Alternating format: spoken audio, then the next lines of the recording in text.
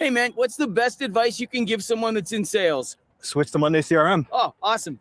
Welcome in, everyone. I hope you guys are doing great wherever you're watching from today. I'm filming this on May 27th. All information is up to date as of the morning of May 27th, and Iran has released some shocking footage that allegedly shows a U.S.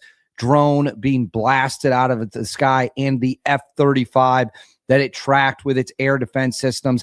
I want to say this is footage coming from Iran, but there is some independent verification that the drone footage is 100% authentic. But is the F-35 footage? We're going to get into that and break it all down. On top of that, Iran is scrambling to rebuild its missile capacity, its capacity to fire and build ballistic missiles, as well as we have a lot of aircraft in the air at this moment, and we have negotiations updates. So we got a lot to get into. Before we get into it, as always, please make sure to like and subscribe. Totally free. Cost you guys absolutely nothing at all. Huge boost to the channel. Let me know all your thoughts in the comments below. What do you think of the footage? Is that actually an F-35 that is being shown? Let me know in the comments below. Also, let me know how my audio sounds. I'm continuing to tweak it and make sure you guys get the best experience. Hit the notification bell. All notifications turned on. You won't miss a thing. And then Instagram, David_Hookstead, XDHookstead. That's where you can find me on social media. My DMs are wide open. Reach out with whatever you got. Now, let's get into it. So I'm going to start by putting this up on the screen here. This is footage released by Iran's Fars news agency claiming IRGC air defenses downed the MQ-9 Reaper drone in the Persian Gulf earlier this morning, saying it breached Iranian airspace. So we talked about this briefly yesterday in a video that a drone had been shot down and an F-35 had been engaged as well. This is footage allegedly showing that. So let's go ahead. This is the drone footage. So you can see what appears to be a drone right there. It does appear to have the silhouette of an MQ-9. And then right there, it has been struck and shot down. We lost a lot of drones during the war, I believe like 20 plus. So drones, very easy to shoot down, not stealthy. They're not like a B-2 stealth bomber, an F-22 or an F-35. So this is another look at it as it is coming down, falling out of the sky. So I want to know what you guys think. We'll go right to the shoot down part. Do you believe Iran's footage is authentic or not? Let me know in the comments below. Now, this is where things get very interesting. This is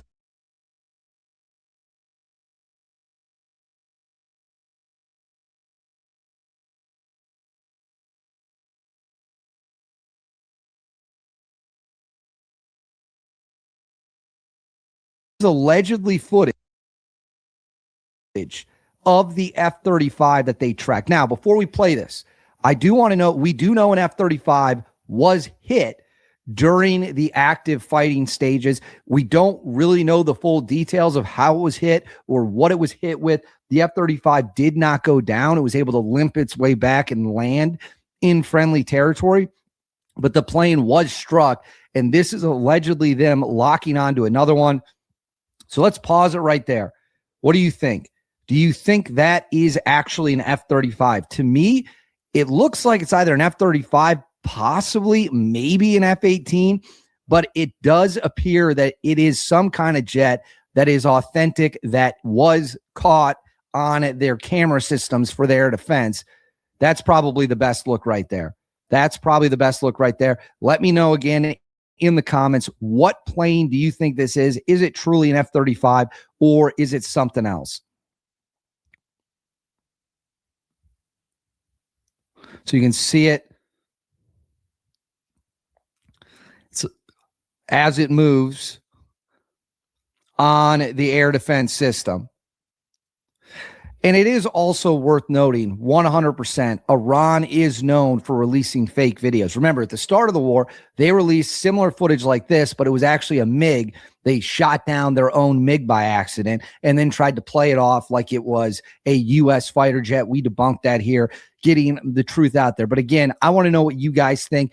At the same time this is going on, it says Israeli intelligence assesses that Iran has already resumed limited production of multiple missile systems, including new ballistic missiles and launchers. The IDF believes that Iran has reconstituted its production lines at a pace that exceeded initial expectations.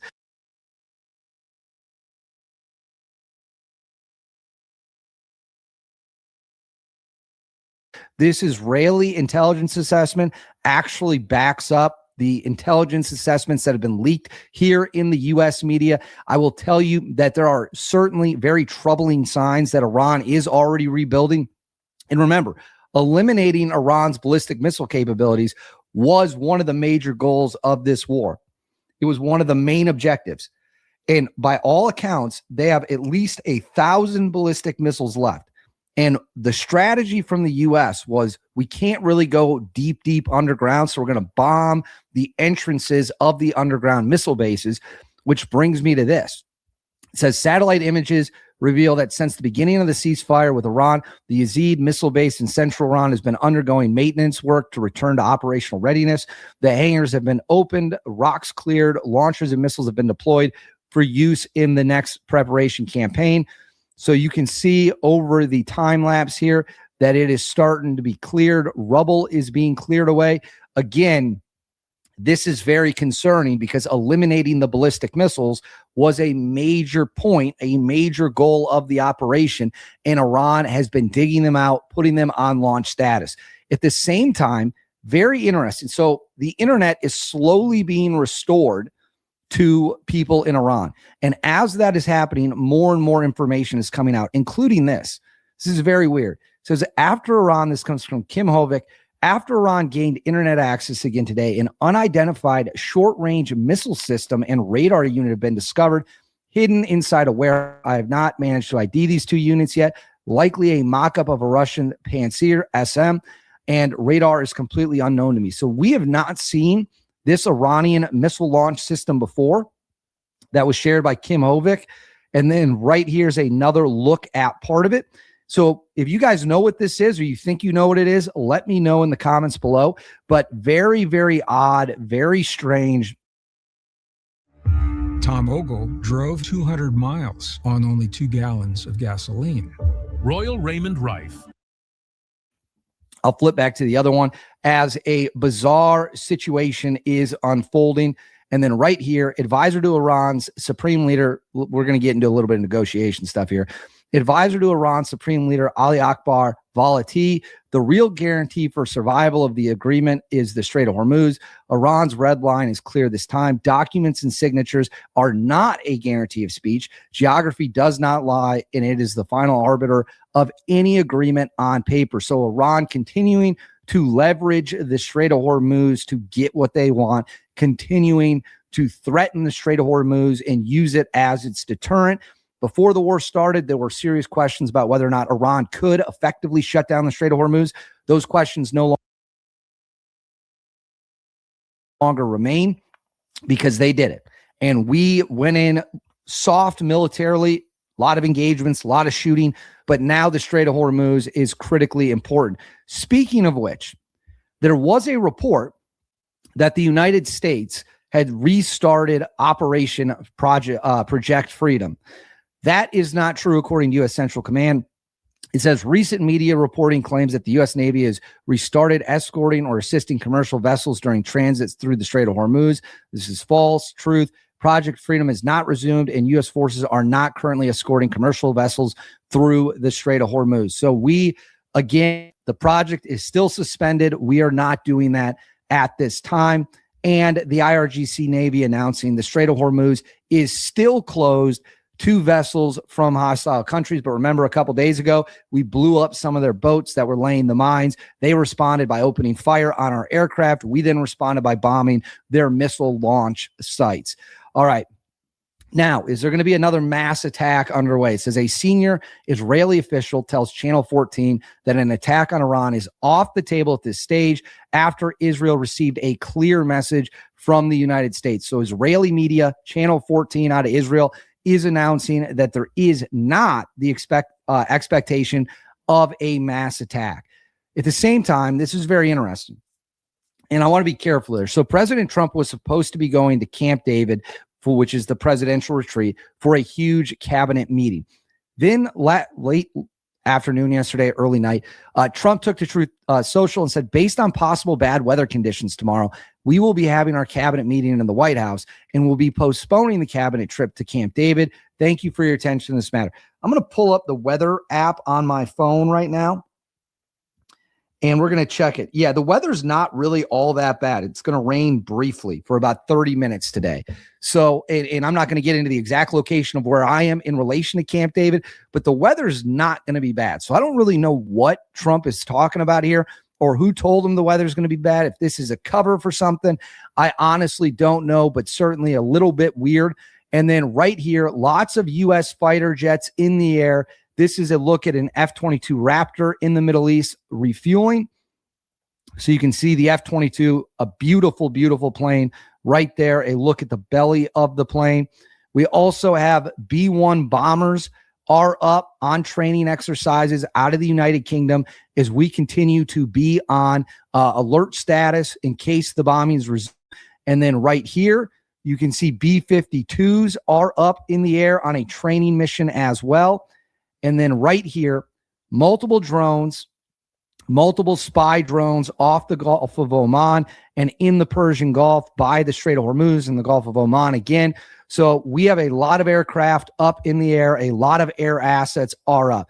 So as of me filming this on May 27th, we now have new footage out of the Strait of Hormuz, out of Iran, showing the shoot down of a U.S. drone, as well as allegedly engaging and locking onto that F-35.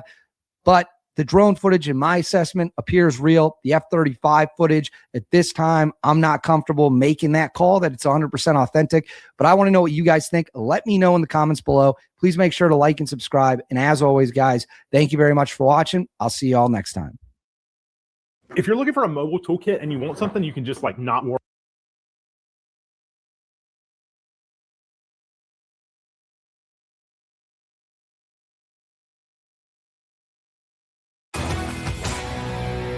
So in just a few hours, President Trump is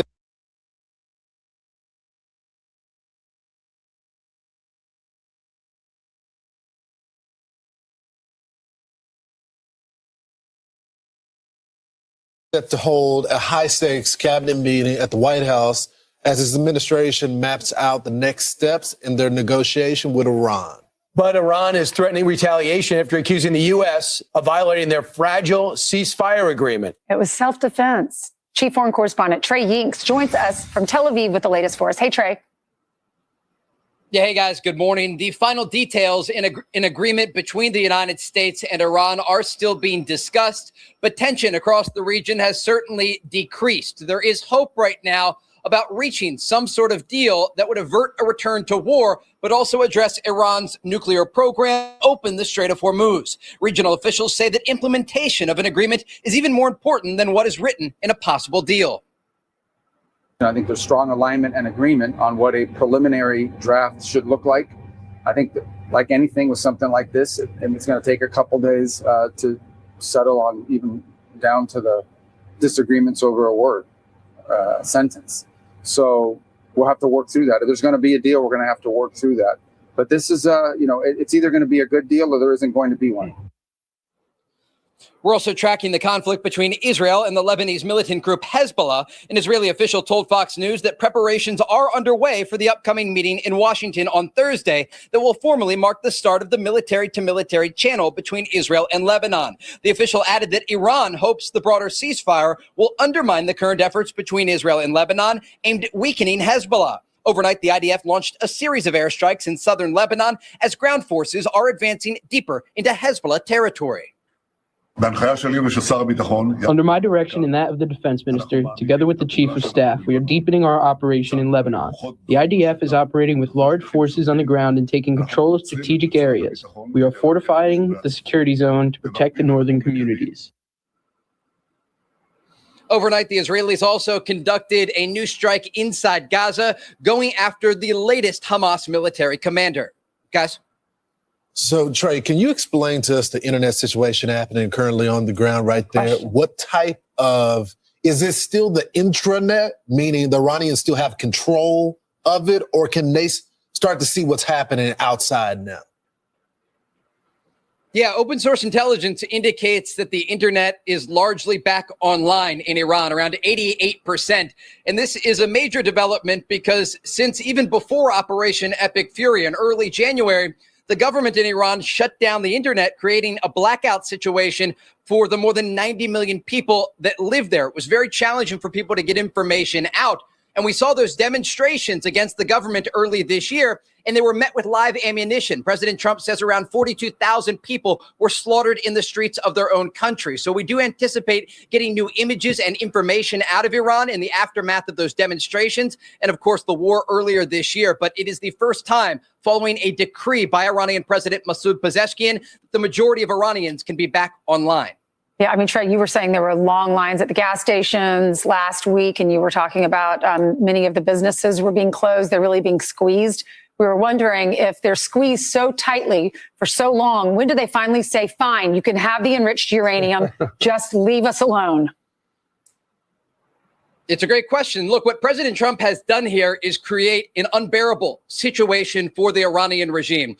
The Iranian economy is crumbling as a result of the U.S. naval blockade of Iranian ports, and it is choking off not only the crude oil exports, but also larger exports for the entire country are down 90%. The crude oil extraction is around 50% of what it's supposed to be. And the regime is suffering. They are facing new domestic internal pressure. And as a result, they have arrived at the negotiating table and they are making these concessions. Despite a lot of the reporting that is out there, you have to trust the process in all of this because the Iranians are in a very difficult economic situation. And after they suffered those battlefield defeats earlier this year, they are anxious to make a deal with President Trump.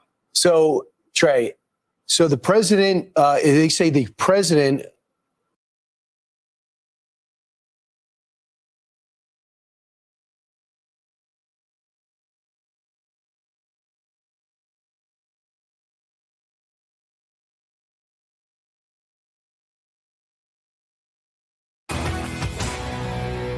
So in just a few hours, President Trump is set to hold a high-stakes. Stealing a man's land, that's just wrong. But Biden voted to make it easier for the government to take private. Now a major update from the Middle East. On Monday, U.S. forces again pounding southern Iran, carrying out strikes against missile launchers and tiny Iranian speedboats that we believe were mining the Strait of Hormuz. And meanwhile, Israel is now upping its military campaign against Iran's top proxy, Hezbollah, with a massive wave of strikes in southern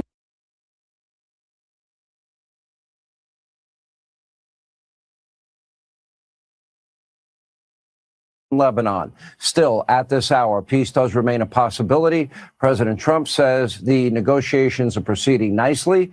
Now, there is no debate. The president seeks peace and is going above and beyond to try and make that happen. But there are 2 points that are off the table, completely non-negotiable. One, the Strait of Hormuz will be open, as Secretary of State Marco Rubio put it, one way or the other. And second, Iran will not have a nuclear weapon or weapons-grade uranium, period. On Truth Social, the president posting the following statement, quote, the enriched uranium nuclear dust will either be immediately turned over to the U.S. to be brought home and destroyed, or preferably in conjunction and coordination with the Islamic Republic of Iran, destroyed in place or at another acceptable location with the Atomic Energy Commission or its equivalent. Being witness to this process and event. Now, if anyone could pull it off, it would be President Trump. We wish him well in this. But unlike Obama, he knows who he's dealing with. Iran's hardline, fourth-tier radical leadership, they cannot be trusted. Thankfully, they're running out of options. They're getting near broke and weaker than they've ever been. In fact, Iran's new supreme leader supposedly warning, we don't know if he's dead or alive, in a statement, death to America, death to Israel.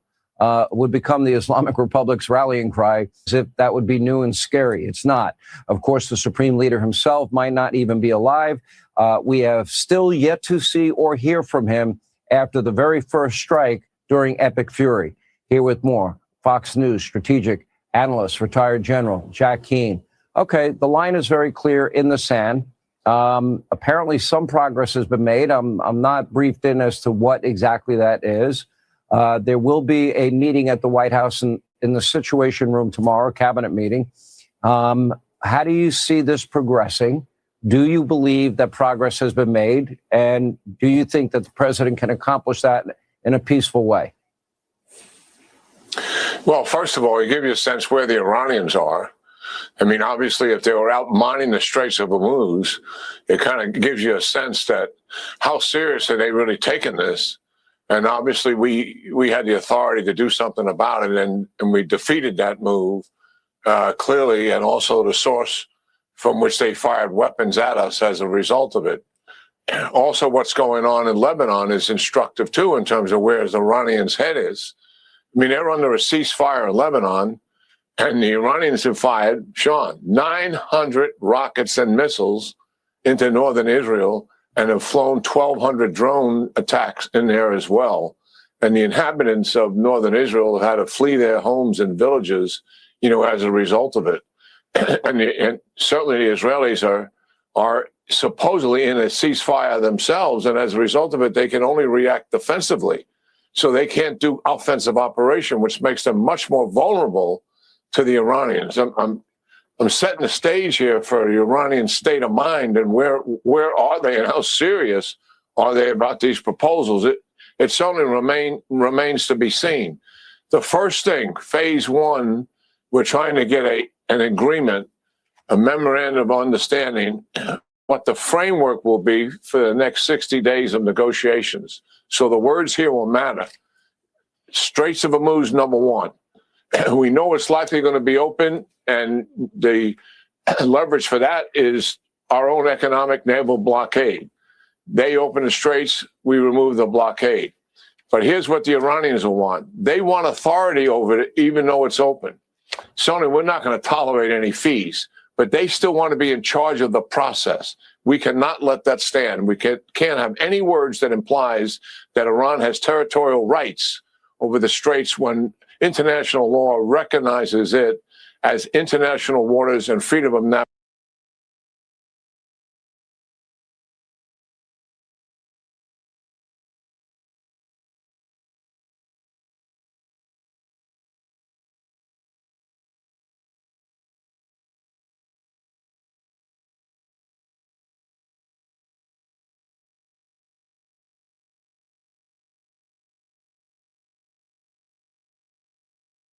Has got to be there. So we have to insist on that, and I'm confident we will. Then we go into the tougher parts that you just laid out, Sean. And there's nothing easy about what's going on here, because the Iranians, we know for a fact, don't abide by treaties. They've been a party to the Non-Proliferation Treaty for years. They're signatories to it, and that means you don't acquire a nuclear weapon. What have they been doing for the same amount of time that they've signed that treaty, is trying to acquire a nuclear weapon. So they blew that treaty off. So what we come up with here, the Trump administration and our negotiators are aware of this, have to make certain that what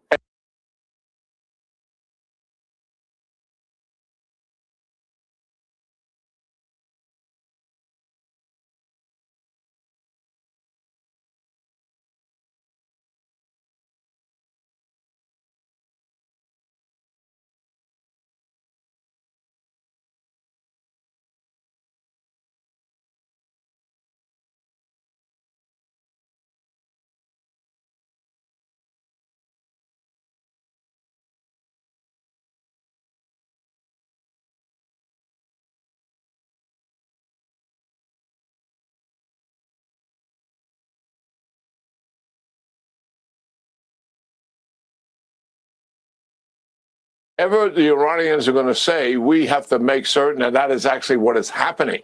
Not what's on a piece of paper, but what actually is happening on the ground with verifiable anytime, anywhere inspections. The president's not going to take a bad deal, and part of that deal has got to be that. A couple of other points need to be made here. We do have some leverage going forward. Once, assuming the straits are open, the blockade is removed. What is that leverage? That leverage is financial. Frozen assets, close to $100 billion. We're not sure the exact amount. The administration knows. And also sanctions. Iran is going to want that early on. Why? Because that's going to help them to recover and to exist as a regime. We cannot do that. That is what Obama did, and I'm confident the Trump administration is not going to do that. Something we have to understand, though. I believe in the Iranians' mind, given the length of negotiations, 6 weeks so far have taken place after 37 days of war. I believe in their mind, there's less likelihood as we get closer to elections and the negotiations go on for 60 days, that there's less likelihood the Trump administration would reattack if the deal falls apart and it's unsatisfactory. I think that's a calculation that they are prone to make, and it's also a mistaken calculation because you cannot predict President Trump here. He is holding that card, and if he has to use it, I think he would use it regardless of the reality of the elections. He's in this for the interest, U.S. national interest in the region, which are vital, and also the protection of allies and partners, as well as the future stability of the world economy. So we got a lot of work in front of us here, Sean. None of this is going to be easy. And we know who we're dealing with here. We're dealing with people who lie. We're dealing with people who have cheated in the past. And despite all the promises they make, we have to hold them accountable to their words and to their signature and make certain they are really coming through if we're going to have a deal that's going to be effective. It's got to last beyond the Trump administration. The Iranians will have it in their mind, okay, we'll make a deal with Trump, but we'll turn that right around as soon as we get somebody else to play with. That cannot be what we are a party to. General, the president has said no dust, no money. The blockade remains in place. The president did throw the world and the region a curveball, and that is kind of insisting that every country in the region join the Abraham Accords. Do you see that as a possibility? Yeah, well, the real focus here is Qatar, but really it's Saudi Arabia. So Egypt, Jordan, and Turkey, they already have diplomatic relations with Israel. They're not part of the Abraham Accords. The UAE and Bahrain, who are also obviously partners in the discussion the president had, they are part of the Abraham Accords. So the focus is really on Saudi Arabia. And listen, I think there's some real pressure we should put on them.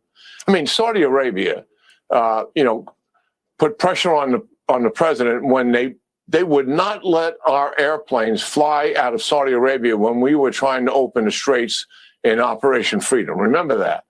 And we couldn't use their airspace either, which is a huge piece of ground. That reduced us to only carrier-based aircraft. That is absolutely outrageous.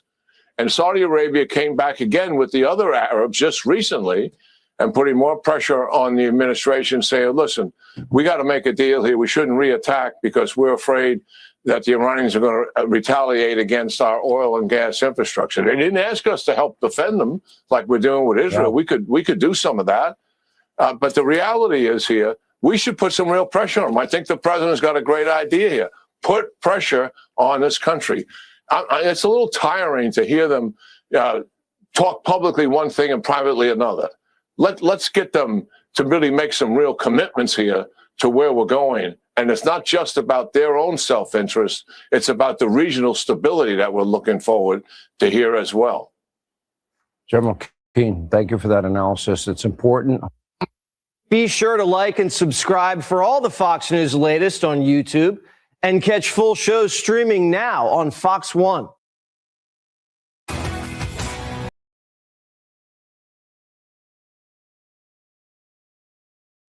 Oh, hell, I ain't even been on fucking stage. Duh. You know how that shit goes. Yeah, so I don't know if y'all heard me a while ago, but you cannot negotiate with these people. These people are a regime that came in and took over. There's reports since the internet's back on that they've been raping the women that was incarcerated for protesting. There's been thousands arrested since this war started. Where's the outrage of the human life that's just being taken over there? You know, that IRGC, they don't care about them people. They don't have no connections to the Iranian people other than coming in and taking their country hostage. You cannot negotiate with these people. It's crazy to think that you think that you can. The Persian people need their country back. But unfortunately, the only way to deal with them is to blow them off the map. It's the only thing you're going to get out of them. They took the country by force. And I think a lot of people miss that. You know what I mean?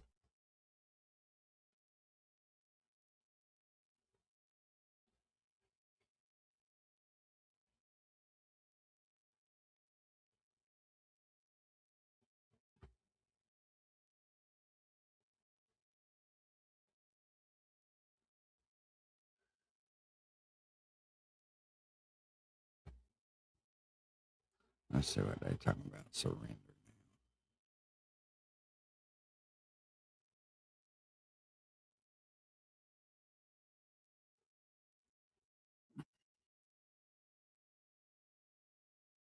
Meeting at the White House this morning as he hopes to close in on a deal to end the war in Iran.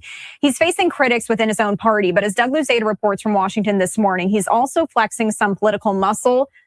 Good morning to you, Doug. What can you share with us this morning about this meeting?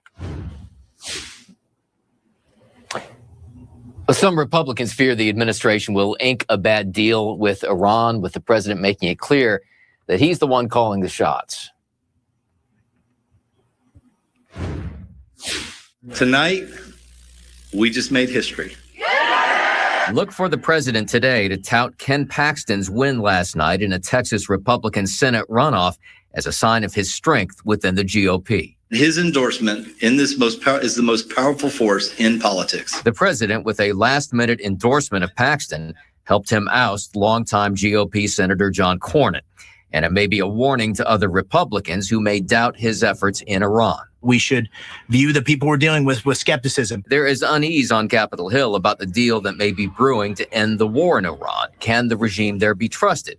Despite the president's strong statements about ending Iran's nuclear program. No, they can't be. And at the White House today, a cabinet meeting after the U.S. struck more Iranian targets, including boats that were accused of trying to place mines in the Strait of Hormuz. We caught the Iranians red-handed. They were trying to lay mines to block the Strait of Hormuz, and they were threatening our forces. So this was entirely in self-defense. Iran accused the U.S. of violating the ceasefire agreement, but their continued stranglehold on the strait is another issue that must be resolved. We can't have any words that implies that Iran has territorial rights over the straits when international law recognizes it as international waters, and freedom of navigation has got to be there.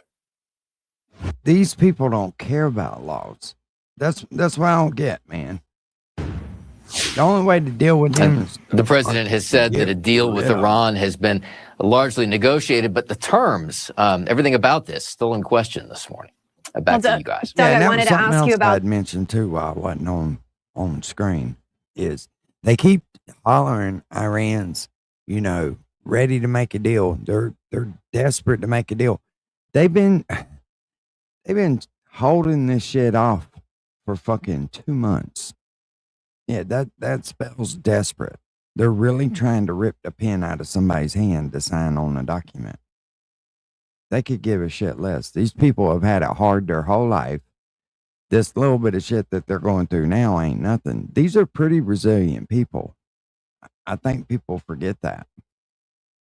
That when we talk about the terms and what it's really going to take here to get this deal done, what are those sticking points between both Iran and the United States?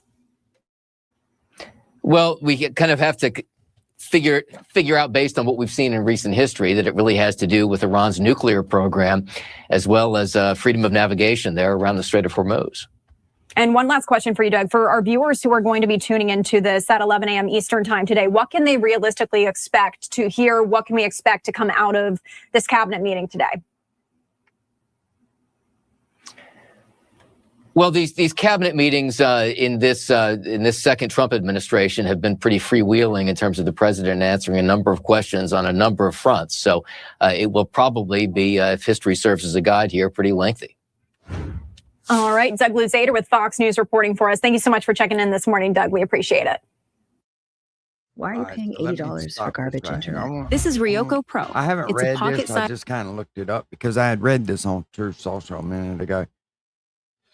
So let me share this page right here. How Iran's government has weaponized sexual violence against women who dare to resist. In Iran in 2022, 2023, Women Life Freedom Uprising, women's bodies quit literally becoming battlefields. The protest movement erupts after the death in custody of a 22-year-old, I can't read their names, who was arrested by Iran's mortality police for improperly wearing a hijab. Her death became a powerful symbol of the government control over women's bodies and ignites protests that expose the regime's use of sexual violence as a weapon of repression. Testimonies from survivors shared despite stigma and fear reveal horrifying abuse. Women protesters were beaten, sexually assaulted, raped, including gang raped and raped with objects, stripped naked and tortured during their arrest, transfers, and detention in both official and unofficial sites and throughout interrogations. These were not isolated attacks, but circulated techniques to punish dissent and instill terror. An Iranian woman protests the death of Messiah Amnin, who died. I'll try to read it. Who died after being detained by the morality police in Tehran in September of 2022. This photo was taken by an individual not employed by the Associated Press and obtained by the AP outside Iran. The Iranian government apparently views women's bodies as territories to be marked, disciplined, and punished. It's particularly ideologic. I can't hardly pronounce some words. Reduced women to barriers of family and religious, legitimately state control over their appearance, behavior, and movement. In Iran, these insights help explain how the state instrumentalizes women's bodies as symbols of ideologically domination and as resources to be and exploited. It's just crazy. I mean, it's almost like they don't have no life. Well, I mean, they don't really. And that's sad too. 22 years old, man, beaten and raped. Where's the outrage from the American people over that? They don't give a fuck because they're disconnected. It's not happening here. But I don't know. I don't get it, man.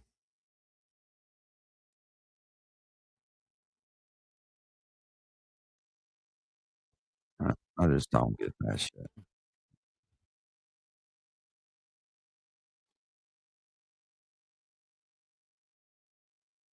As a reportage illustrator, my art unfolds in real time. So my website needs to showcase the kinetic energy behind this craft. I draw fast, and my site keeps up. Now, the ongoing war in Iran is sure to take center stage with today's meeting, a day after the U.S. carried out self-defense strikes against Iranian targets. And following the president's claims the administration had largely negotiated a deal with Iran, questions still remain about how close the two sides are to coming to a peace agreement. For an update on those negotiations, we are joined by Trevor Shirley, who we haven't seen in ages. Hiya, Trevor. So good to see you, friend. How close are these two sides? I mean, it seems like this point, it kind of moves in fits and spurts. We'll see a bunch of development and then we'll see nothing, but we'll be hearing that things are going well from the president. So at this point, it's really anybody's guess where things stand. Even Secretary of State Marco Rubio the other day said that a lot of these negotiations are coming down to back and forth discussions over the meaning of singular words. So if that's any indication, these are still moving forward, but at a very slow pace. And the rhetoric is still very, very heated, Trevor, because Al Jazeera is reporting the Revolutionary Guard says a renewed war with the U.S. is unlikely because of the enemy's weakness, but vows to make Iran's southern territory a graveyard for aggressors. Well, we know the U.S. had conducted what U.S. Central Command was calling self-defensive strikes earlier this weekend into Monday. Those were in southern Iran. The Iranians say that this is a violation of the ceasefire agreement. The U.S. says that's not the case. As far as we can tell right now, hostilities are still at a minimum. We are seeing some back and forth, but not to the scale that we had seen initially.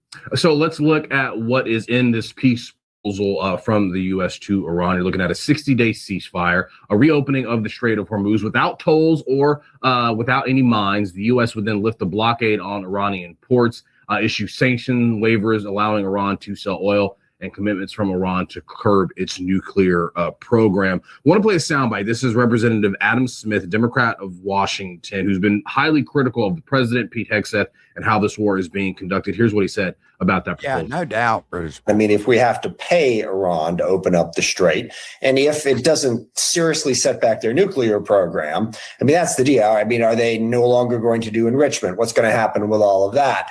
So we got to get the details on that. So, Trevor, we know that the president has sort of not kept his eye on the ball necessarily. This started as a way to protect Iranian citizens who were protesting and being brutally murdered by the regime. Then it moved over to the nuclear material, which really seems to be the sticking point for the White House. Yeah, and that's one of those red lines. The White House has said that Iran needs to agree to give up all of its enriched uranium, that it needs to be taken out of the country and destroyed. That's something that the Iranian regime is probably not going to agree to. And then something that came up the other day was the president's decision and now insistence that all of these Middle Eastern countries that have been involved in the negotiations sign on to the Abraham Accords, which would make them recognize Israel, something a lot of them have never done and really don't have a whole lot of interest in doing. So that could become the new sticking point. So we'll just have to wait and see. Why do we care Very about quickly Israel? before we go, not on that proposal, right? This memorandum of understanding is what happens in Lebanon with Israel, which is a real sticking point for Iran. And again, the army is issuing more warnings today for people to get out of their towns and cities because they're trying to root out Hezbollah. Yeah, and the Israelis don't seem inclined to stop their military operations in Lebanon, and that's always been a sticking point for the Iranians. So we'll have to wait and see. All right, Trevor, so good to see you. Trevor. I'm sorry, man. I don't care about it, Israel. I get that a lot of people do. The 400 Jewish people, I get that, but I care about America, which I should, you know. Let's see what we got right here.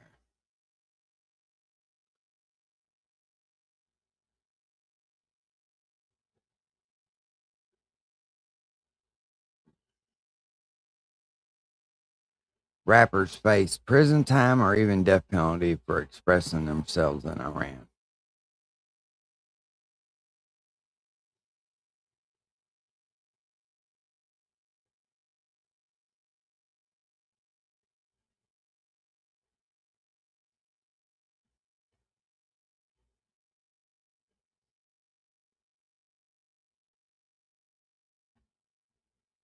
What the hell is going on here?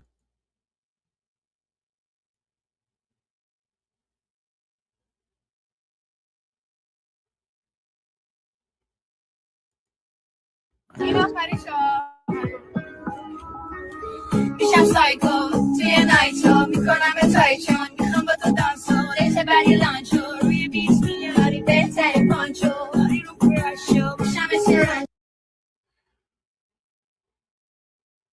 What the hell was that about? They didn't even tell us what they were saying. That was so brave.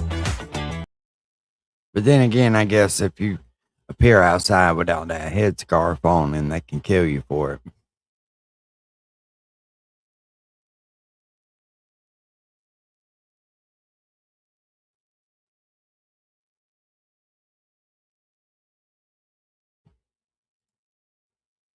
Let's see what they talk about.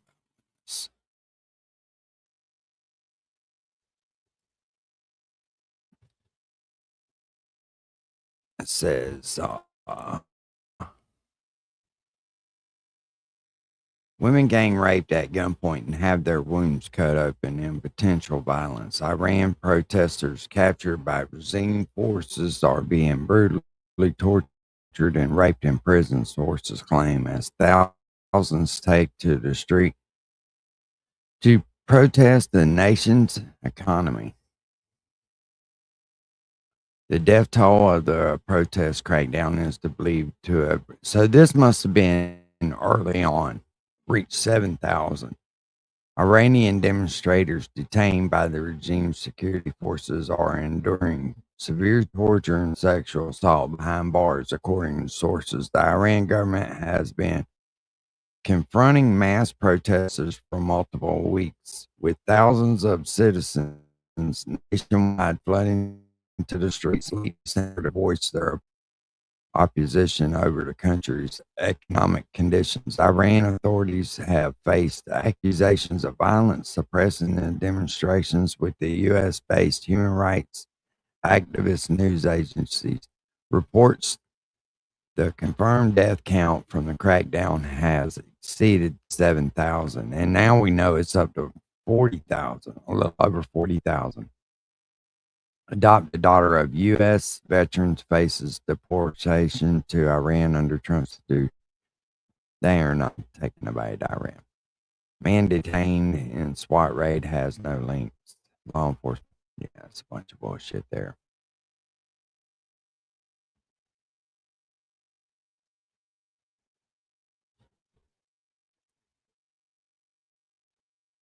Damn, ain't damn sure out there in the fucking streets, though, ain't they?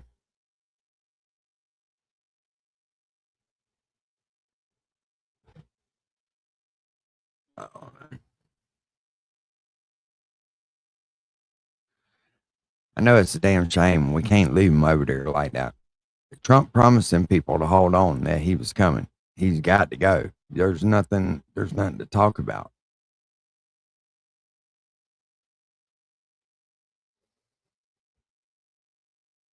Also, I guess they ended up getting that girl that was doing the rapping.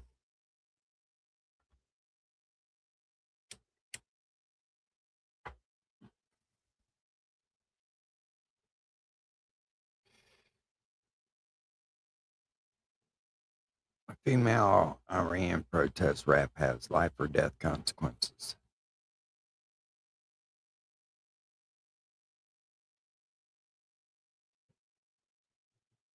So I guess they detained her. Hold on, I'll share it with y'all. If we're to believe this, I mean, I don't see why they would lie about it, but they may. Says, with hundreds of thousands of Iranians back on the streets in the opening weeks of 2026, the world is once again reminded of the uprising that shook the country in 2022. That was the year Messiah, okay, that's the one that they got, okay, was detained by Iran's morality police for allegedly wearing her headscarf improperly. Witnesses reported seeing her beaten before she was taken away in a police van. 3 days later, she was declared dead in a hospital. Her death ignited nationwide protests under the now historic chant, Women's Life, Freedom. While the movement lost momentum by 2023 and the Iranian regime remained firmly in power, the anger never disappeared. It only simmered. The current wave of protest is divided largely by economic collapse, runaway inflation, soaring food prices, and rapidly currency. But beneath those pressures lies the same demand as before: freedom from authoritarian systems. As the possibility of real change feels closer than ever, the risk for speaking out remains brutally high in Iran. Resistance still comes with life or death consequences.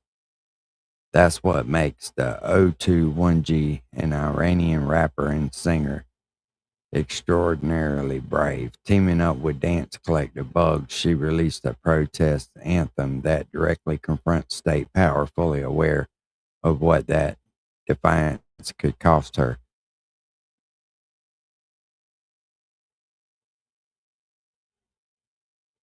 Clocking in at just 1 minute and 16 seconds, the untitled track is short, raw, and devastatingly powerful.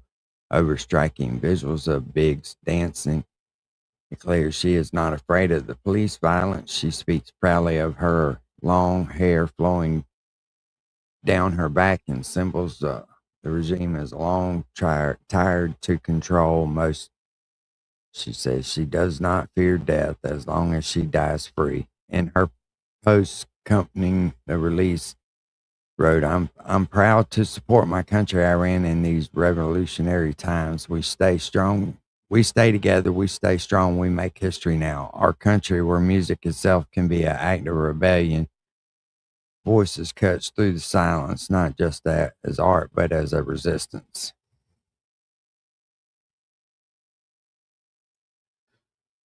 I guess video.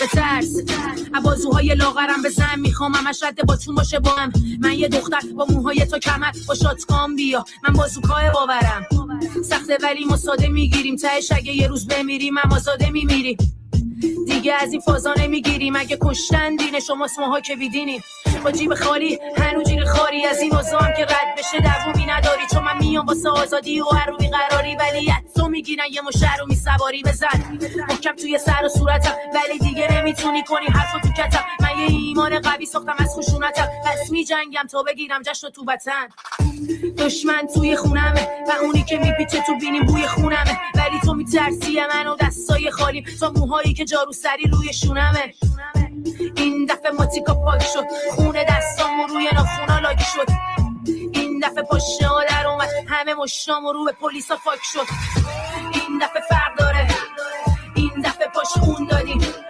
دیر و زود داره سوخت و سوزن سردار ما جوون دادیم این دفعه Imagine dying for writing a fucking song. That is crazy, man. That is crazy. I hope they find the freedom they deserve because everybody should be free. You know, I couldn't imagine living in a country where you had to cover your body just to fucking. But then again, these people are crazy, man.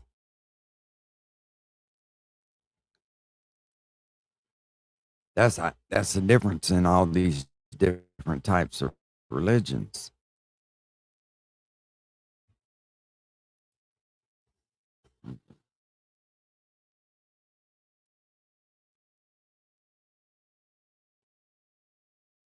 I just wish they would make a stand and go for it.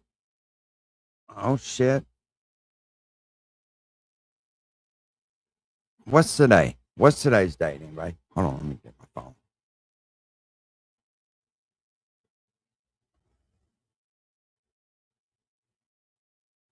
Okay, Rusty's got a premiere at 4:15 if anybody's interested. Stand your ground. That'd be pretty good.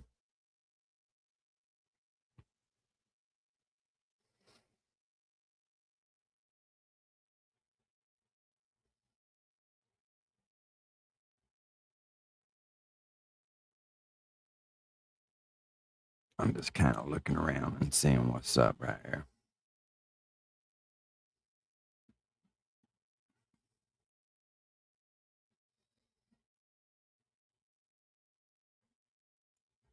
Let's see what they're talking about. The fucking black gold. Shit And that it's something runs most the people world. don't even realize they qualify for. Welcome back. Time now for the Word on Wall Street. Top investors watching you. Money. Joining me now is Payne Capital Management President Ryan Payne. Also with us is Kenny Polcari this morning. Thank you for joining the conversation. Good to see you. Great to be here, Maria. As the melt up continues, look at futures this morning with more gains in record territory. The Dow Industrials right now up 176. You've got the NASDAQ up 185 right now as the major averages go further into record territory because yesterday the S&P 500 and the NASDAQ were hitting fresh intraday highs, and then at the close they hit all-time highs in record territory. The NASDAQ up to 26,656 with a gain of better than 1% yesterday, and the S&P now at 7,519. That's up 0.2% yesterday, 45 points higher, and it was led by a rally in tech. Shares of Micron Technology is certainly a standout, up 19.25%. It is now at the $1 trillion market valuation. Semiconductor stocks, of course, have been on a roll, and this morning we continue to see money move into the semis across the board. Best performer this morning is Taiwan Semiconductor, Bitcoin up 3.75%. Would you buy into this group today after this huge run-up that we've seen? I think it's really hard. I mean, look at Micron. It's up 860% over the last 12 months. It went from $100 billion last year to $1 trillion. That's a pretty wild number. And if you look at semiconductors in general, they're up 89% this year as a group. They trade at like 27 times forward earnings, when historically it's more like 15 times.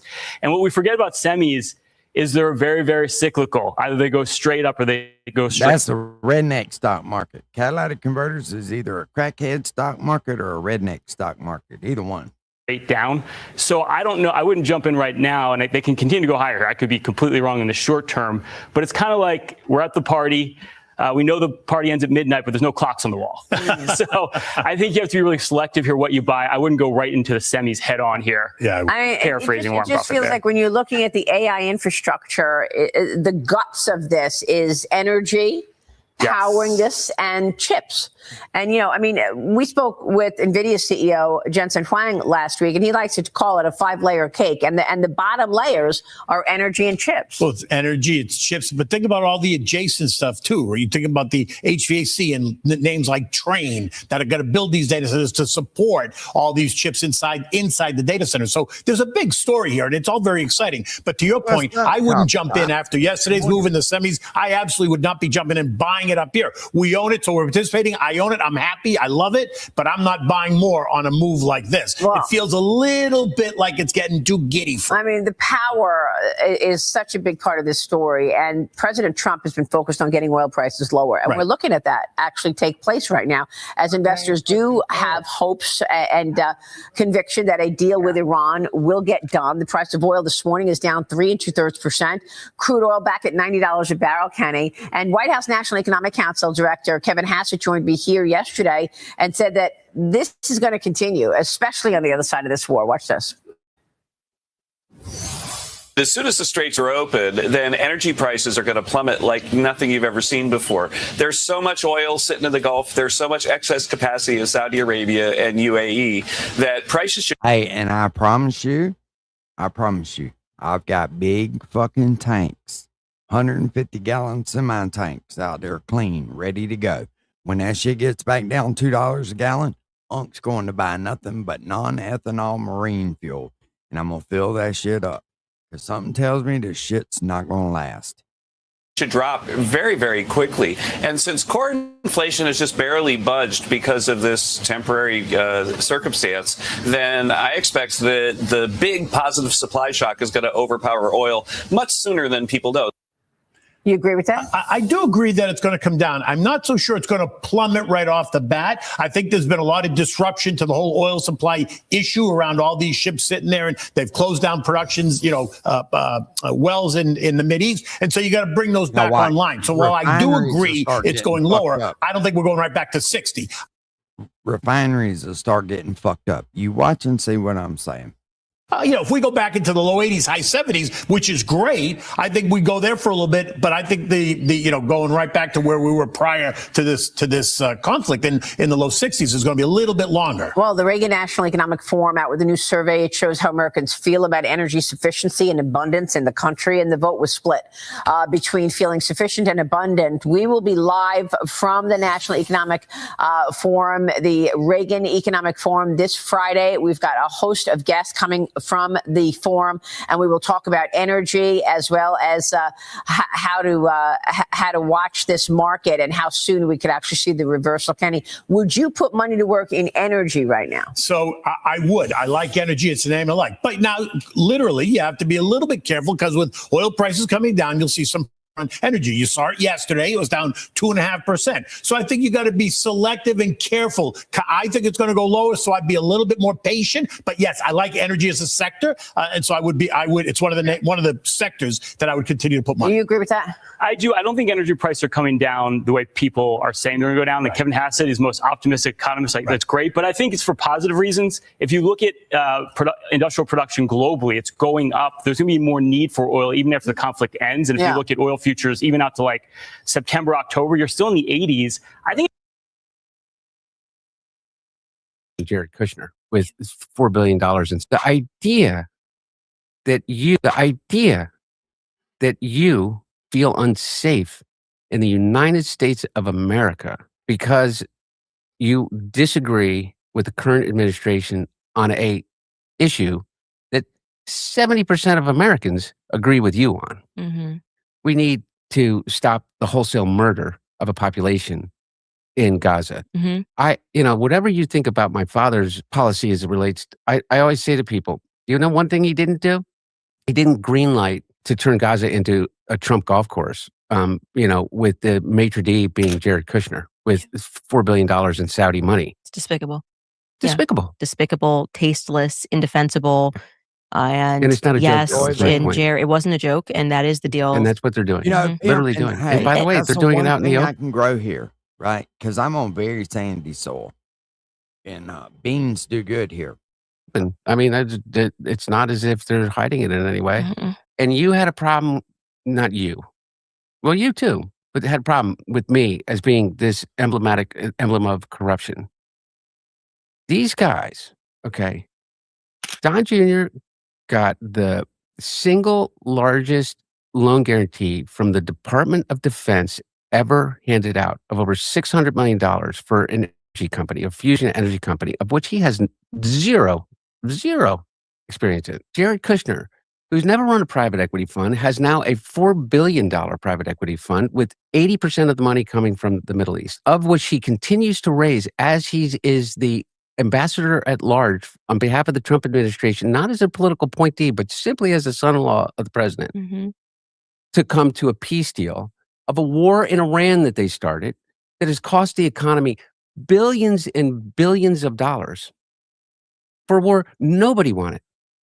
That every president before him, was pressured by the Israelis to get into. And every single one, regardless what you think of them, from Jimmy Carter, through President Reagan, through both of the Bushes, through Clinton, through my dad, said, you're out of your goddamn minds. And here's the reason why. This is what's going to happen.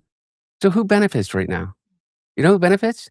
The people that are making trades of billions of dollars on market manipulation that occur. And we all know it's literally out in the open. But who's gonna, We got behind him as the answer to corruption. We thought he was going to be this outsider.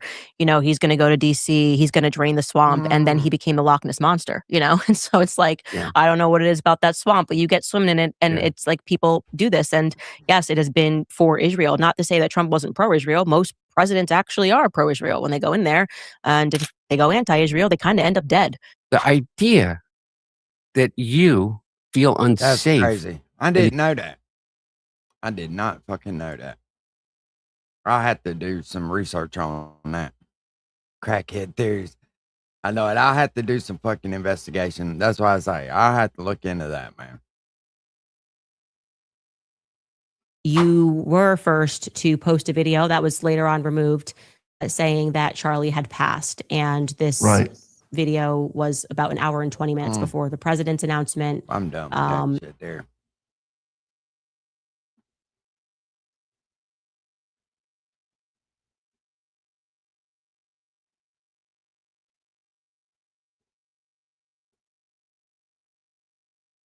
What's We up? have got to the Hey, point hey. where literally anybody can build a fully working app without knowing how to code. This is Base 44. Our capabilities are only going up and Iran's are plummeting. We are here to win and we're full speed ahead. So Steve, we appreciate your efforts. We pray for a deal and we welcome a Trump deal. started to rock And we have the forward just ultimate then. deal maker to make it happen. He And is finally, I wanna tired thank as fuck. our incredible troops. Our pilots, crews, sailors, refuelers, air defenders, the absolute best of America, the real 1% of our country. This president, President Trump, has your back. And I know this cabinet prays for you every single day. And we ask the American people to do the same as they continue in this mission. God bless. Thank you. Thank you very much. It's great. I think before I ask Scott to say a couple of words, it would be great if people like He does, bro. You can see it. the mayor of Chicago Fuck. and the governor of Illinois would say, please come in and stop the crime. A beautiful young lady was killed the other day, and the father was a very good friend of Dan Scavino. And He took it very hard. Dan took it very hard. Like the father, friends. They grew up together. And it's a young lady whose life would be saved if we did what we did as an example in Washington, D.C., which is now a safe city. All the time, people come up to me in the building, people that work here, they say, thank you so much. I know immediately what they're talking about. They're able to walk to work. They walk to work. You all walk to work. Some of you were mugged. I know you told me stories. Some of you were mugged. One person in particular was viciously mugged in the group right here. It's not happening anymore. You have a safe city. Louisiana, the governor of Louisiana called me, could you help me with New Orleans? They just had the Mardi Gras. He said it was the safest Mardi Gras we've ever had. Sounds terrible to say. No murders. You know, it sounds like, who would say this? No murders. But they always had murders. They had a lot of crime during Mardi Gras. He said virtually no crime. We had the troops down there. Memphis, Tennessee, I just got back. We were there. Crime is down 75%. In a short period of time, we're there 5 months. We could do that for Chicago. We could do that for New York. We could do that for L.A. 80, I believe. And we could do that for, frankly, San Francisco. Yeah, I don't know how he does. does. He's trying very hard as a Democrat, but he's trying very hard. But we can do it much more effectively because he can't do what we do. You know what I just noticed? Look on their table. What do you see? What do you see? They're so worried about somebody fucking getting them that now they're covering up their glasses. That's their drinking glasses. That's water. And it's got tops over them. Go back to another meeting and see when they started doing that. That's so nobody can't put nothing in their drinks. That's fucking crazy. I would hate to have to live that way. Good morning, Gina. How you doing, baby? He can't quickly become a great city again. But, you know, they're going very slowly. I tell my friends they're very substantial people. They're in a certain business where people have made a lot of money. I hope that lasts. But they have a tremendous potential. It was one of the greatest cities in the world. Now it's got a lot of crime. And the mayor is really trying it. Again, a Democrat trying. And I spoke to him. He just I wants to just have a noticed chance. that, bro. And I said, we'll give you a chance. But we can solve it very quickly. This young lady would be around today if we were around, because we have nobody coming through our border. I mean, literally for 9 months, it's zero. It's hard to believe that number can be possible because millions of people came in through Biden. But nobody even tries. We don't have the caravans of thousands, 25, 30,000 people pouring into our border. They come up in caravans. We don't have caravans anymore. There's no such thing anymore. There's a name that I think I developed, but somebody developed it, but I think it was me. I thought it was inappropriate. Thousands of people would come up and just barge into our country, totally unchecked, totally unvetted. All right, enough of this. And this man came in. I was hoping he's going to say something different. Then he's just repeating himself.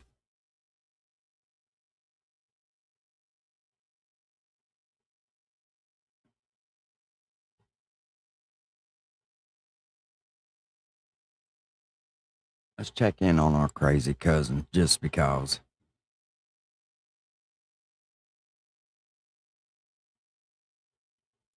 Just because. Bring the truth to that person and you try and harm them. And come back on you, bud.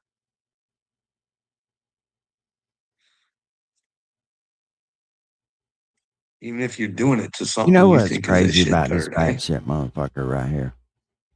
This is where I find fucking really retarded with Carl. He bitches about people pushing their way of life on him, right? Yeah, take her away. Bitches about them trying to dank his brain and making him think certain things and him having to go with their flow. When in fact, the same thing that he bitches about, he tries to do to other people. It's like, Carl, you do realize people have lives that we all don't think the same. It's just fucking retarded, man. It is fucking retarded. Imagine just thinking that you type it out and it's fact.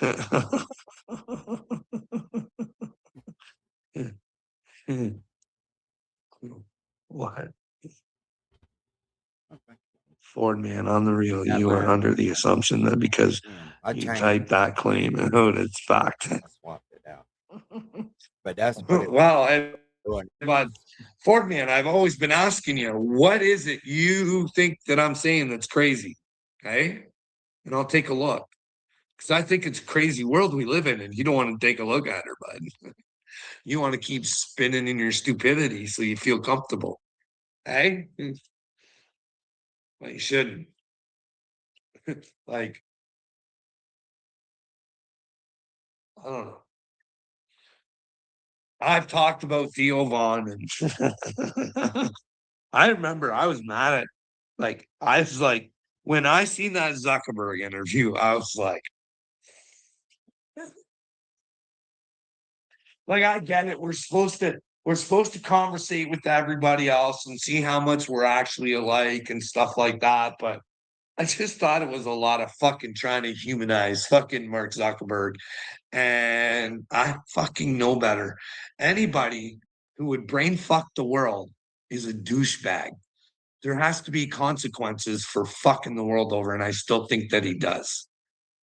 Remember when he was with Daddy Trump and he got caught on a hot mic? Hey, Daddy, I didn't know what numbers you wanted to give me to give. Were the ones that I gave good enough for you? So was he just making up numbers or what? Who knows? But yeah, Theo Vaughn.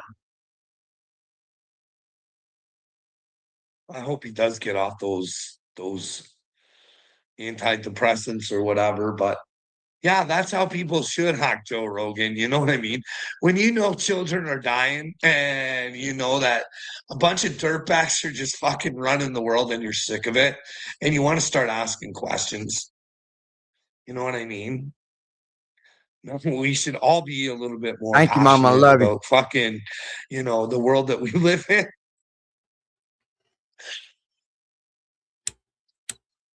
And like I said, I met Joe Rogan. He was like talking to a buddy. You know what I mean? It was like, Hey, and you know what? There's shit that he could actually fucking do to actually be doing something. And he won't. He wants everybody else to do it for him. It's crazy. Carl, these people that you're talking about, doing a little investigation on them. Go through the Epstein list. Find a fucking name. Figure out what companies they're using. And display it to people. What you're doing right now, you're not helping anybody. Not even your fucking self.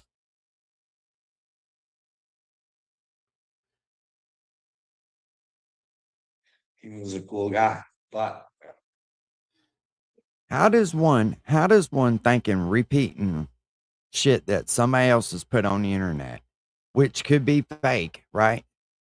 Which could be fucking misinformation to the fullest. He don't know. He's done no research to figure it out.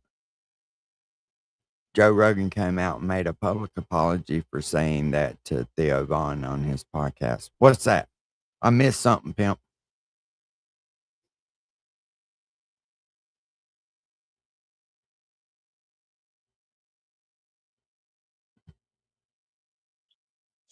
I don't know. Like I said, I've seen him say some pretty stupid stuff in defense for his friends. So he might be a friend first guy and not a truth guy first. You know what I mean? So, but I think he did bring a lot of, without Joe Rogan, you know what I mean? But then again, maybe it would have been somebody else who actually would have fought a little bit harder. And you know what the sad part is he's not really saying anything that's wrong, except for he's bitching at other people about not fucking doing something while he sits there and not does nothing. I mean, how in the fuck you gonna call somebody else a pedo protector? He told Theo Vaughn he needed to get off his antidepressants on air. Oh, no shit. But, yeah, Carl, You bitch at other people about not doing nothing. Well, you sit there and not fucking do anything. You're just looking for somebody else to fucking present the evidence, and then you want to say, see, I'm here to save the world. And it's fucking crazy. It's insane. People would take you more serious if you actually put a little action behind there. And you claiming not to be able to read and all that shit, that's bullshit. That's bullshit. You didn't have a job running people at a company, programming computers and running a system to not be able to fucking read. I don't buy that for a minute. You're lazy. You're lazy. You want to point and make other people bitch. And it's not going to fucking happen. You know, the grifting off of the dude's death up there, right? So if he can't read, in other words, what I'm trying to say is he claims he can't read a book, right? So how in the fuck do you program a system or find a flaw in the system that killed somebody?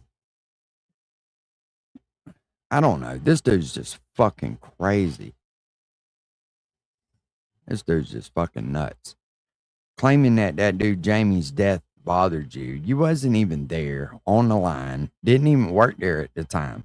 That shit did not bother you. You just wanted to cause disruption. You wanted people to jump when you said how high. And he wonders how this shit hurts kids. And you're sitting there screaming, going off. You know, there's a time and a place for everything. And your conversations that you're having shouldn't be around little children. Little children should be able to play without worried about fucking Papa screaming at their grandma, just going off about shit that don't fucking matter to them. Just talked about it all the time. What Howard's trying to get is it better to be in control of the fucking information that gets out? Because you know one way or another it's gonna get out. You know, Cover Top, a lot of people that So are if you famous have man get control of on it, depression is it better that medication way? and shit because I don't know. they That's feel up like for they Joe got Rogan to to please decide, right? so many I fucking don't know people. if Joe They Rogan's in a lose fucking their little boys group or what. I do think that Kid Rock is. I mean, you'd have to be part of some fucking group to get the invite to fucking Bohemian Grove, right? No, You'd he's think mad that's at his us like for because sure, we right? won't get out and do anything about it. Which he sits in his chair and doesn't do anything about it himself. When he absolutely could make some kind of change. Like I said, if he really worried about the kids like he proclaims to, he could easily go through the Epstein list name by name, pick one out, do research on him, or whoever the client is on the Epstein list, find out what companies they're involved with, and present it to people, you know, and say, hey, like, I think you ought to, I'm just make up a name. Say, Black Tiger makes fucking, dairy products for the world, and say Jim was in the Epstein list.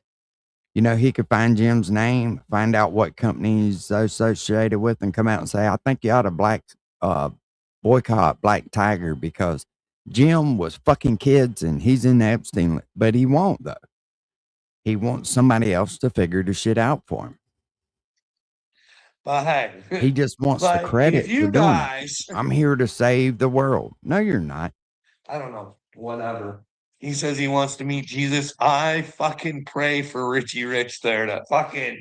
And then if you don't go along with his program, you know, and you call him out on his bullshit, which all of us have, you're going to hell. You're going to meet God.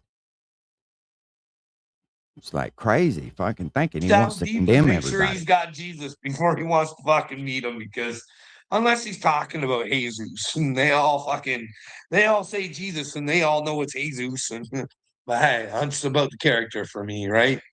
Well, he's convinced himself, Copper Top. Anybody can convince yourself. If you sit around and tell yourself something long enough, you're going to believe it. And then you think voices are talking to you. It's his split personality. That's why he has no problem dressing up as Captain Common Sense with no fucking common sense. It's the craziest shit ever. He They want to have projects a a lot. fucking whatever. I'll use whatever name they want. It's the character they can't kill, right? And the easiest thing for him to say is everybody hates him. Nobody hates you, dude. We laugh at you. You're a character on YouTube who we find amusing sometimes. If you're in the Jesus character, that's everlasting life, you would think, right? Jay Fresh. Jay Fresh. Jay Fresh. What are we talking about today, bud? Well, we were just on from Zuckerberg. Remember how he caused treason to the world and told them the Biden Yeah, administration? most definitely. You know what I mean? That should be punishable by law because that's treason, bud. It's called brainwashing, shit, making Jay, sure Jay. you don't have the right information and you're thinking what they want you to think. But did it go all according to the simulation? Because, well, And just like, you know, he cries about fucking shit that, I don't know, it's crazy to me. How you gonna cry about people taking advantage of government money? He's mad because Trump and them are fucking getting government money. Well, this motherfucker sits at home and gets government fucking money. Well, I paid into it. You ain't paid that much into it, buddy. I promise you, to sit home the rest of your life and collect fucking money off the insurance company. No, you're scamming them people. the WEF did pull He off a literally could simulation work. on how to control what you would think if there was a pandemic. And I got to think to myself, wow, if they were doing that before a pandemic, were they in it And to win it with Epstein? he'll take little pieces of what you say that fits his narrative. Well, you said, well, there's nothing that we can do. No, Carl, that's not what we said. We said it's not our job to do it. If we go and try to physically do something to somebody, we end up in jail behind it. Then our families end up suffering. You don't fucking get it. But yet you'll sit in your chair and hide, you know? And then when you call him out, like the Timber Ridge, I think it was, a school that was by him. Well, what do you mean? I can't be everybody's savior. Well, you're the one on here claiming to be the fucking savior and screaming at other people about not doing anything. To, you know what I mean? You got to start asking. But anyways, back to Zuckerberg here. Fuck Mark Zuckerberg. So yeah, Socialism in Canada. Oh, he can't talk about that. I don't trust him. They'll lock I his think ass up. if there's a hell, he's probably going to go. You can't do that to all of the human race. Mark has fucking big responsibility. Hey, bud. Where he tagged Xanime in here. I You want to said, get rich off Xanime, the run, people. girl, run. You can't be Hide hurting the and people, don't bud. look back. You at least got to be helping them. I'd love to see Mark fucking come to Jesus too. You know what I mean? That'd fucking be beautiful to watch. Could you imagine if him and Elon, I'm not saying these guys like maybe they're secretly working for God or something. I don't know. But just say that him and Elon were two bad men pajamas and they were against humanity. And we caught them red-handed because we started asking questions. And we could make them our reality show, right? And they could be in prison. And him and Elon should be bunkmates, eh? Two of the greatest minds in the world ever to come together. And see if they can figure out the riddle of Jesus. Hey, could you Boy, imagine? he entertains I'm not himself, saying don't any he? of these people, like, I don't know. I just ask questions based on what I think and what I see and what I've been told. And what I've been told might be lies. But wouldn't it be Even if funny she to is have on Trump and fucking Rosie shit O'Donnell that's as fucking fucking that motherfucking is some type of pussy wash or some type of shit, and y'all out there fucking That's laughing only about if it because Rosie's she's bad. fucking I think Donald is. making money. Like, I haven't looked into Rosie, but she knew nothing about Diddy. She was Diddy's neighbor and knew nothing. But I seen a little thing with her and TLC, and you guys got to go check her out. She was talking about Diddy. And it sounded like she knew kind of like Diddy wasn't on the level, but I don't know. So if they were, could you imagine those two bunkmates? Isn't that a dream couple? I don't know. Hey, come on. Donald and his wife are both pushing fucking AI. Okay, guys? They want you to have no creativity. They want you to fucking use these machines to think. Kevin O'Leary I'm fucking saying it forever. What the fuck is he even babbling on about? Weak like us, and we'll like you. Hey, being weak like us. Stop, Carl. Stop thinking you can fucking do something we don't think we can do. You should be a clown like us. Look at us. Our families love us. We're the good men. We're the ones that, well, you know what I mean? We're the good ones.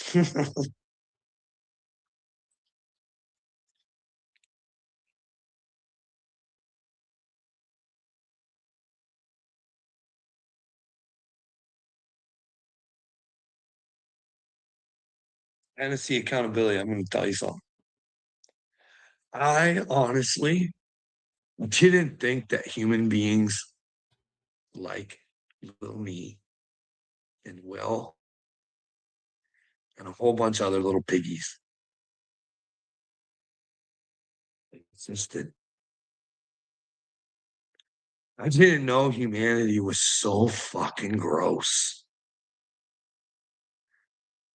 that it would take a man's traumas. You realize that Wiltard and little me like to take people's traumas, not listen to them, and try and destroy them with their own traumas. How do you What are they destroy trying to somebody get out with of their that? own traumas? Tennessee accountability. What do you think they're trying to get out of that? Hey, they're gonna be happy when they take someone out. Wiltard hasn't killed enough people. He wants to fucking kill some more and get away with it. Is that what it is? Damn, Carl. You Wants got to be me. the silent I'm an killer where internet no one even knows he assassin was a now. part of it. Holy shit. Look out. Fucking weird.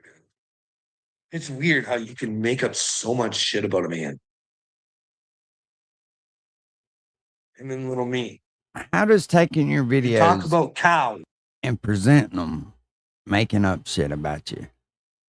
What it is, you don't like what you see when somebody plays them back. Well, maybe you should stop and think about it before you put a fucking wig on and start telling Rocco you want to swallow him with a fucking 9-inch tongue. And you can breathe through your fucking ears, bud. Those two should moo all the way home. Because if they don't, I don't know what happens. You know what I mean? They will gladly tell everybody they're little moo cows. Oh my goodness. Oh my gosh. I was so stupid. Oh, it will be an adventure through your guys' brains. Okay. When you have to accept, maybe you don't ever accept it. Who knows? Maybe. Like I said, I just believe in God, and I believe that if you fuck with people, you're gonna get, whether it's me or it's someone else, it don't matter. But hey, if you got the truth, and fuck, go along with her. You know what I mean?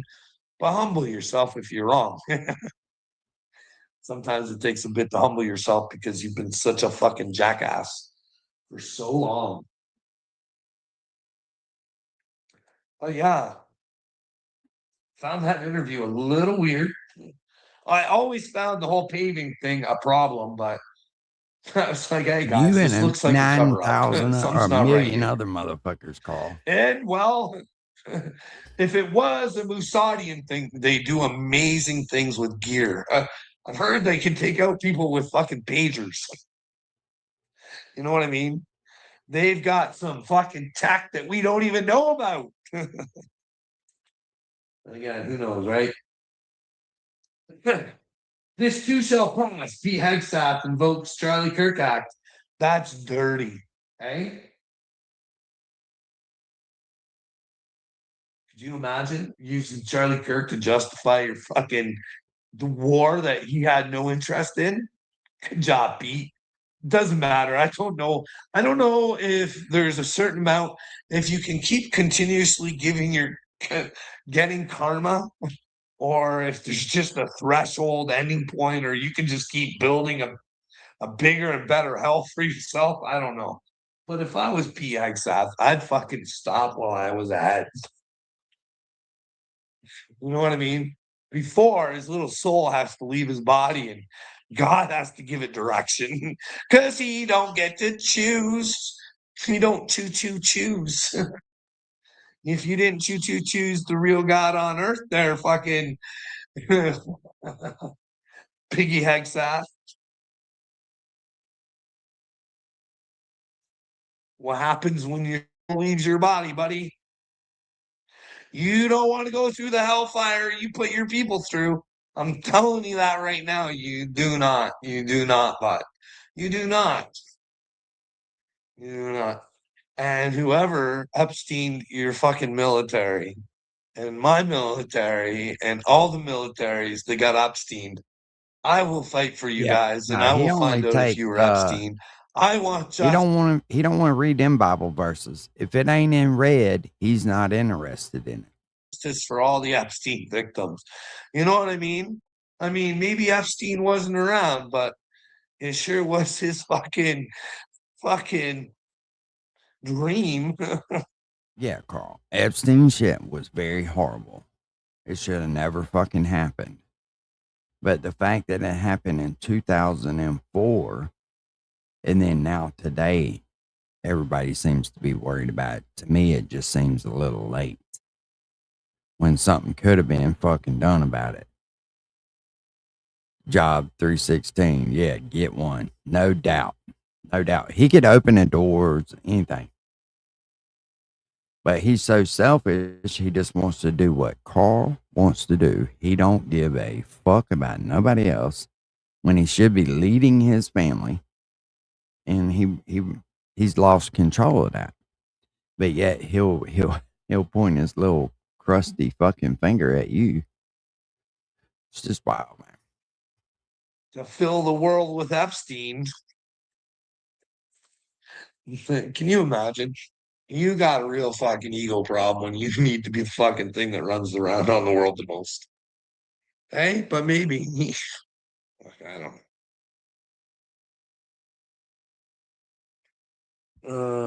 And accountability. Next time you come to chat, bring your own bib and bicky.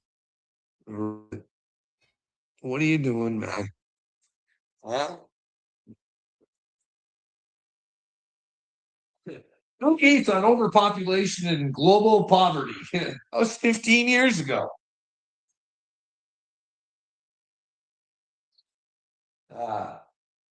Look, I'm going to be honest. I do not like shit talking about people, but fuck, man. When's enough?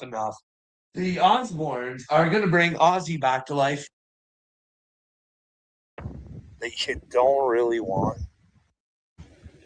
Anybody out there ever fucking want something so bad that you don't really want? No, Carl, I've never wanted something so bad that I didn't really want. Either I fucking wanted it real bad or I didn't want it at all. See, that's the shit that I'm talking about. Makes no fucking sense.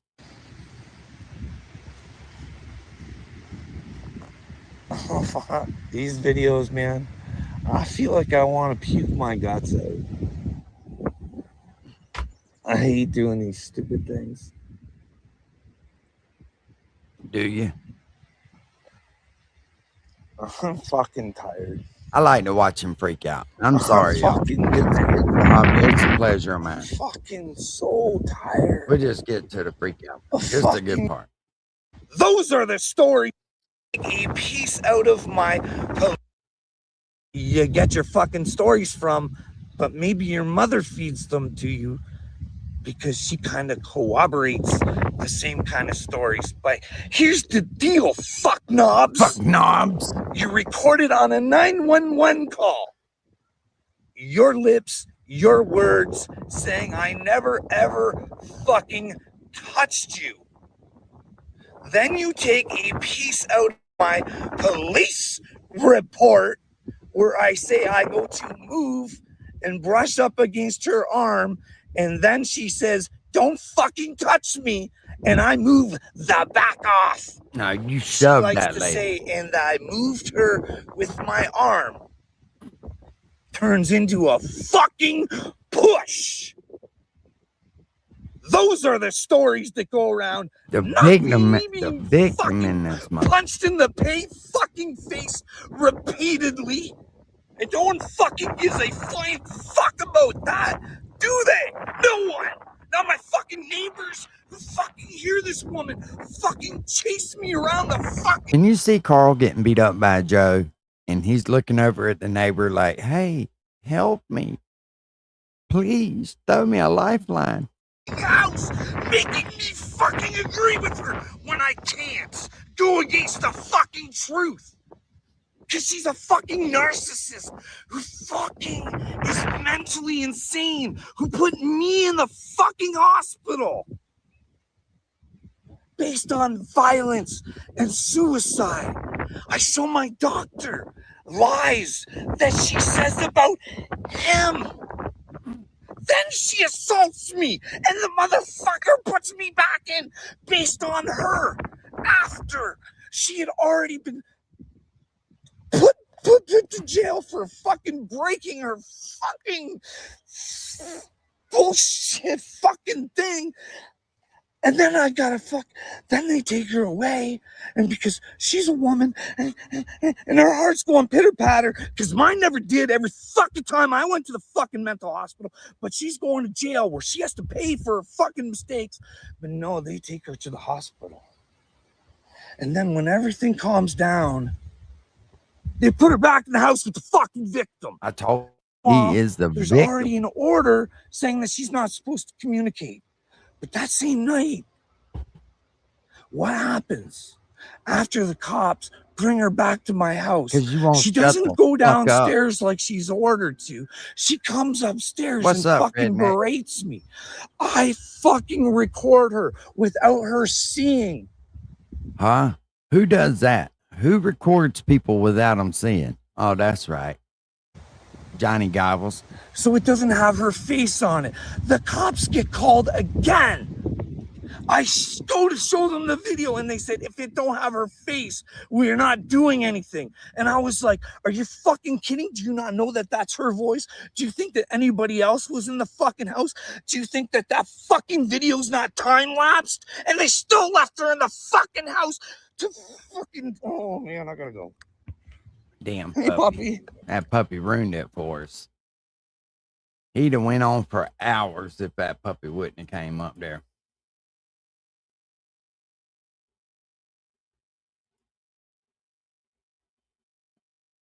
Everybody else does do whatever the fuck they want.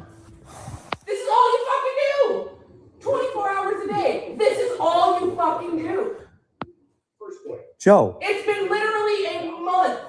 I promise I'll take you out on a date for Valentine's Day. We'll go out and do something together. He don't want to go do nothing with you, sweetheart. He wants to watch fucking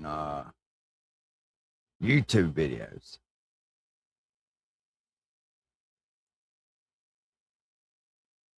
And then you pick another day, and it's got to stop. It's got to stop, because we can't live like this anymore. It's fucking bullshit to live our lives like this, where you can't even get off the fucking couch. You don't take care of your dog. Well, okay, Joe, I want to explain one little part. If you thought that you were the one that was supposed to help save the world and that no one would talk to you or try and convince you that you're not, but just say that. We've tried to convince you, dude. You don't listen.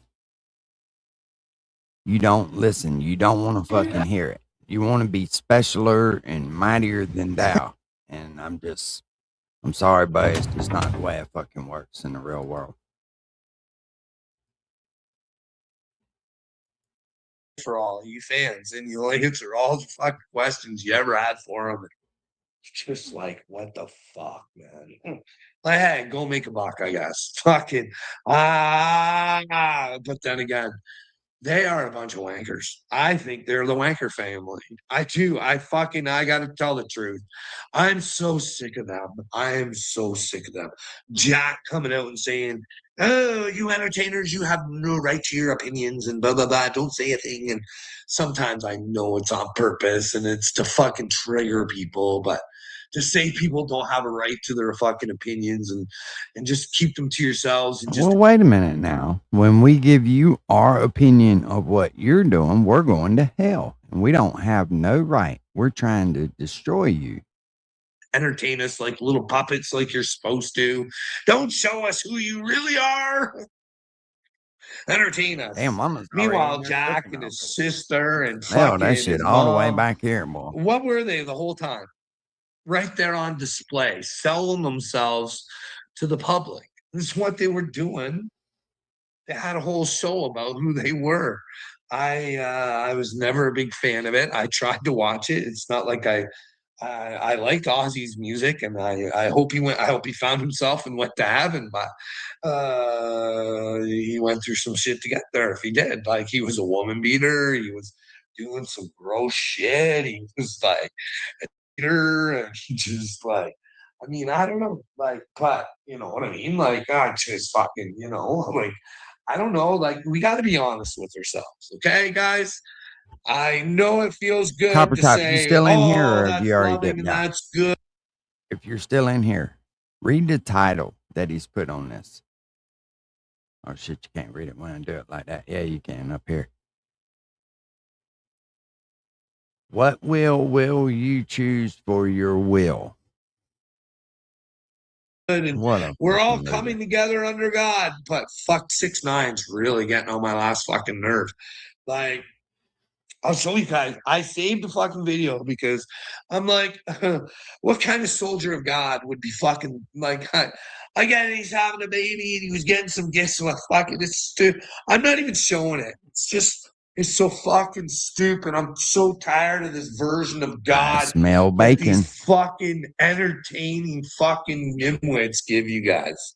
I think I You know smell what I mean, Rip pancakes It? cooking through. I'm sitting here Oh telling shit. you right now, Pawpaw, the you guy did a who good one. played Jesus, Jonathan fucking Rumi, I swear to you, on my fucking soul, I want the best for him. But if people are following that dumb fucking cupcake, gross, Look at the title up there in the psycho top corner. motherfucker, you're gonna eat shit, I think. Just my opinion.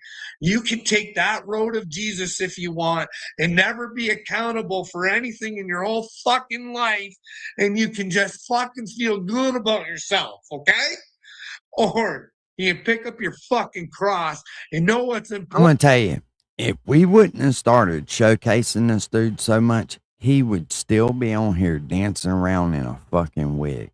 So he can say what he wants. We've kind of got him simmered down, acting a little fucking normal. In this fucking world and stand up for it. Hey, Rip It, what would you do, you dumb son of a bitch? And I want an answer now. What do you think Yeah, you should baby. do?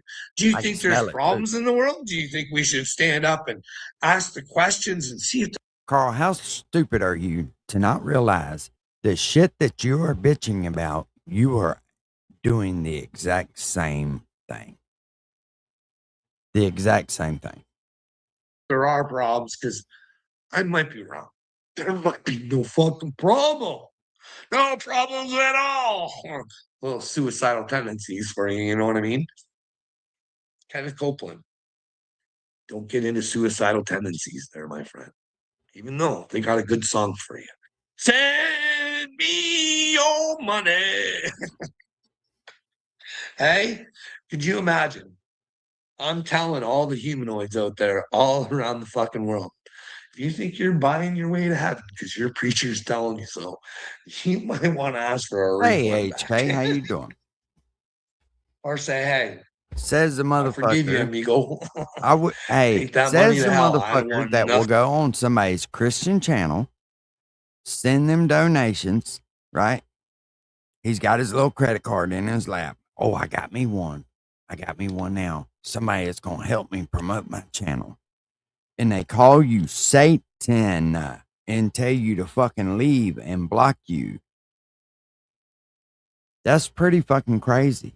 And I guarantee you they haven't watched your videos, Carl. Just out of the shit that comes out of your mouth and the way that you try to treat other folks. Nothing to do with it. You wanted it that bad? You're willing to taste hell for it? Have her and have a good time. but you're not getting no more. I would no more be stupido. You know what I mean? With Geppetto. I will no longer puppet. I'm going to be a real boy. You know what I mean? I've seen all the Carl nastiness is the in the world. original pedo protector. To recognize a problem and not do anything about it and bitch and cry to other people about not doing shit about it is very narcissistic and hypocritical. World, and now I've learned. It's really what's coming to Jesus' DNA accountability. A real boy. It really is. It's a Pinocchio story. It's like, do you want to lose the strings or not? You know what I mean? Do you want to become a real boy? Or do you want to keep the wooden head that you got? This motherfucker needs a real brain. Rip it. Likes playing Pinocchio. Just wants to keep. No, not rip it. Sure, Uncle Will. Carl's the crazy one. It's not you, bud. You running around trying to destroy people's families over what? I don't know. I wouldn't want to be Willard going to God. I'm still waiting on him to show how I fucking tried to But I don't destroy even his think he family. knows. I think he's no, I think it's in the back of his head. He knows he's fucking up because he cannot fucking help himself. He cannot help himself either to comment my videos or message me on fucking Instagram after he's fucking, I'm leaving, I'm fucking you. Good. Never asked you to come, bud. Yeah, you're telling me one thing, and I've also walked past delusional hobo on the corner saying the same thing. Okay, well, maybe that hobo's going to heaven in here. Oh shit! I don't Not know the what is delusional it you think? hobo. What is it you think I'm telling you that's not true? Hey, Yeah, Carl. At fucking 3 o'clock in the morning when I'm trying to sleep and you're fucking sending me reel after reel after reel of some shit that I don't want to watch, yeah, I'm gonna fucking block you. Cause see, unlike you, I have a job that I have to rely on my cell phone. So I don't turn it off. Sorry. did Willard find a way to fucking weasel his way into my real life? Not my social media one, but my real one. Hey. Would Now, I lie how in about the that? fuck Am did I I do that? Steven? If I did that, that should be easy to prove, right? If I weaseled into his real life, if I've left the confines of YouTube, as he likes to say, that should be easy to prove. But you can't prove that because it never fucking happened, you dipshit. You were trolled because you're an idiot. My Stephen Hawking. Stephen You keep Hawking, accusing me of it, though. You know, that's like accusing somebody of cheating. Once you do that so many times, it kind of leaves the door open. You know what I'm saying? So go ahead, keep accusing me of it. The one that makes shit up about his kids so he can not- fucking cause YouTube drama. How hard would it be to send a file of all this dude's weird fucking videos to every fucking mental hospital where he lives at? It wouldn't be that fucking hard. Carl, haven't you taught you not to read Hello, the Bible Mr. upside down Expose. yet? Well, bud, I don't know what to tell you. How do you want me to, I told you the Bible's not the way, bud.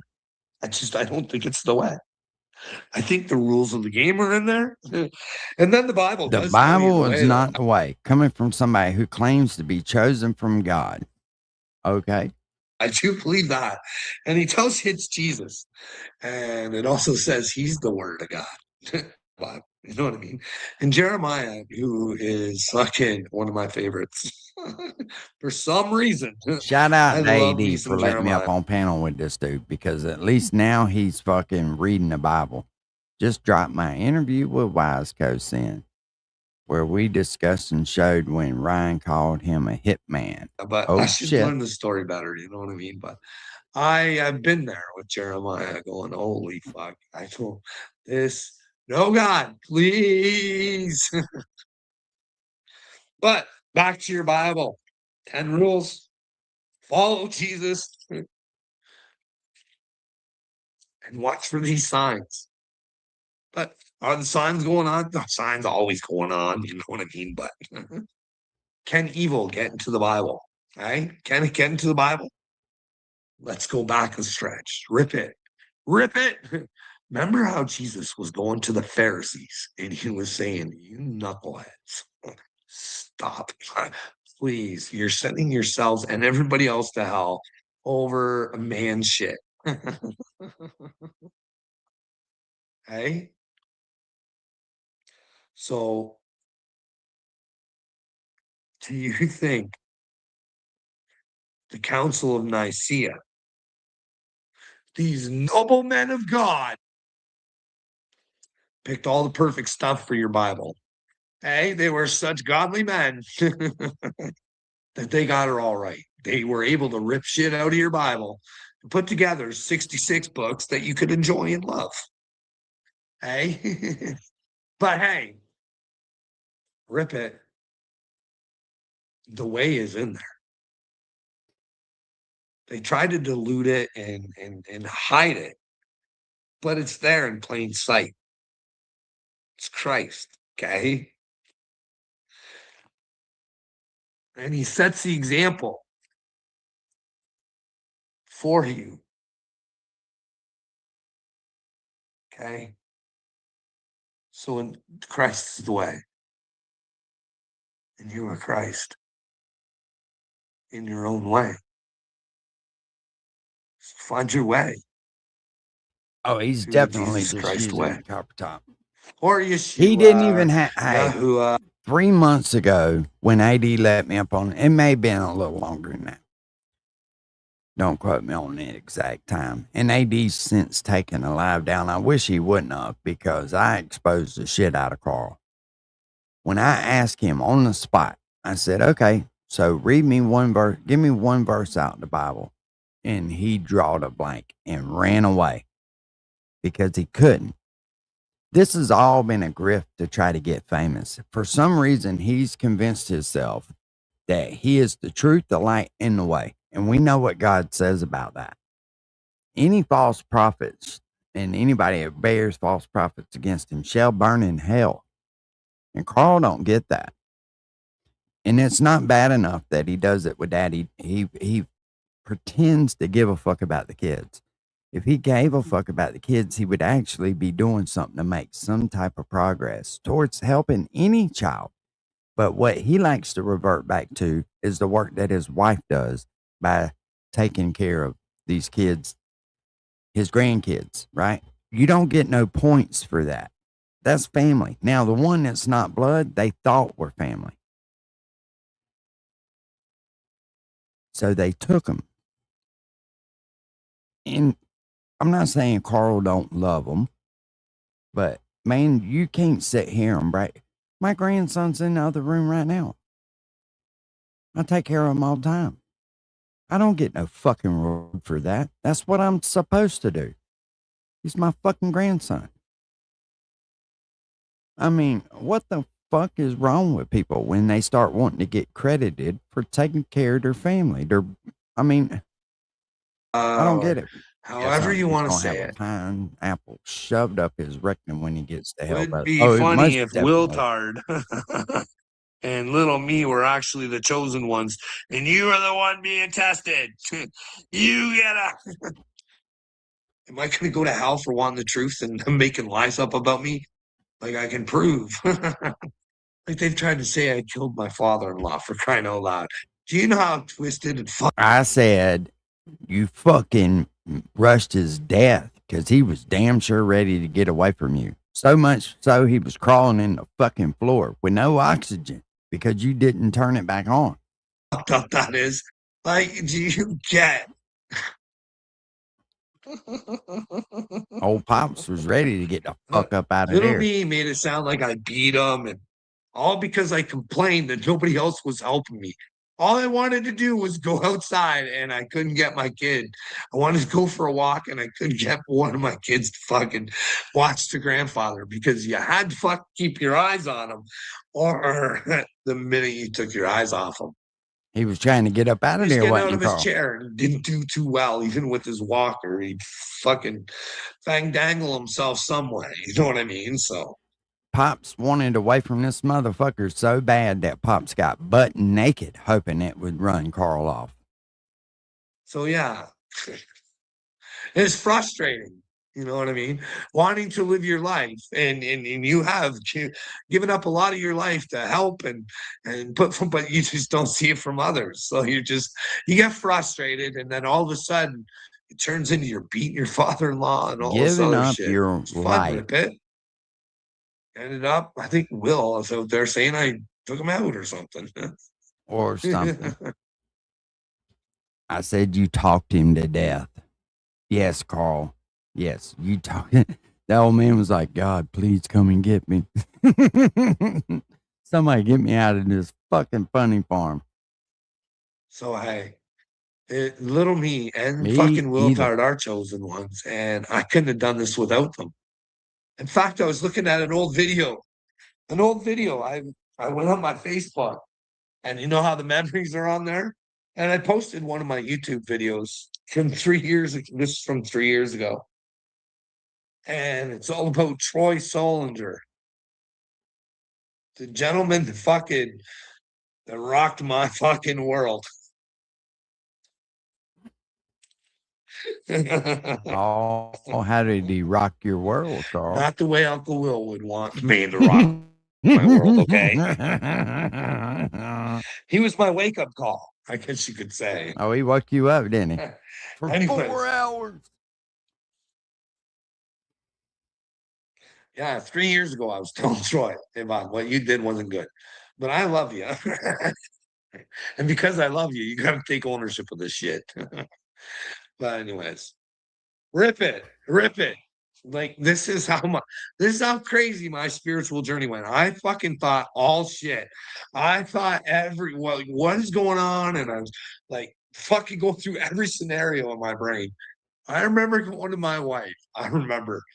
And I remember the way she looked at me too, was like, and I go, I know it's not, but for some reason in my brain, I'm thinking, fucking Troy Solinger's my friend, and what he did was for my benefit. And he's just fucking, I'm telling my wife this, and I'm like, so my brain's not fucking.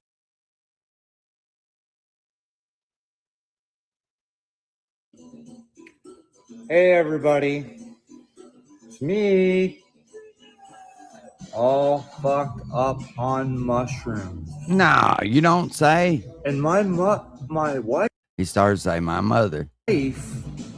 didn't want me to do this video and tell people I was on But I mushrooms. will get to the good 'cause part. Then they could harm us because it's against the law. Look, what the fuck is this? The one that has a clear fucking head, not you. You fucking make her come. Because I tell you yourselves, why are you fucking scared? Why do you fucking iMessage me and fucking say, oh, I'm fucking behind you. I fucking whatever. Fucking stand up for your fucking selves. You know that fucking cocksucker Troy is nothing but a fucking little bitch. You want to know what kind of fucking loser this fucking cocksucker is? He's the kind of guy that sits there and says, yeah, I fucked this chick. I fucked her for like 4 hours. Oh, yeah. Did you fuck her for 4 hours? Good for you, bud. You got a lot more fucking stamina than I fucking do. But did you fucking make her come? Because I tell you what, I can walk down to my fucking bedroom right now and in 45 minutes make my wife fucking come 7 fucking times, you fucking loser. Carl, if you walk down to your bedroom right now, you can make your wife slap the dog shit out of you in 45 seconds. We've seen it. Do you understand? I ain't fucking taking shit from fucking nobody. And I've told you all, I fucking love you and I meant it. You You all know Carl. who I He love. loves us. I fucking tell you all the fucking time. But nobody fucking, I'm crazy. I'm fucking, guess what? I'm on fucking mushrooms. I'm fucking a fucking idiot. No, I'm fucking the one that has a clear fucking head, not you. Like, listen, You don't like what I'm fucking saying? Just fucking tell me. Like, hey, if Anthrax don't want me to wear their fucking hat, they don't approve, fuck them. Hey, Dave, you don't like what I'm saying? Fuck, I won't wear your fucking sweater. You let me know if you want me to put it back on. Oh, look, what the fuck is this? Who the fuck wants to wear this shit?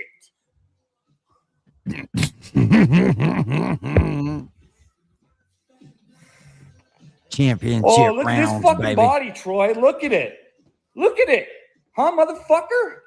But it's ready to go fucking championship rounds with you, motherfucker. Looky all here, buddy. Ah, Kyle's working real hard. All this shit. But Like, he my can't read. fucking- But he can't read. Remember, he just told everybody the other day that he can't read books. mind, I told But right you, here, it he's telling fucking you goes he's and reading. goes and goes and goes. I have fucking dreams, and it's all on Facebook. Go on my fucking Twitter. It's fucking Neon Love is me. Oh yeah. Oh, get ready. The fucking name is gay. So what? That's why I fucking picked it, because it makes me fucking happy. Because that's what fucking gay is, isn't it? Like, are you guys getting what I'm saying yet? Like, fuck. Why do you guys let these fucking bullshit fucking pieces of shit fucking bully us? Like, I know there's people behind me. You guys fucking message me. I know you're behind me. And I get why you're doing what you're doing. I fucking of people's lives. So what? We just fucking turn our backs and then all of a sudden he goes to a company? Oh, he fucking is the nastiest piece of shit that I fucking, like, holy smokes, the shit he did to me. I wouldn't want to be him. But anyways, so I was telling her this stuff, and I was like, I know it sounds crazy, but in my head, I'm fucking thinking this shit. And rip it, Troy Solinger is the best thing that ever happened to my life. He helped.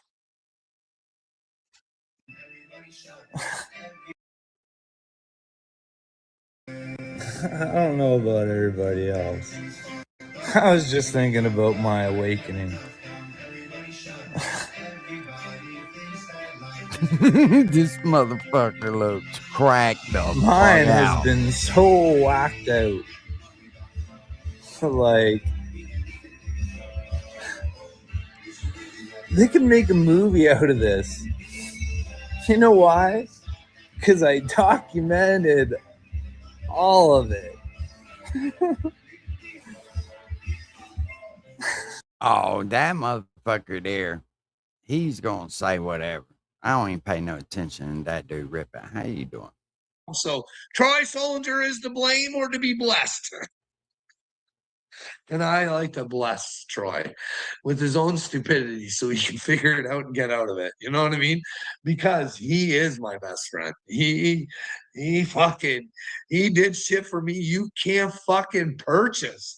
You can't buy it. You can't anything. You know what I mean? When you find a motherfucker who can put you to the point, rip it. I almost fucking killed myself over that motherfucker, right? He had me so fucking weak and so fucking pathetic. And fucking, I was ready to give her up for that fucking douchebag. I know everybody's scared. Scared of what'll happen to them if they actually do or say something.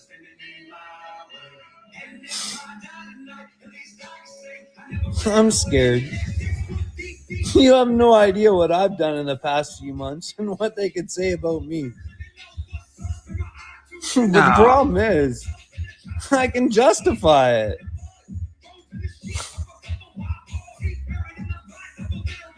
I don't know about the rest of you. I don't know if you think the Galactic Federation is coming down here to save us or what's going on. You should Google Good morning, Dad. the Galactic Federation before you laugh at me. You should take a look. who's mentioned them as well. Real people. Nah, they were real fake government positions. Nah. Hey, I got another one for you. Watch the video with Donald Trump talking about what he'd like to tell about Area 51. Now, this was 4 years ago, and no doctor medications now. What if we could get the truth about that? He said he knows stuff. He's just not going to say it. Why shouldn't we know it? He got it as he was president. He's supposed to pass that information on to the people. But if they won't say anything, I'll be glad, more than glad, to hand over my pictures and my videos that I have and see if someone could prove them is not real or not the truth. Because I know I videotaped those and I took the pictures all by myself, and I know they're not doctored. All by himself. Fuck yeah. And maybe if someone actually took a look at them, they might find something. But I'm also man enough to say, hey, maybe they're all explainable.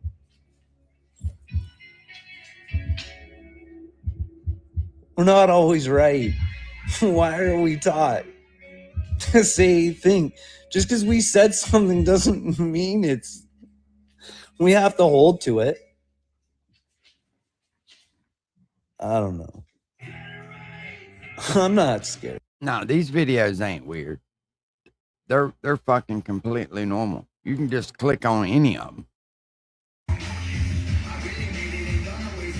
Do you guys have people that you think are awake, that are successful, like, and they're really awake? Hey, if this motherfucker knocked on your door and you looked out the peephole and you seen this motherfucker making these facial expressions, what would you open the door?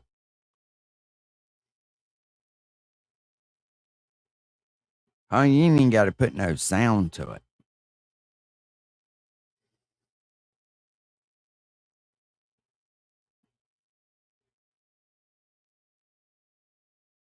No, that's normal shit. That's normal shit to be like that. For this motherfucker, it is.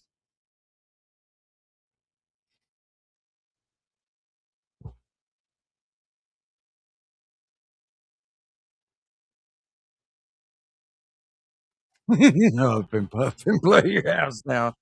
Oh, shit. Sometimes y'all kill me with them fucking comments. But then again, I need them laughs anyway. Can you imagine, eh? Oh, fucking shit. the power, eh? Freemason group or something.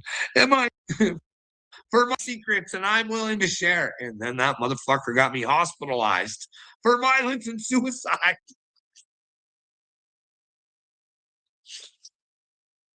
And this is how dumb that motherfucker is. This is how dumb that bitch is. Let me see if I can pull it up.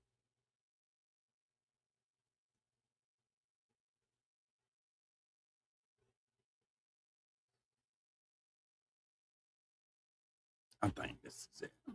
No, this ain't it. This ain't it.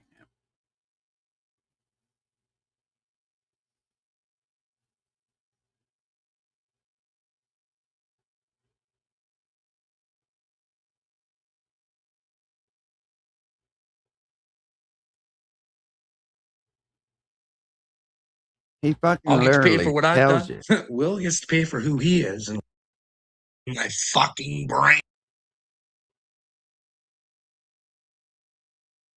How the first time you get locked up by the very people who had you at one time when you were not in a good place and you made an attempt on your life. How could those... That's how they got you locked up, you stupid fucking idiot. You're telling people you made an attempt on your life. I mean, how hard is that to fucking figure out?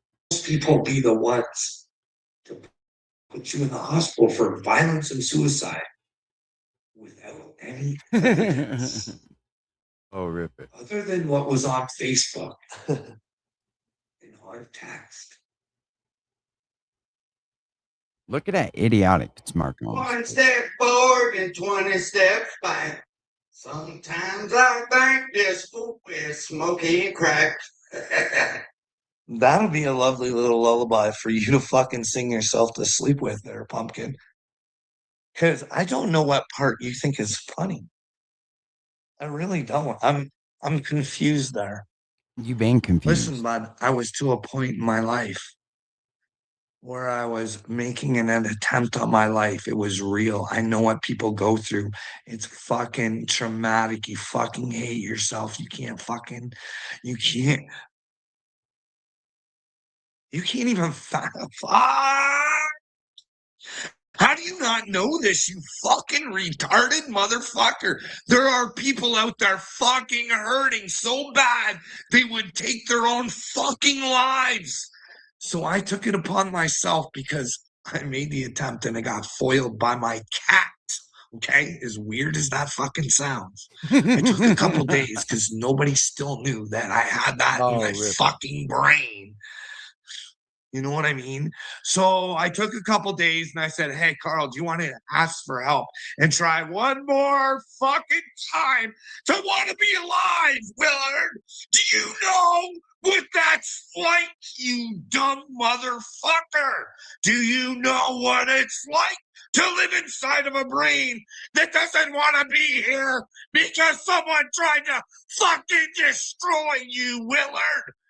You are a sick man, a sick in the fucking brain man who wants people to kill themselves because you want to feel good about yourself and you're a twisted fuck.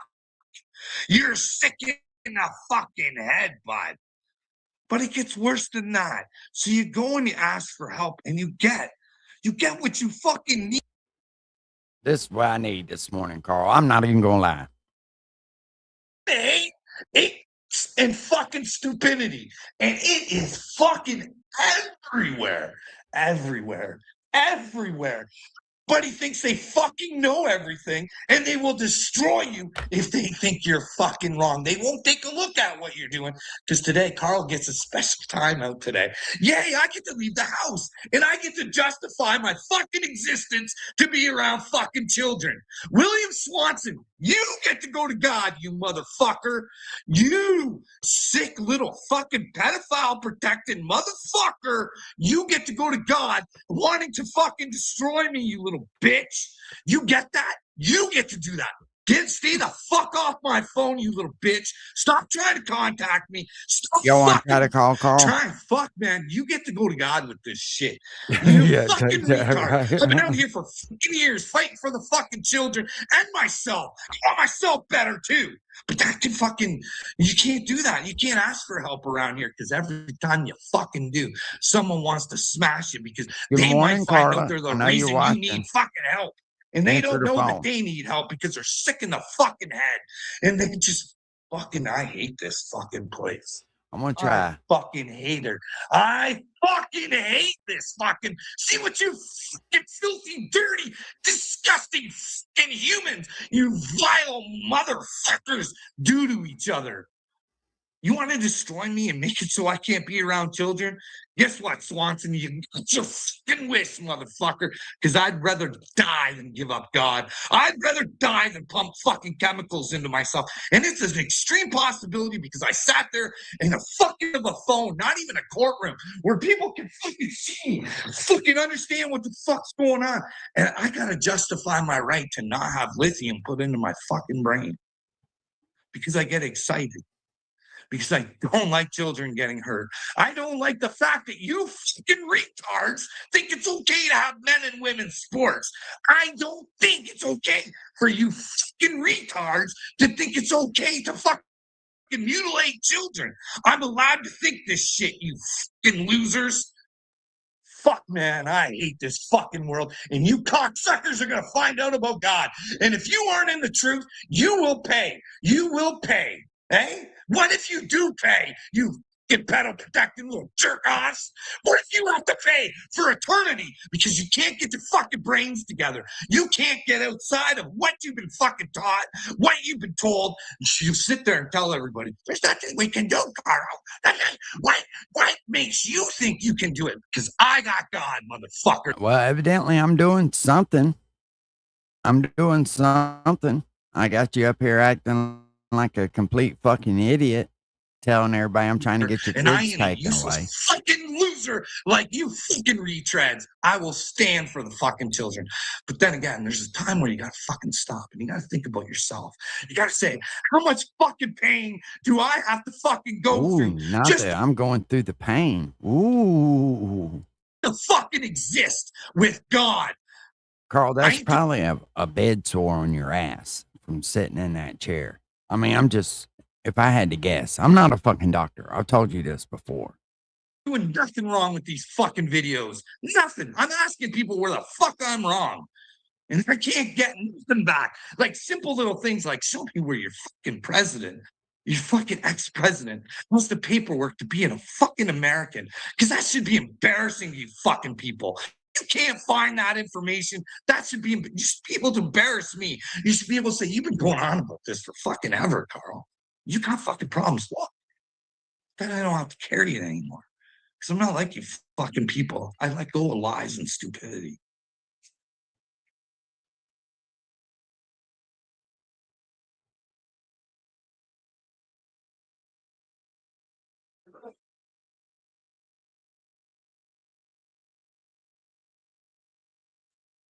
What a fucking mama.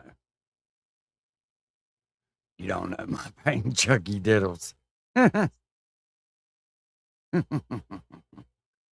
Oh shit. Poor I'll old get to pay for what I've done. Will gets to pay for who he is and what he's done. Oh, what is that?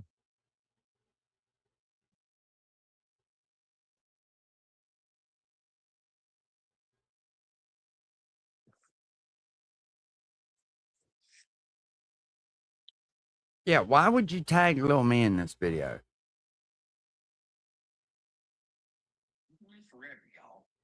People insult you. You have to. So this is what.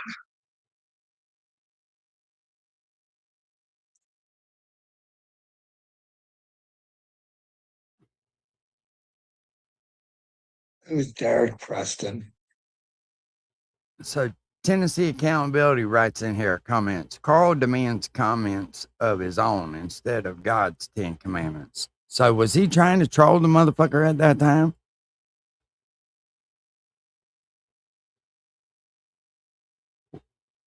Which I find it funny. That dude tries to fucking, I don't know. It's weird. He's over taking up for fucking Johnny. He's over taking the up for truth this to one. that He's over person you're taking up trying for to that harm one. them. Can come back on you, bud. Oh, Carl's over posting on TikTok.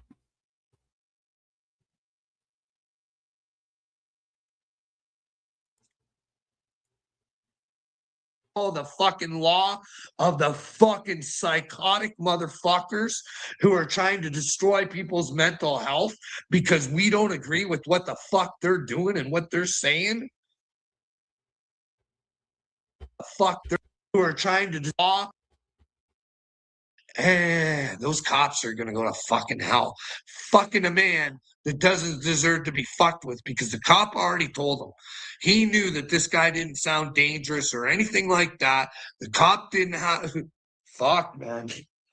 The cops that don't stand up for the right thing and they follow the fucking law of the fucking psychotic motherfuckers who are trying to destroy people's mental health because we don't agree with what the fuck they're doing and what they're saying.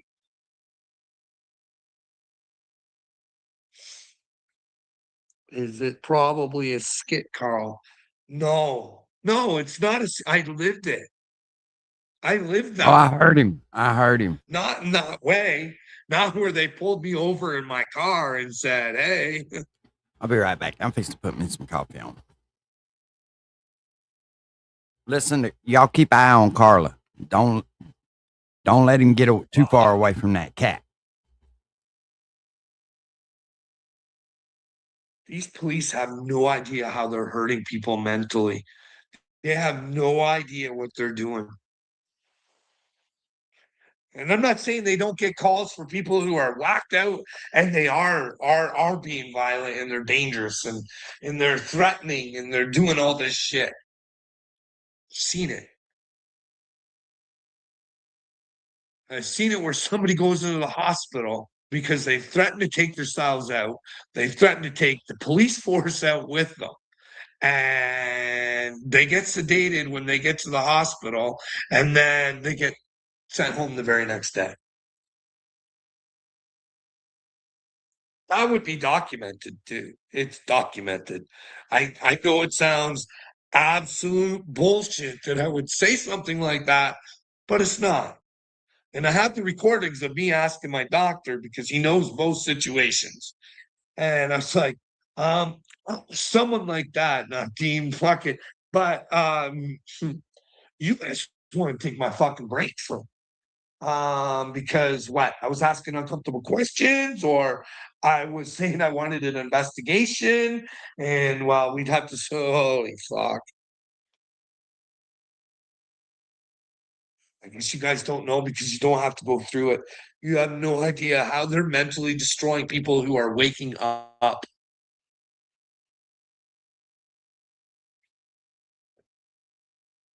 How many people have they got lithium into?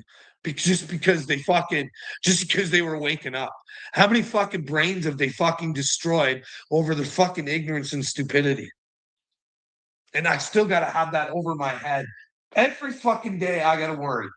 I can never go to that fucking church and tell those people what that fucking pastor did because they'd call the cops and say it was a fucking crazy person. When I could go in there as calm as a cucumber and say, hey, do we get a chance to speak in this church? I'd like to explain a story to you guys. And then when I'm done, I'd like the guy who that I'm about to say is probably a product of Satan and not teaching you of God. But hey, here he is, and he can tell you how I'm a seed of Satan, and we can all learn a lesson. Lie to my face, preacher man. Please do. Because I'm oh shit. Rip it. Did anybody ever tell you guys don't drink the water? Sometimes it's best not to drink the water.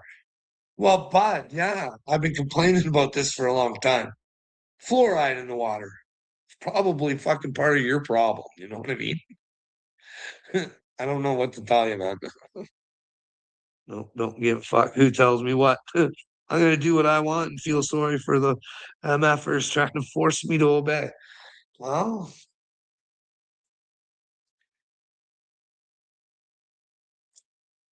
shouldn't obey another man. Just try and work together, but if you have to go a different way, as long as nobody's trying to hurt anybody, then fuck. Oh, most definitely, Rip it. Go a different way. And I There's 8 don't billion talk people about on Carl. fucking Earth, but When yeah. I don't talk about Carl, he'll show up in the comments because he can't stand it. He cannot fucking stand it. If he told you the truth and actually told you I gave him purpose, but he won't. We think we're sucked into these fucking relationships that we have to be in that fucking hurt us over and over and over and over and over and over again.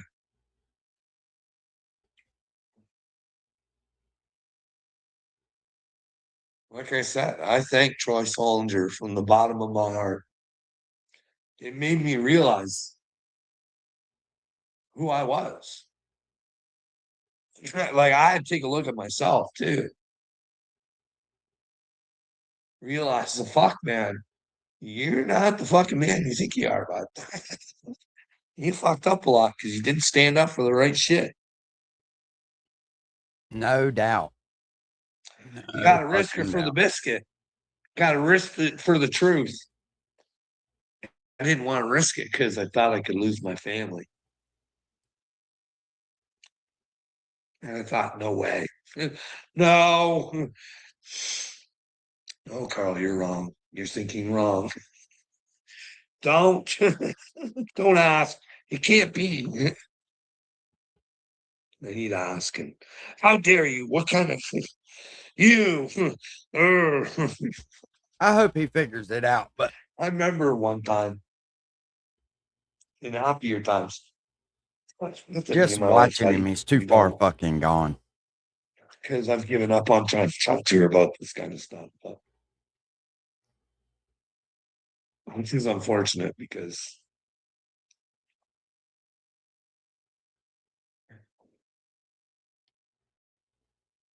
if God's real, I've told her.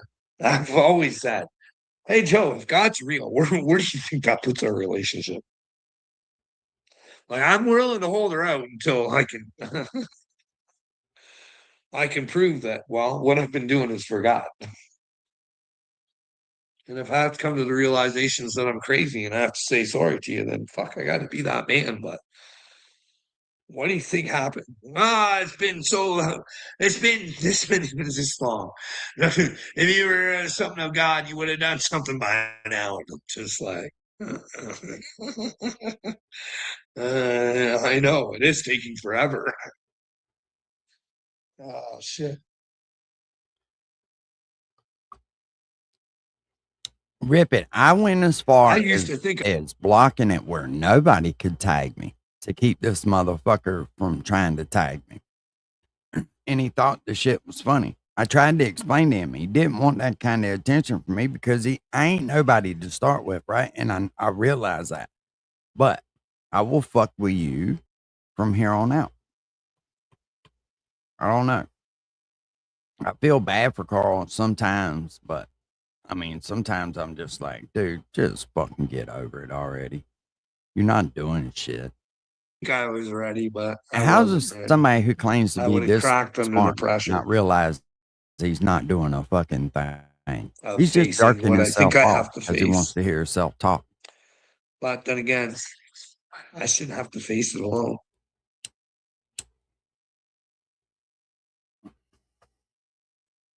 You know what I mean? Maybe it's time to It wouldn't let you tag me, Deb.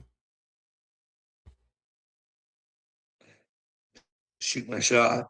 And you know really what it was is at that time a lot of people were watching me because Ryan was shouting me out and shit, and this motherfucker couldn't take it. He wanted people to come to his channel so fucking bad. It doesn't matter who he fucking tags.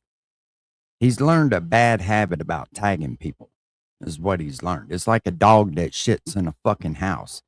It just won't let you. Just continues to shit in the fucking same spot every day. A dog like that deserves to be fucking killed.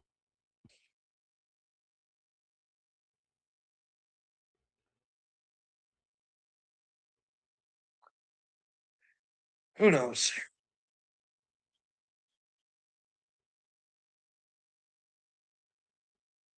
Let's see what they talking I about. am scared. Let's watch a little bit of this Iran shit. Hungry Root is here, and I needed it Good because morning, my Bubba. fridge is super empty. I'm gonna open the box. That's the excitement. It is now 10:02 on the East Coast and 7:02 on the West Coast. My name is Josh Breslow, and I'll be here with you for the next several hours as we break down all of your top stories and live events from across the country and across the world. And right there on the right-hand side of your screen, you are taking a live look over the White House at this hour, as in just about an hour, President Trump is set to meet with his cabinet.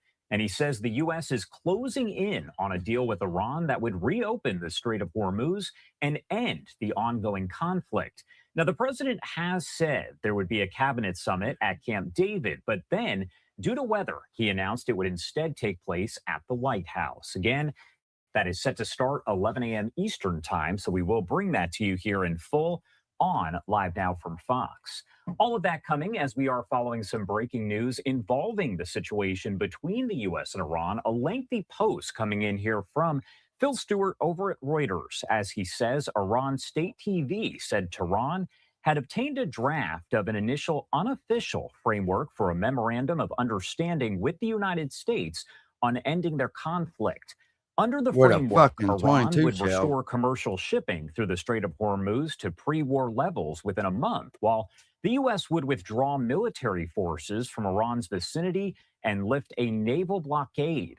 State TV said the framework, which excludes military vessels and envisions Iran managing ship traffic through the strait in cooperation with Oman, was not yet finalized, and that Tehran would take no steps without, quote, tangible verification. I do want to bring in a great friend of the show here. We do have Javed Ali over at the University of Michigan to help break down all See, of the latest developments. at least they're And admitting that there's a naval blockade, right? They kept trying to announce that they fucking are the ones that closed the strait, which they did, but they wouldn't give legitimacy to the United States blockade, but they are now. So that is a move in the right direction. As always, Javed, there is a lot to break down. Thank you so much for being here with us. Josh, thanks for having me. Of course. And first off, I want to ask you about that information here coming in from Reuters just moments ago, because it sounds like it's more of the same from what we've seen so far over the past several weeks. So it does sound like that there is the diplomatic track has still been open. There have been all these negotiations and conversations about getting to a ceasefire or something more enduring beyond an extension of the current ceasefire. And as you and I have talked about in the past, that I think the two key issues for both sides are access and control of the Strait of Hormuz, and that that post you just put up suggests there's still terms to be worked out on that. And then the second key issue or big issue is the status of Iran's nuclear program. So I have to think there's a lot of back and forth on that topic as well. And that might be even harder to put a framework in place than even the one that may come to pass with the Strait of Hormuz. Also want to talk a little bit more about some more information that's coming in. This is actually from State TV as well over there in Iran. And of course, we take it all with a grain of salt, but it says that the Deputy Secretary of Iran's Supreme National Security Council says that today, the issue of Iran's enriched uranium stockpile is not on the agenda for negotiations with the U.S.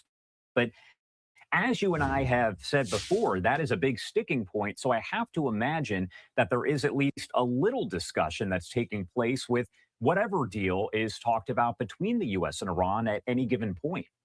So, Josh, I would have to believe that, again, this is a huge issue for the United States. And despite the statement from the senior official that you just referenced, listening to President Trump and other officials from the U.S., the theory of the case for the U.S. side for starting the war to begin with was to prevent them from getting a nuclear weapon. So I would have to imagine, in whatever deal gets put forward, if a deal happens, that the status of Iran's nuclear program, and to include the amount of highly enriched uranium that it has, about 1,000 pounds or a little bit less than that, perhaps stored at one facility or buried in one facility, and other ones, that has to be a key and central issue for the United States. Because if not, then what was the point of starting the war in the first place? So I would sort of not completely dismiss the statement you just referenced, but I think behind the scenes, that's what the U.S. negotiators are working on really hard.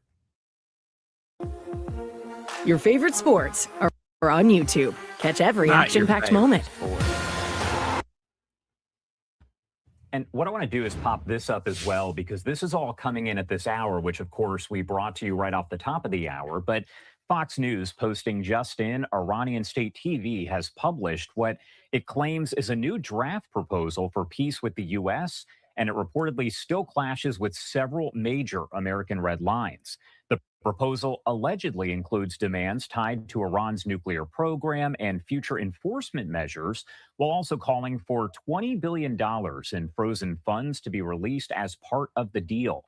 Vice President Vance says he's hopeful an agreement can still be reached, but warned the administration is focused on securing a deal that Iran won't violate in the future. Jackie Heinrich there at Fox News breaks down the latest developments and what could still blow up those negotiations. Of course, we're going to keep in touch with her and with our friends over at Fox News as we gather much more information about all of that. Now, talking a little bit more about the situation that's playing out at this hour, we know that Israel was involved in that initial situation, the U.S. and Israel conducting those strikes. I was hoping bring the truth to that person and you try and harm them. And besides, Carl, look, see who you keep tagging, bro? See who you keep tagging? My name is William Swanson, and I've been a KIPP student since the 5th grade. KIPP Nashville is an amazing place where our teachers know us and help us develop the character and academic skills we need to succeed in college and life beyond. In many ways, Why are you tagging this dude, Carl? Stop tagging him.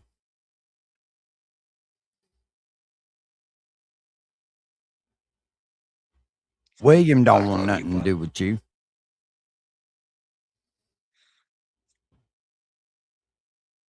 Even if you're doing it to something you think is a shit bird, eh?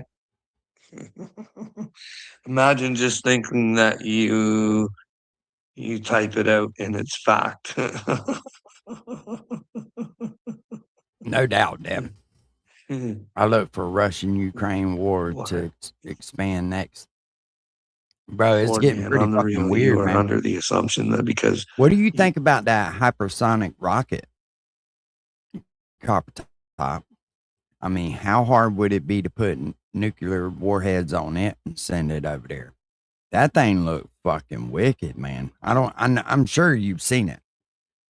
When I seen the first visual effects of what that thing was doing, I was like, holy shit. But that just goes to show you, they've got stuff that they can't stop, right? The days of the old ground and pound wars and stuff are over with. Now it's about whoever's more technically advanced. And I'm going to tell you, it's what I don't like about these fucking satellites, because that's what allows all this shit. You'd have to jam GPS to get that thing not to go.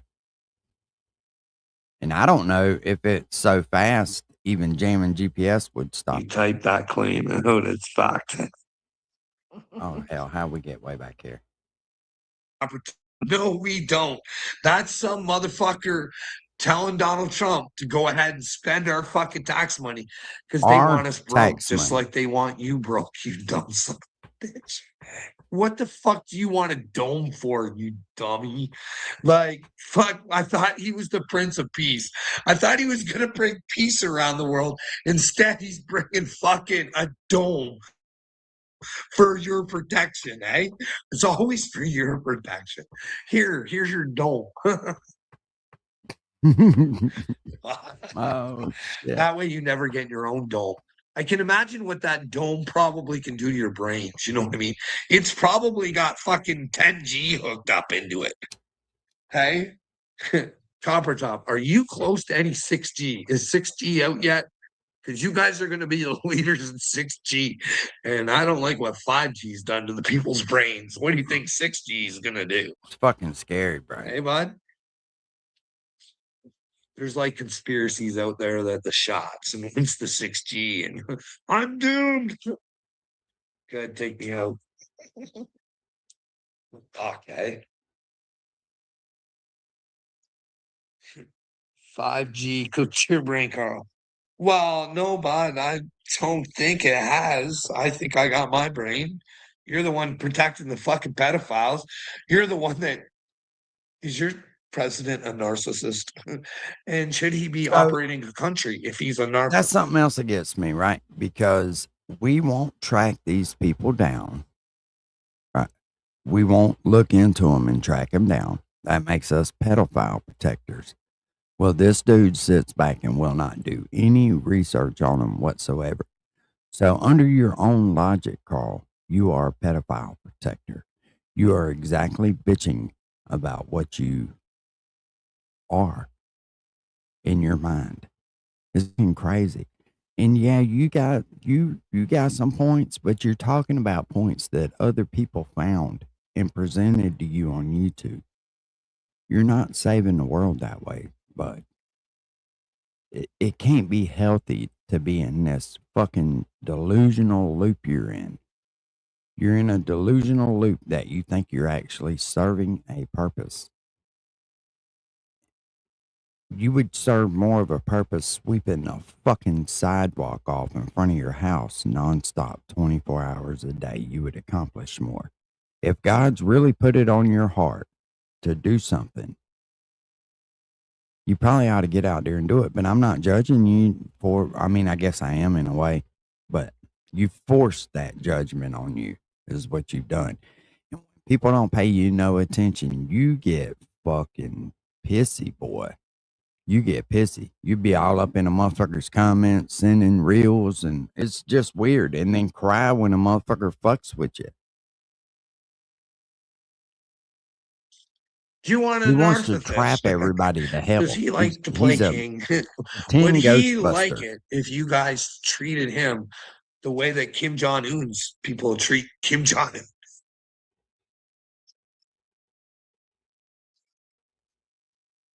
Hey, what kind of man would want that out of you, Durkee? Hey, what kind of man would want that for you? Oh, no. 61 billion, Canada, is what they have to pay. We don't want her, bud. We'd rather have a better future for our children. You guys can take endowment, shove it up your ass. I'm quite sure if you asked most Canadians, they wouldn't even know what the fuck you're talking about. What are you talking about, my? There definitely is no helping this motherfucker. And fucking stupidity. And it is fucking everywhere. Everywhere. But he thinks they fucking know everything, and they will destroy you if they think you're fucking wrong. They won't take a look at what you're doing, because today Carl gets a special time out today. Yay. Yeah, I get to leave the house, and I get to justify my fucking existence to be around fucking children. William Swanson, you get to go to God, you motherfucker. You sick little fucking pedophile protected motherfucker. You get to go to God wanting to fucking destroy me, you little bitch. You get that? You get to do that. Stay the fuck off my phone, you little bitch. Stop trying to contact me. Stop fucking trying. Fuck, man. You get to go to God with this shit. You fucking retard. I've been out here for fucking years fighting for the fucking children and myself. I want myself better too. But that can fucking, you can't do that. You can't ask for help around here, because every time you fucking do, someone wants to smash you because they might find out they're the reason you need fucking help. And they don't know that they need help because they're sick in the fucking head. And they just fucking, I hate this fucking place. I fucking hate her. I fucking hate this fucking, see what you fucking filthy, dirty, disgusting fucking humans, you vile motherfuckers do to each other. You want to destroy me and make it so I can't be around children? Guess what, Swanson? You got your fucking wish, motherfucker. Because I'd rather die than give up God. I'd rather die than pump fucking chemicals into myself. And it's an extreme possibility because I sat there in the fucking front of a phone, not even a courtroom, where people can fucking see, fucking understand what the fuck's going on. And I got to justify my right to not have lithium put into my fucking brain because I get excited. Because I don't like children getting hurt. I don't like the fact that you fucking retards think it's okay to have men and women's sports. I don't think it's okay, you fucking retards, to think it's okay to fucking mutilate children. I'm allowed to think this shit, you. Which one of us has said it's okay to mutilate children? None of us. None of us agree with that, Carl. That's 90% of the people that walk the planet Earth. I could safely bet that don't agree with mutilating children. And about 90%, I would say, are against women and men being in the same sports, unless it's a co-sport type thing. That's not a go-to to hide for cover, bro. But that's what you do with it.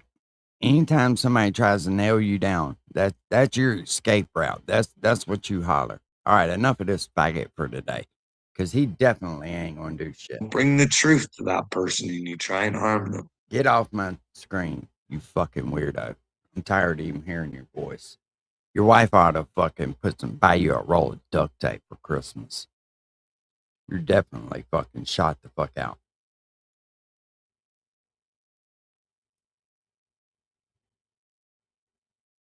Yeah, Copper Top, I agree with you. His brain is way too far gone.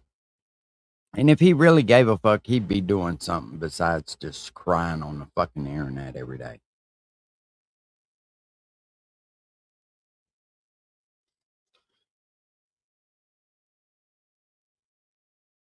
Let's see what Uncle Trump's talking about this $1,000. morning. The stock market is set 68. Typically got tax refunds of nearly down 97%. Can you imagine? Thanks to our Republican majorities in Congress, we passed the largest tax cuts in American history.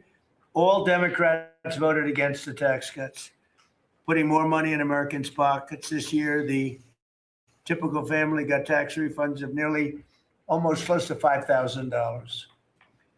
The stock market has set 68 all-time record No, highs fuck, we since didn't. the election. So 68 days, we hit all-time highs. We're right there now. And the average 401k, and that's despite the conflict. I don't call it a war, I call it a conflict. Despite the conflict with Venezuela, who no longer has a Navy, no longer has an Air Force, no longer has a lot of people that were leading the country into very bad places. Their leadership is gone. Their second rung leadership is gone. And we're dealing with their third, half of their third, because half of their third is gone too. The average 401k is up almost $30,000 since I took office. So the Americans are benefiting working today. We have the most working, and we have 401ks at their all-time high, highest they've ever been. And that goes along with the stock market, which is the highest it's ever been. Under my most favored nation agreements, this is something that I wish the media would talk about, because to me, it's one of the biggest things ever to happen in our country. Certainly as to medical, anything having to do with medical, because drug prices, we're delivering record-setting discounts on prescription drugs with price differences of 400, 500, and even 600% at the TrumpRx.gov. We recently added nearly 1,000 low-cost generics to the website. So we have drugs down 400, 500, 600%. Now you could say 80, 90, 70, 60, 50% if you want. There are two ways, depends on the way you ask the question. But a pill that would sell in Germany or in, let's say in London for $10, we're selling for here for $130. And I got the countries to all agree, otherwise they would have had to pay big tariffs. I don't want to go into it, but I had some very interesting discussions. They said vehemently no. And then when I said, that's all right, we're going to charge you 50% tariff on everything you sell into America, they said, well, like we said, we'll say yes. And every single country agreed, and every drug company agreed. So we have most favored nation. So we were paying the highest drug prices in the world. Now we're paying the lowest drug prices in the world. So that pill that I talked about would go from $10 to $20. The world is bigger than the US. Hard to believe, but it's true. So it's not like you cut it in the middle. They just had to go up a little bit, but a little bit is a doubling of a price. So a little bit's a lot. So the pill would go from $10 to $20, and we'd go from $130 to $20. Think of that. So we would get, if you remember, some of you were at the news conference I had in my first term where I got the prices down 1/8%, 1/4. The latest attack from Burt Jones, total garbage. I supported Brian Kemp 100% against Stacey Abrams. I donated the maximum to Kemp, hosted a fundraiser at my house for him, and gave him $100,000 more to beat Abrams into the ground. Burt Jones, he's just lying, because that's what corrupt career politicians always do. I'm Rick Jackson, and I'm running for governor to take the power from them and give it back to you. Paid the highest prices anywhere in the world. Now we're paying the lowest prices anywhere in the world. And the press refuses to write about it. I think it's the biggest thing. And for healthcare, so much of it is prescription drug prices and drug prices. And with them coming down, the healthcare is going to come down very substantially. We recently added nearly 1,000 low-cost generics too, as I said, and that's 1,000 drugs, and it's all on. And this was not given by me. This was given by Dr. Oz and Bobby, and I, wasn't sure whether or not I loved the idea, but they said we want to use Trump. TrumpRx.gov is what it is, and it's the hottest site I think anywhere on the planet, from what I understand, Bobby. Right? It's really great. People are calling up and they're buying drugs for literally a fraction of the price, and it should be the biggest story. And on that alone, we should win the midterms. On that alone, we should win the midterms. But the press doesn't talk about it. It's the biggest thing to happen in the drug industry ever, maybe, ever. And the press doesn't even want to write stories about it. We made the largest ever investment in U.S. military, $1 trillion, and we're asking actually for $1.5 trillion for the coming year. And we have the strongest military anywhere in the world, as you know. You saw what we did with Venezuela. That worked out very quickly. And we're doing really equally as well with, but again, people don't want to write about it, with Iran. Iran is very much intent. They want very much to make a deal. So far, they haven't gotten there. We're not satisfied with it, but we will be. We will be either that or we'll have to just finish the job. But their Navy is gone, as I've said 1,000 times. Their Navy is gone. Their Air Force is gone. Everything's gone, and they're negotiating on fumes. But we'll see what happens. Maybe we have to go back and finish it. Maybe we don't. Right now, I mean, you can speak to Steve Witkoff and Jared. They're doing a good job. But right now, I think it looks like they want to just make a deal. They want to. They have. I don't think they have a choice. They're just going back to the internet because they're getting clobbered. Their economy is in free fall. They have 250% inflation. Their money has no value. Their whole economic system is broken down. They thought they were going to outweight me. You know, we'll outweight him. He's got the midterms. I don't care about the midterms. Look what happened last night. That was the prelude to the midterms. People understand, know that. Very simple. Iran cannot have a nuclear weapon. I'm doing that for the world. I'm not doing it just for us. And we've had great support from other nations, by the way. We don't need it at all, but we've had great support from other nations. The problem is you always get the support when you don't need it. When you need it, you don't get the support. With Operation Epic Fury, our warriors are ensuring that the world's #1 state sponsor of terror never obtains a nuclear weapon, and they won't. Under the leadership of Vice President J.D. Vance, very proud of this, the White House Task Force to eliminate fraud is waging war on waste, fraud, theft, and abuse like nobody's ever seen before. He looks like Elliot Ness. You ever see Elliot Ness? I'm telling you, the guys that are up there are all central casting, standing behind. What a group of people. No, it looks like a movie. I'm going to make a movie out of it, I think.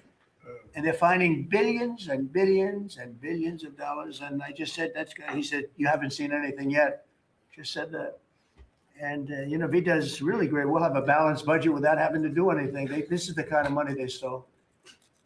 They're crooks. They're thieves. And I hope that Todd is going to do a real job. These are crooked people. These are thieves. This isn't like a mistake.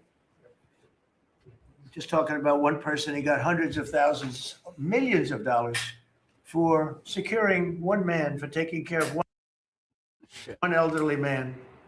He was a service. He got paid millions of dollars for taking care of one man. Total crook. They're all crooks. The Somalians, what they've done to Minnesota, the Somalians, they're crooked as hell. Ilhan Omar, crooked as hell. They're all crooks. And we got them. We got them. Now we're putting the clamps on. But boy, I tell you, that's an impressive group of guys that you have behind you. I was watching that, and a couple of very strong women too. But I was watching that last night. I said, I'm proud of you guys. In 2 months, we've exposed tens of billions of dollars of defrauded taxpayer money, prosecuted numerous fraudsters, Todd, and stopped billions of suspicious payments, very suspicious. Oh, you haven't seen anything yet? What do you see? I'm getting reports from Todd, from JD. I've never seen anything like it. The kind of just hundreds of billions of dollars was stolen, and no other administration would do what we're doing. Just let it go. Everybody was getting rich. And I think we have a chance to save Social Security without doing anything to it by just the numbers of fraudulent people on Social Security, people that are 115 years old, 125 years old, getting payments. It's funny, I said, oh, do those payments get turned back? No, they accept them. Well, somebody's getting the payment. It's not a person that's 125 years old. But that's the least of it. The numbers that we're finding out, we have great people at Social Security. We're going to make our Social Security so strong, so good that you've never seen anything like it. We're going to protect. I said right from the beginning, we're going to protect our people in Social Security. If the Democrats ever got in, you wouldn't have Social Security would be bankrupt. People wouldn't be getting anything. Last week, they took down 2 of the largest Medicaid fraud cases in Minnesota history, as well as the largest autism fraud case ever charged by the federal government. You saw that with millions of dollars just being stolen. Everybody had autism. Everybody had autism. They said it was incredible, actually. And I've just seen. True that, Cop. True that. Russia is the one to worry about. Yet. So congratulations, JD. Be vicious like they are. They're violent people. They're violent, vicious scum. Before asking Vice President Vance to speak about these efforts, I want to express our tremendous gratitude to our outgoing Director of National Intelligence, Tulsi Gabbard, who's a terrific person, actually.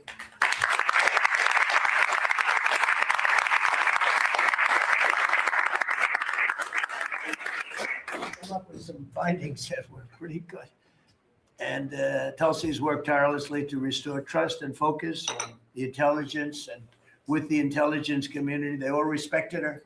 They listened to her. She gave us leads that were pretty much, people thought they were dead and they weren't dead. They were right there. And she was able to expose a lot of things that we used at the FBI with Cash and with Todd and with JD and everybody else. It was amazing. She dramatically reformed the Office of Director of National Intelligence, and cutting the staff by 40%, and she prevented countless terrorists and cartel members from entering the United States. She exposed mountains of evidence related to the Russia hoax, probably the greatest hoax in the history of our country. Although when you look at the fraud coming out, there's a lot of them.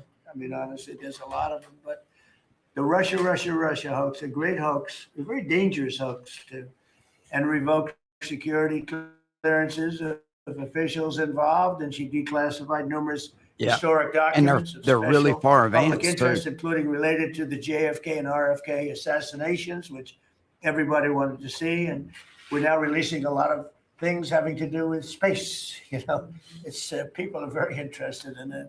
It actually became the #1 topic. We're releasing a lot of information having to do with terrestrial things, and people are totally fascinated by it. It's amazing. I wasn't sure if they would enjoy it. It's literally trending #1. Can you believe it? So a lot of people out there are like it, but we're releasing all of that information. And Tulsi, we're praying for you and for your husband. Her husband's not feeling great, but he's going to feel great soon. You're going to get him better. And he's a wonderful guy. So just say hello. Thank you for the great work you've done. We appreciate it. Thank you very much. And now I'd like to ask JD to say a few words about the war on fraud, followed by Acting Attorney General Todd Blanche, who's doing fantastically, and Secretary of State Marco Rubio, another one. I mean, we have great people. And the Secretary of War, Pete Hegseth, Central Casting. He loves war. I don't know. I guess he's a good man, Ellen. And Scott Bessent, you talk about a guy doing a job. Been fantastic. Thank you, Scott. Really fantastic. And a lot of the success that we're having with other countries is what you've been able to do and find. And SBA Administrator Kelly Loeffler and all of the people here have been great. We're going to just do those few, and maybe if you have some questions, we'll go to others. But everybody around here has got a lot to say. But we did that once, and it lasted for like 4 or 5 hours. It was a little much. We want to be open. So now if I do it this way, they'll say, he didn't let anybody talk. But let's start with JD, and you can talk about a really, really important thing, bringing our country back to honesty. A tremendous amount of money is involved. Thank you. Go ahead. Thank you. Yes, sir. Well, first of all, thank you for your leadership, sir, and for making it possible. I often find in the fraud task force that there's sometimes barriers that we need to break down, agencies that need to coordinate, and I'll come to the president and say, Mr. President, I need your permission to do, he'll say, for what? For the fraud task force, and he'll cut me off and say, yes, go do it. So the fact that we have dedicated presidential leadership is really Iran is talking more right now. So Iran Revolutionary Guard on X is saying the likelihood of war breaking out is low, but our forces are fully prepared and ready. So in other words, they're saying, what's up? Good morning, potential. They're saying that there ain't nothing going to happen. That's what's up. They're ready to surrender. America's ready to move on, which is a good thing. We need to fucking move on, man. We need to move on.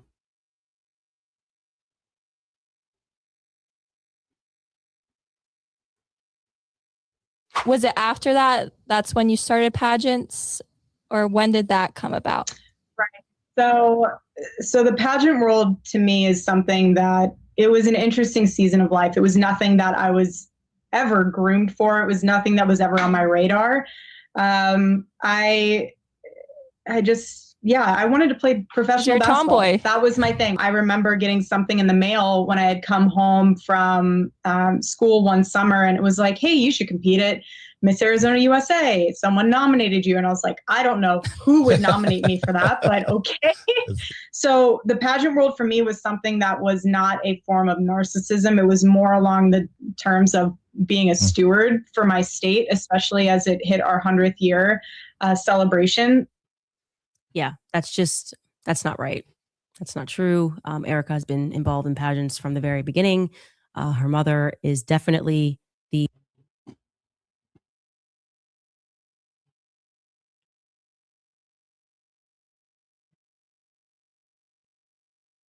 Where did the one with fucking damn this we'll watch some of this. I don't know how much of this I'm gonna get through. Creators, but Take we'll Base watch 3 some apps of are it. built to run my business, made with Base 44. I've started Ready to for watch you. it a couple times. It was pretty fucking All boring. right, you guys. Happy Monday. Look alive. Look alive. No, you are not dreaming. The trailer that you saw online is very real. Hunter Biden was in this house with Brigitte doll. So we are officially living in upside down land. And I'm going to tell you guys how that came to be.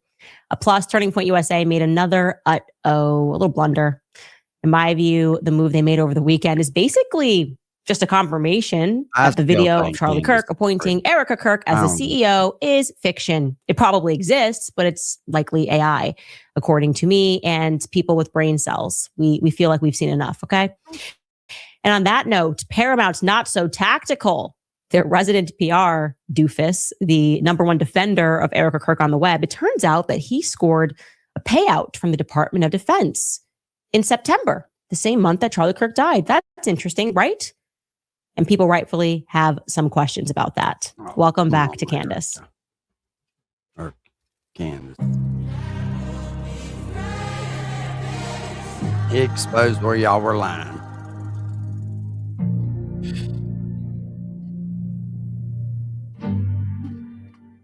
All right, let's begin with Hunter Biden, because how on earth did it happen, right?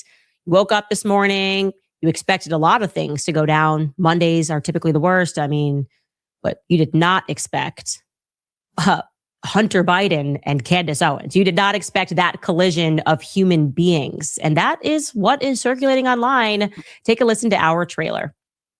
So the FBI has had physical possession of Hunter Biden's laptop, which reportedly contains, well, a lot of disturbing material. You have access to that actual laptop. A jury found Hunter Biden guilty of 3 felony gun charges. I said I abide by the jury decision.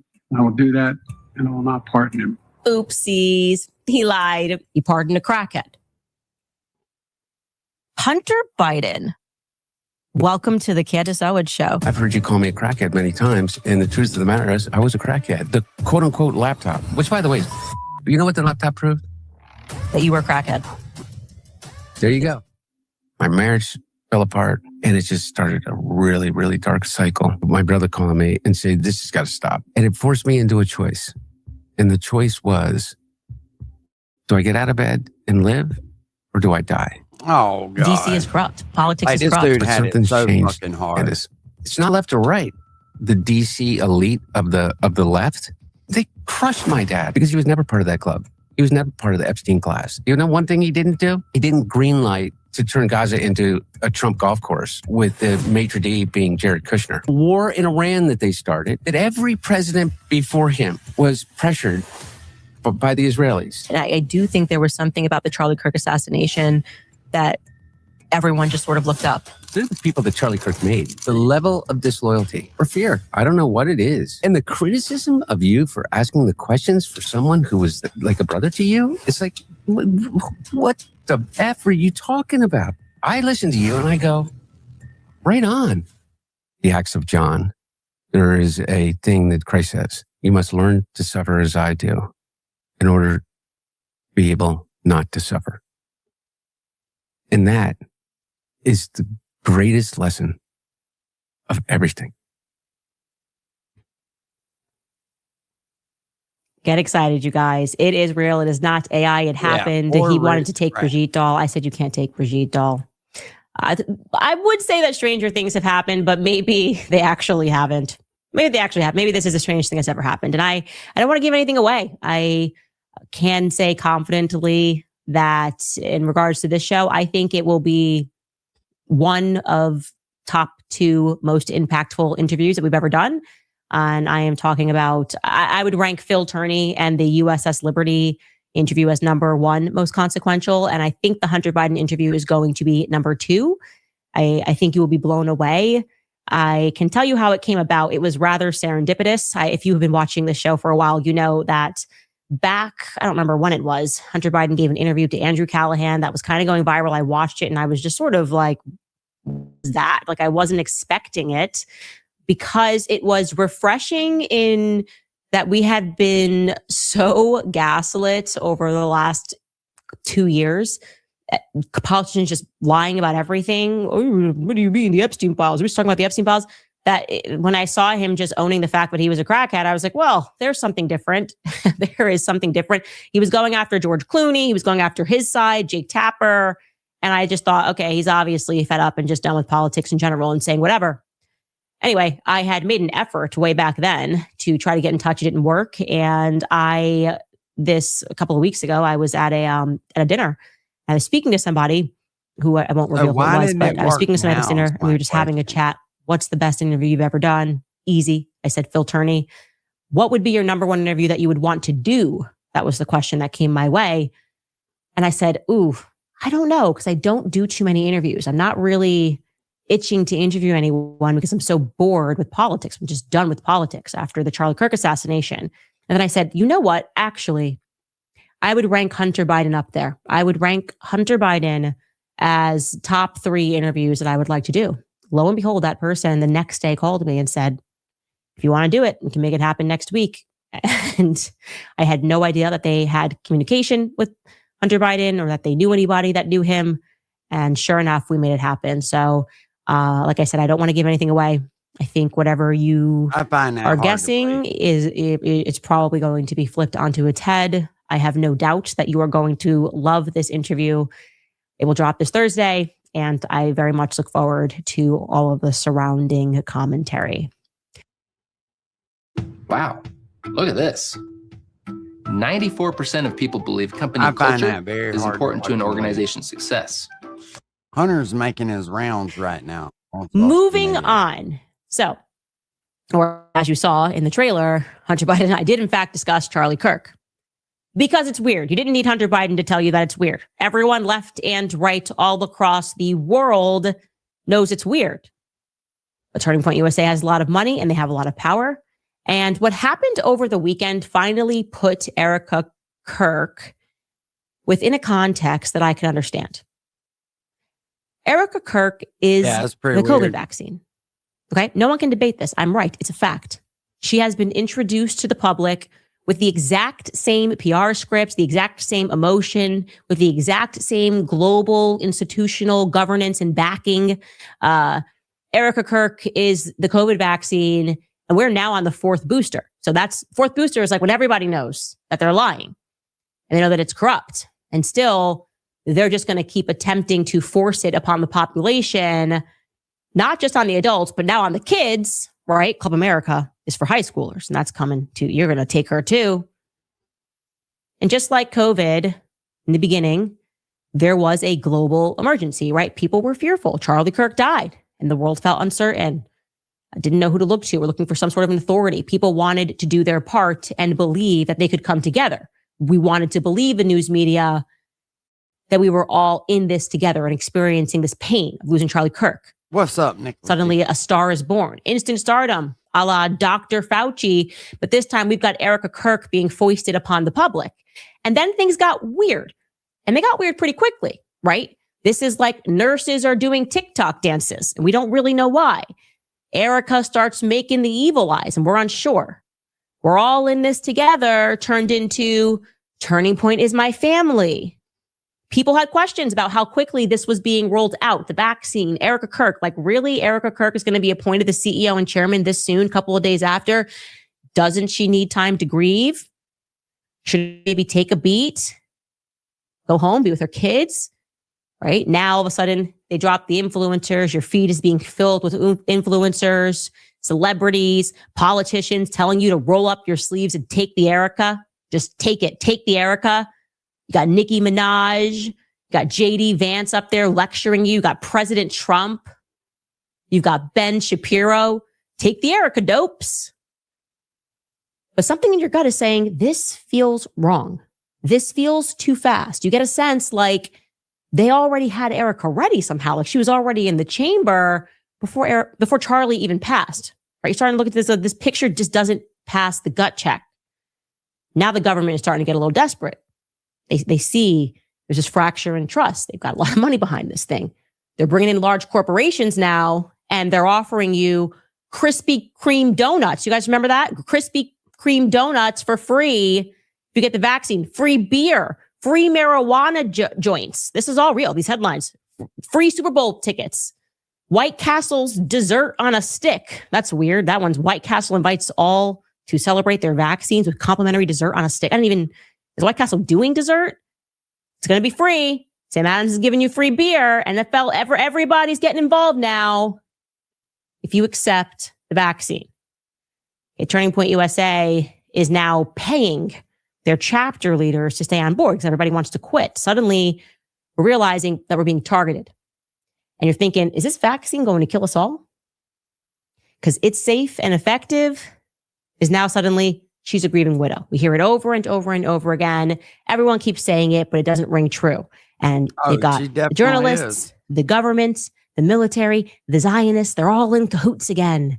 And whenever this unholy alliance begins to collude to tell you that something or someone is okay, it's because that someone and something probably isn't. Okay, is that fair? I feel like that is historically accurate. What happens next is a few brave people step into the fold and they begin to ask the right questions. Hey, why do I feel like Erica Kirk is going to kill me every time she speaks? Why is she dressed like an assassin? What's with the glitter pants? What exactly is she doing inside of the drapery? And then when they ask those questions, the entire ecosystem comes down crashing, trying to destroy them. Because how dare you ask these sorts of questions? And then the final stage of COVID is when we begin catching our government in outright lies. That's where we are right now. We're like, hey, government, you said that if I got the vaccine, I wouldn't get COVID, but I got the vaccine and then I got COVID twice. So what's up? And then the government, they don't like when you catch them out in lies, right? So when you catch them in something that they said, they then roll out the experts, the psychologists, the psychiatrists to convince the public that even noticing the government lies and not just trusting them blindly is something that only a psychopath would do. Why would you not just trust us blindly? Only a narcissist would recognize that we, the government, are completely full of shit and making things up as we go along. Do you guys remember that? There were legitimate studies being done by psychiatrists and psychologists, diagnosing people who simply said, no, thank you, you're lying regarding the vaccine. Here's an example. I'm showing you a real study. You don't remember what we lived through, guys. It was trauma. The study is entitled The Impact of the Dark Triad Personality Traits on COVID-19 Vaccination Uptake. And here we have highlighted. We add to a deeper understanding of vaccination hesitancy by identifying what drives primary vaccination and booster uptake, as well as adherence to simple preventative measures, such as physical distancing, by investigating the role of dark triad personality traits, Machiavellianism, narcissism, psychopathy. Oh, okay.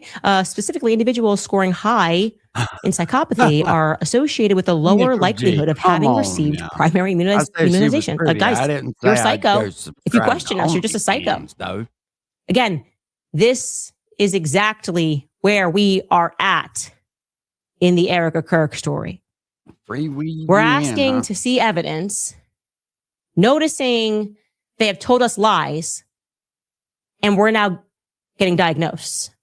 And I just have to tee that up because I'm so amazed, jaw on the floor at what took place over the weekend. Okay. So to back this up, obviously, we broke the story. We've been keeping the countdown here.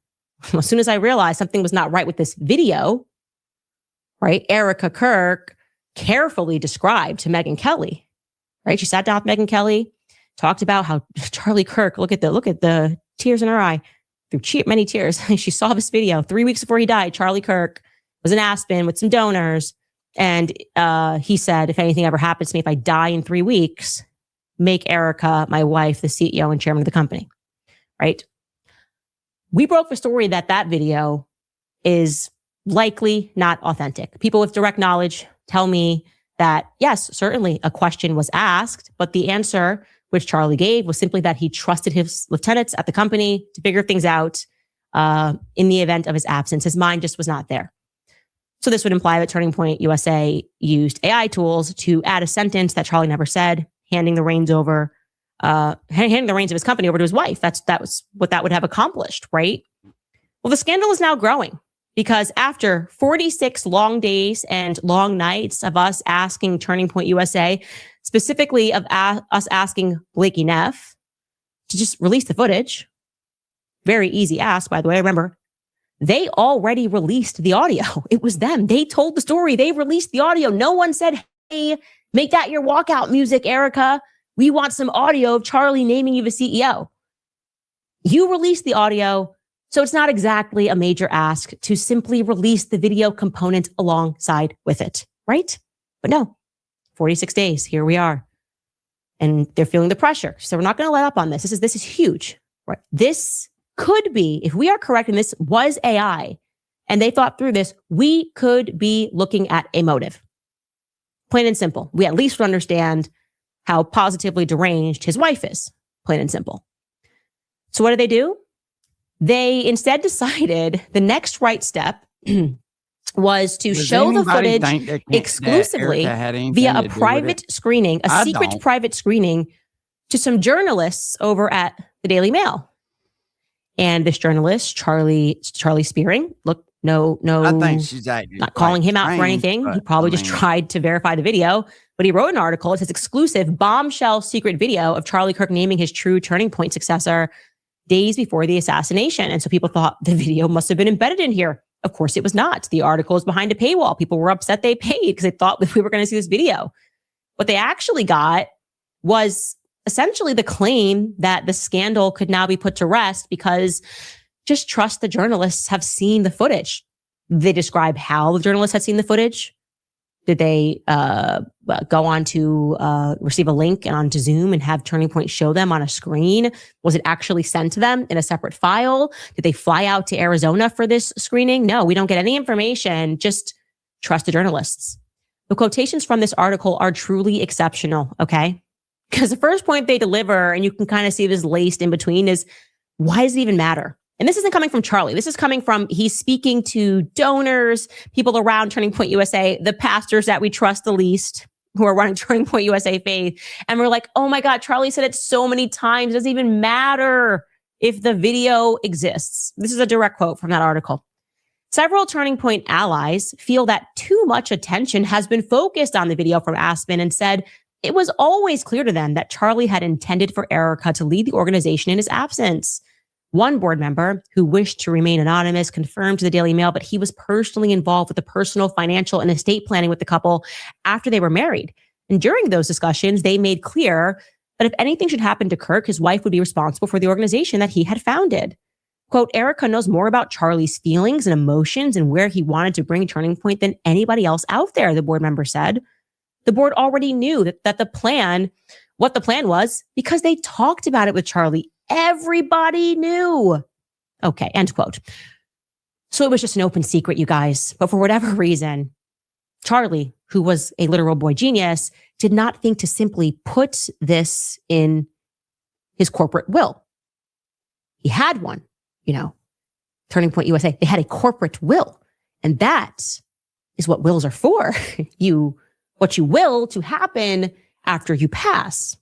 So we are to believe he just kept saying this over and over again. Like, if anything happens to me, I just want Erica to take over this place. I just want Erica to take over this place. When it came down to the paperwork, he just skipped that part. Was Erica in the corporate will? Yeah. I'm told Erica actually was named and she inherited 10 million. That may or may not be correct. I didn't get a question on Turning Point USA, but I was told this very early on from someone on the inside. So he thought about Erica when he did his will for her to get paid. Maybe it wasn't 10, who knows? I'm actually almost certain it was like 10 million. But for some reason, he didn't write that he wanted her to become the CEO. That feels like a bit of a miss. I don't buy it. It's BS. Okay. Elsewhere in the article, they explain that the reporters have seen the video, so I guess it's all good. Okay. Quote, video of the Aspen Donor Conference has never been released publicly, but the Daily has been given exclusive access to screen the full video, report on its contents, and speak to individuals who were in the room in Aspen that day, as secrecy around the footage has become a major point of contention for critics of Turning Point and its new CEO, Erica Kirk. Oh, I have a question. Why can't they just release the footage? Oh, they have that in the article as well. The excuse that Turning Point provides for why they cannot release the footage themselves is because it would violate donor privacy.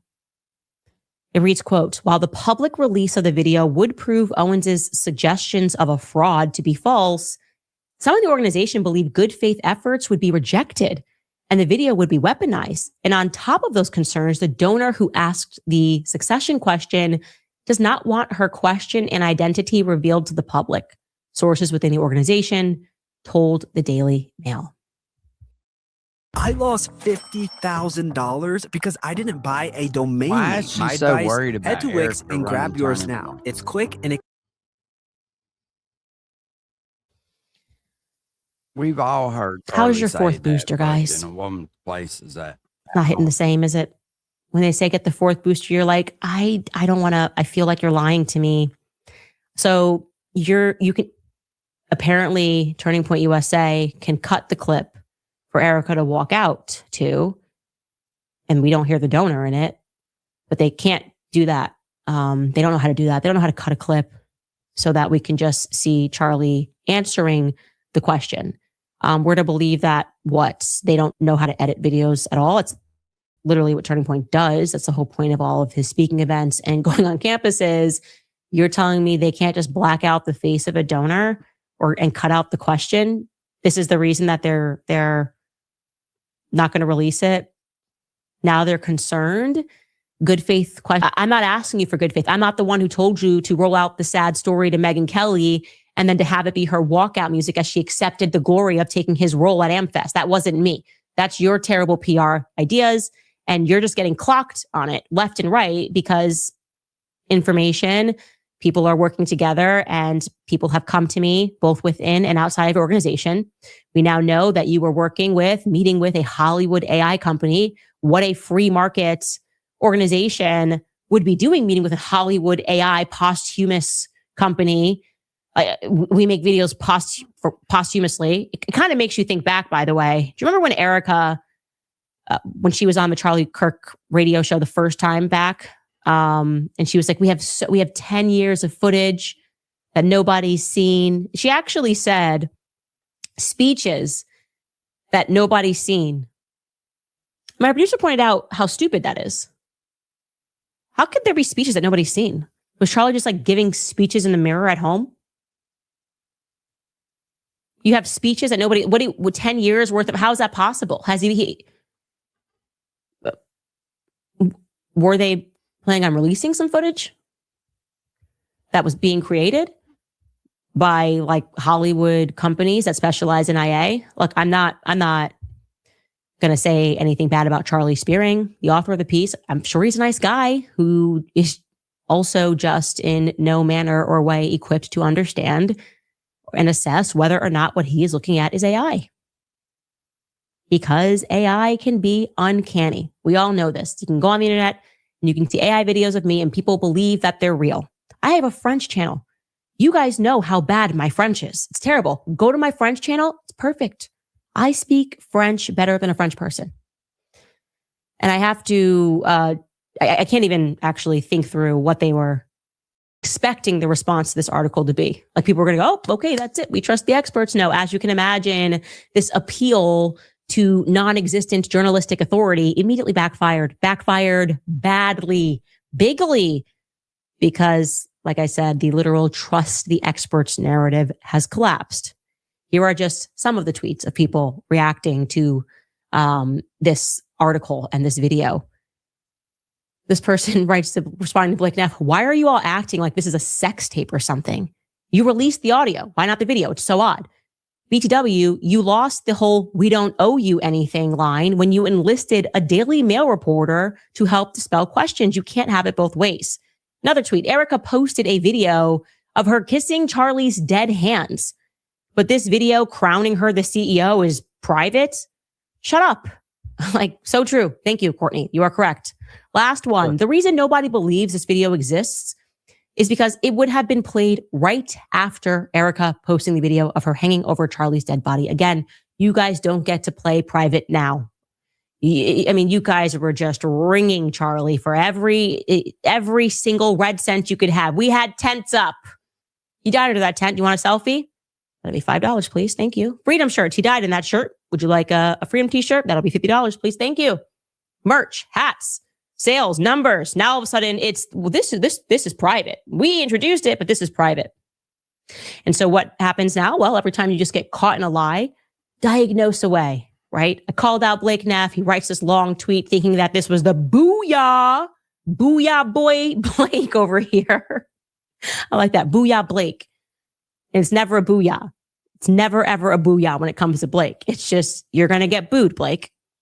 And he was like, oh, let me recap everything that happened with the Daily Mail reporter. He wrote this. Of course, no, the video is actually needed to prove Charlie wanted Erica to succeed him. Everyone who knew Charlie well and spent time around him knew this was the case. So the fact that he's just going to go ahead and say, no, the video is not even needed is, again, they're just now gaslighting us, right?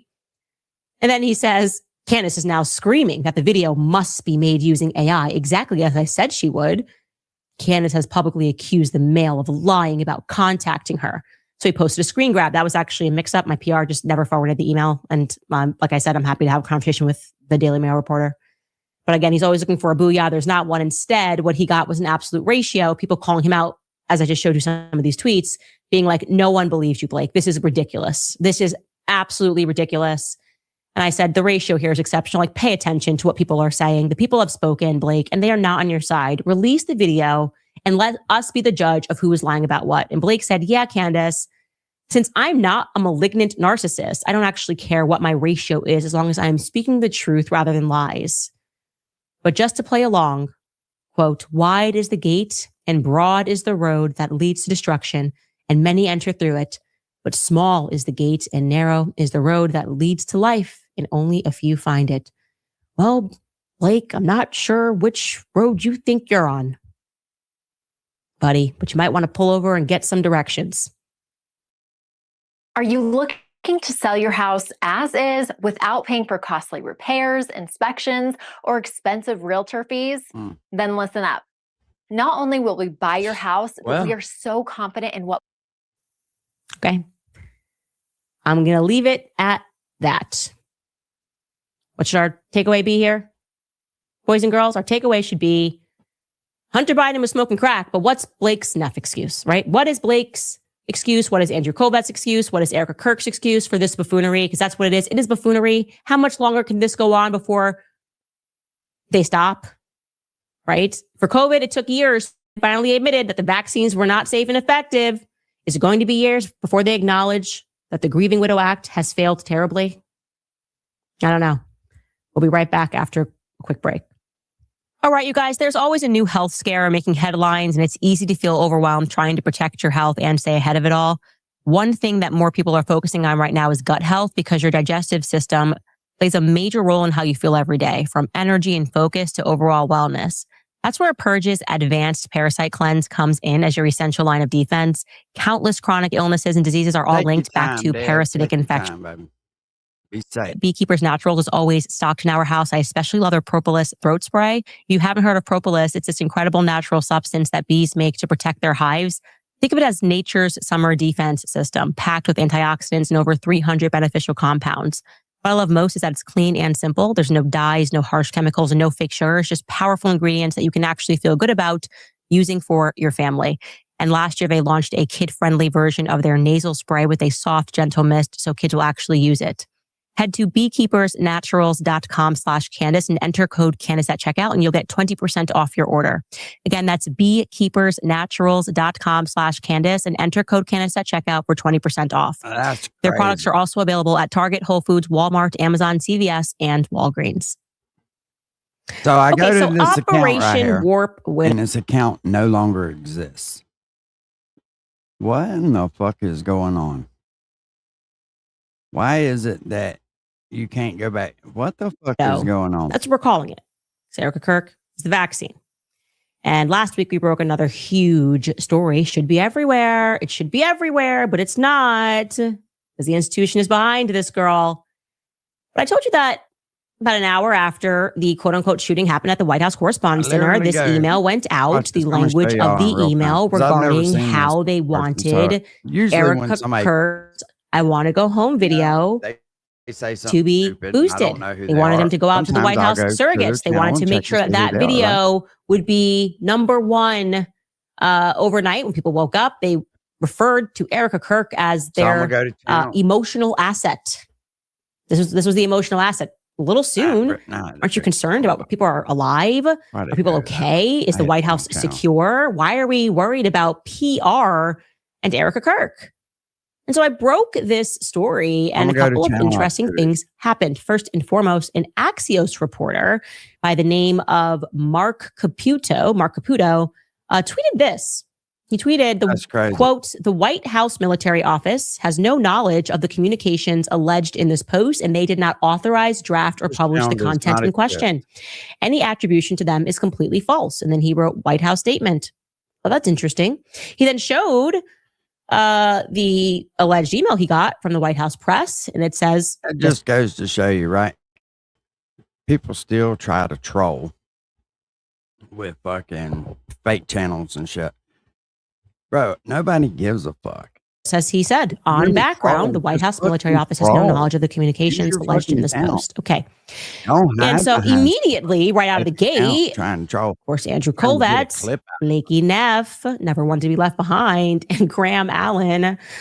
I don't know who's more of a doofus, Graham Allen or Paramount Tactical. It's tough. But they were so excited, they tried to push this Axios report. And let's listen to what they said. They ask why we hunt. It's not just a bird on the ground. It's a memory locked in forever.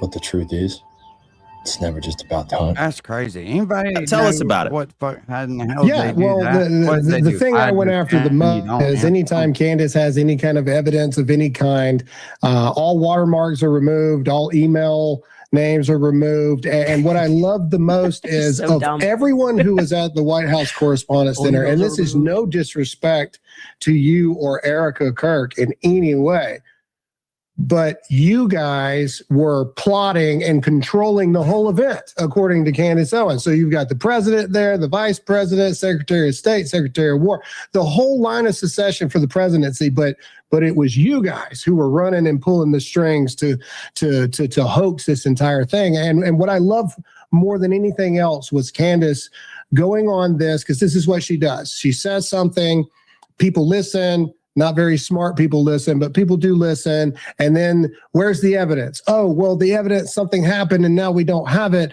But what I'll do is I will retype the most pertinent information. So the screenshot that she put up there about this whole conspiracy to boost Erica's, as she calls it, the I Want to Go Home video, even in her description, she says, this is not the email. I retyped what I viewed to be the most important points of all of this. And then I commented and I said, this is the most made up thing I've ever seen in my life. And then she never provides any type of truth, any type of anything in that regard. And so I really hope the White House does respond. I would love nothing more. They did, Graham.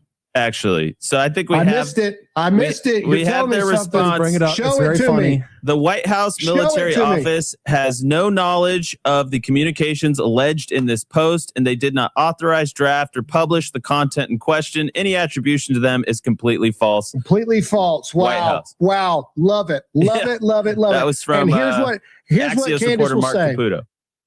All right, dumb and dumberer. We get it. So this is interesting because instantly, if you just can cut through all of this PR nonsense, the first thing I said is like, why are you guys pretending you have to rely on Axios reporter? You're like boys with Kash Patel. You got VP Vance on the road with Erica Kirk. You guys are on a first name text basis. Okay, you didn't have to go through or check an Axios reporter to know whether or not the story was true. And if it wasn't true, let's be honest, it's Candace Owens. Wall-to-wall coverage. Candace Owens got hoaxed. Fell for a hoax. Somebody pretended this email wasn't real. This lets you know something's real, right? Andrew Colvette's on the case, and they're giddy about some Axios reporters tweet, not doing any due diligence on their own when they have the ability to. So I said, okay, let's play a game. I'm going to email the White House. First off, just to confirm, which I didn't think the Axios reporter was lying, but I just, had my producer email the White House and ask, did this email go out from the White House military office? And they instantly came back. When I say instantly, I want to be clear. They came back in 4.5 minutes. Okay. 4.5 minutes. They instantly replied, exact same language. If you want to go back to that language that they used, the White House military office has no recollection of this email.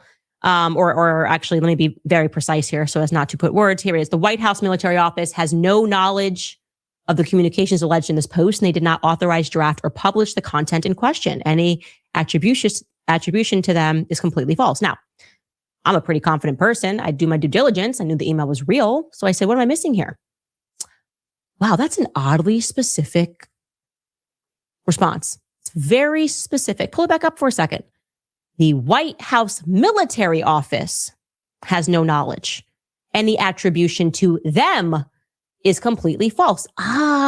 Feels to me like a little PR maneuvering. Did I get the sender wrong? And then I said, well, it's certainly possible because it was a distribution email that sent it. It was a distribution list, and that's what you see in the sender. And then you can see who it went to. So it's entirely plausible that the White House military office did not send the email. So I decided to instantly go back to them. So glad they answered quickly. Here is what we wrote back. I wrote back, thank you for the prompt response. Attribution aside, are you claiming that an email was not sent or received at all on the evening of April 25th with Stephen Chong, Richard Smalley, and Ryan Ripien carbon copied with the below language in part? Addendum, Erica Kirk video clip of Erica Kirk leaving the ballroom area and stating, I just want to go home is driving the highest organic engagement of all incident-related content across platforms. Our current digital assessment, strongest emotional response, high cross-ideological circulation, elevated repost, you get it.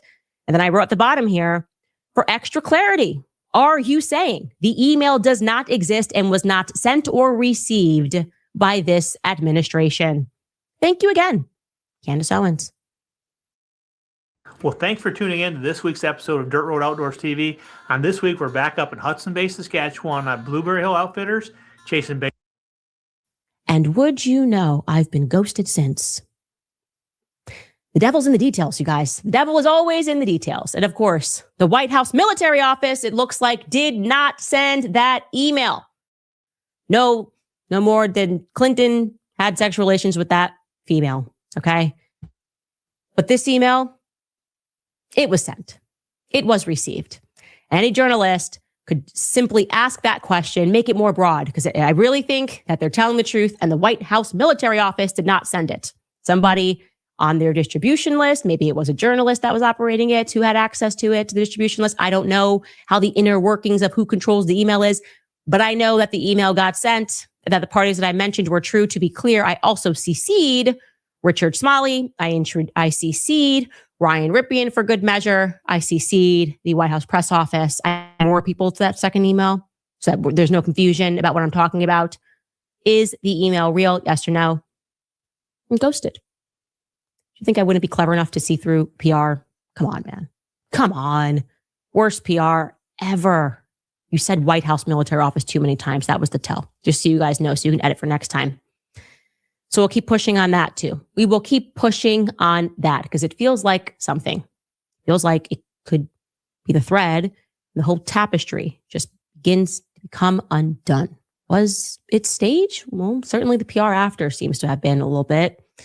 We'll find out. Speaking of bad publicity, Paramount Not So Tactical, apparently, I was not aware of this, is being paid or was paid in a large lump sum by the Department of Defense, dated 14 days after Charlie Kirk's assassination. Would you know? How weird that Brian Harpole chooses this obscure YouTuber to give an interview to. We were all going, that's kind of weird, right? And then all of a sudden, Turning Point USA is just platforming him, giving him alibis. I'm actual friend of Charlie Kirk asking, hey man, what's going on here? They're sliding him kids that are not Erica's to a guy that doesn't even understand what an alibi is. He's like, why does it matter if it's her kids? Why does it matter if she's in the photo? It's her alibi, isn't it? Well, I don't want to explain that to you, Gary, because this is not a preschool. Okay? You need to understand by yourself why that alibi doesn't work if they're not Erica's kids. I want you to get there by yourself, Gary. Anyway, the receipts are here. On September 24, 2025, he received $39,000 for individual equipment. And then on September 29th, 5 days later, he received $151,000 for night vision equipment. That seems weird. Does that seem weird to you? The Department of Defense decided to just give him that sort of money because we went to his website and maybe I'm missing something. I've never claimed to be a military guy. In fact, people like Gary kind of scare me. Like dumb people with guns, not a great thing. When you go on his website, he doesn't make his own gear. People with guns. Do you think that if the Department of Defense needed night vision goggles, they'd go to someone who makes them, the actual manufacturer? You get a better price if you did that, rather than going to a third-party site run by an idiot named Gary Melton to buy the equipment. That seems weird. The timing's weird. It's suspicious. It is what it is. I just thought that I would let you guys know that that's been going around, and we fact-checked it, and it is true. So there's a lot of that going around. Remember our decoy boy number 2, his dad too, got a massive contract with the Department of Defense. That's fucking crazy. Built app, massive contract, right leading up to Charlie's death. Fascinating. Anyway, lastly, to leave you guys on a very happy note. I'm happy today in general, but this fan of mine, a small fan of mine, apparently really loves the midget horse, and she was pestering her mother to bring back up the midget horse that Ben Shapiro rides around Nashville on. And I'm going to show you this video because it's positively adorable. Take a look at this. What did you just say? Can you go to that part where the person's on the face like this? Oh. Are you talking about that guy right there? Uh-huh. Ben Shapiro? Okay, first off, this girl nailed it. Can we show you the side by side right now? I mean, come on. So we are going to send this girl, we're going to figure out who this is and send her some kit because we all love a midget horse, even if it's being overworked by a temperamental little man on top of it. But did you see what she just presented about the tactical dude? Paramount. With base 44, a simple sentence. If becomes this is true, that's website. fucking crazy. be honest, it's Candace Owens, wall-to-wall coverage. Candace Owens. I'm gonna replay it again. They came back in 4.5 minutes. You was the one that showed me that Paramount Technical and them exposing her about lying. Okay, 4.5 minutes. They instantly replied. All right, exact so just turn the volume same up. language. If you want to go back to that language that they used, the White House Military Office has no recollection of this email. Wrong. And then I said, well, it's certainly possible because it was a distribution email that sent it. It was a distribution list, and that's what you see in the sender. And then you can see who it went to. So it's entirely plausible that the White House Military Office did not send the email. So I decided to instantly go back to them. So glad they answered quickly. Here's what we wrote back.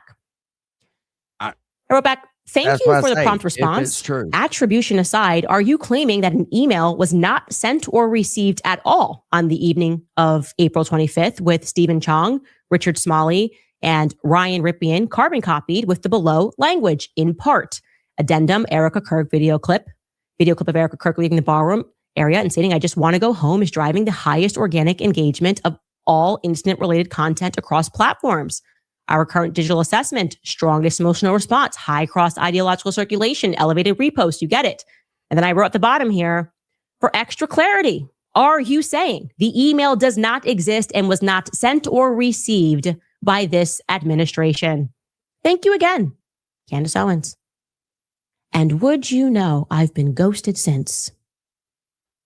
The devil's in the details, you guys. The devil is always in the details. And of course, the White House military office, it looks like, did not send that email.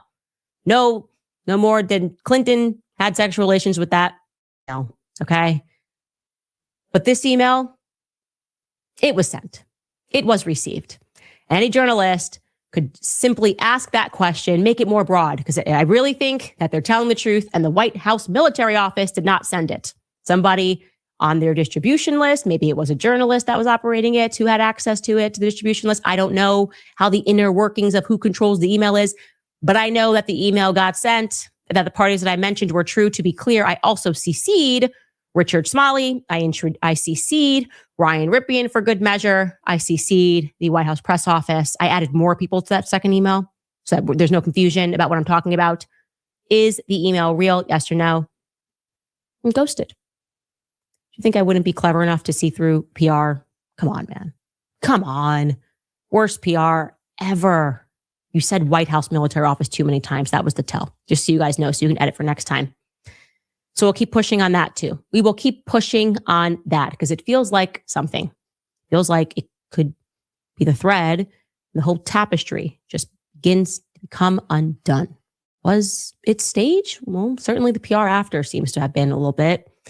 We'll find out. Speaking of bad publicity, Paramount Not So Tactical, apparently, I was not aware of this, is being paid or was paid in a large lump sum by the Department of Defense, dated 14 days after Charlie Kirk's assassination. Would you know? How weird that Brian Harpole chooses this obscure YouTuber to give an interview to. We were all going, that's kind of weird, right? And then all of a sudden, Turning Point USA is just platforming him, giving him alibis. I'm actual friend of Charlie Kirk asking, hey, man, what's going on here? They're sliding him kids that are not Erica's to a guy that doesn't even understand what an alibi is. He's like, why does it matter if it's her kids? Why does it matter if she's in the photo? It's her alibi, isn't it? Well, I don't want to explain that to you, Gary, because this is not a preschool. Okay, you need to understand by yourself why that alibi doesn't work. If they're not Erica's kids, I want you to get there by yourself, Gary. Anyway, the receipts are here. On September 24, 2025, he received $39,000 for individual equipment. And then on September 29th, 5 days later, he received $151,000 for night vision equipment. That seems weird. Does that seem weird to you? The Department of Defense decided to just give him that sort of money because we went to his website and maybe I'm missing something. I've never claimed to be a military guy. In fact, people like Gary kind of scare me. Like dumb people with guns, not a great thing. When you go on his website, he doesn't make his own gear. So you would think that if the Department of Defense needed night vision goggles, they'd go to someone who makes them, the actual manufacturer. You get a better price if you did that, rather than going to a third-party site run by an idiot named Gary Melton to buy the equipment. That seems weird. The timing's weird. It's suspicious. It is what it is. I just thought that I would let you guys know that that's been going around, and we fact-checked it, and it is true. So... There's a lot of that going on. Remember our decoy boy number 2, his dad too, got a massive contract with the Department of Defense.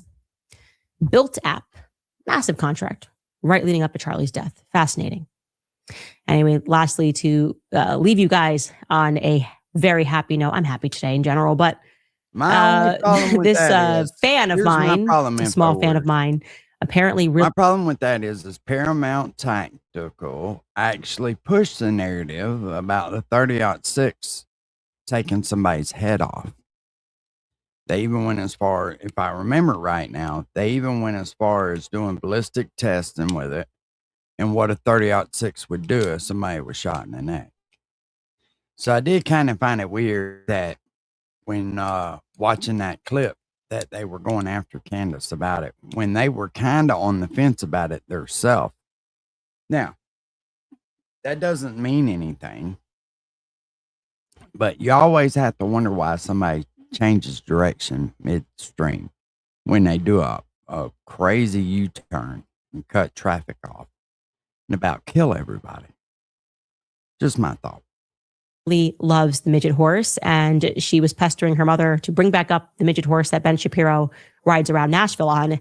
And I'm going to show you this video because it's positively adorable. Take a look at this. What did you just say? Can you go to that part where the person's on the face like this? Oh. Are you talking about that guy right there? Ben Shapiro? If I'm being Okay, first off, this girl. If I'm being 100% honest, I don't trust any of them. Nailed it. Can we show you the side by side right now? I mean, come on. So we are going to send this girl. We're going to figure out who this is and send her some kit because we all love a midget horse, even if it's being overworked by a temperamental little man on top of it. But that just totally made my day when I saw that. I was like, she is positively adorable. So if she's watching, and I'm sure she is, we can't get you a midget horse, but we can absolutely send you some kit. So we're going to do that. All right, you guys will take a brief break and then we'll read some comments.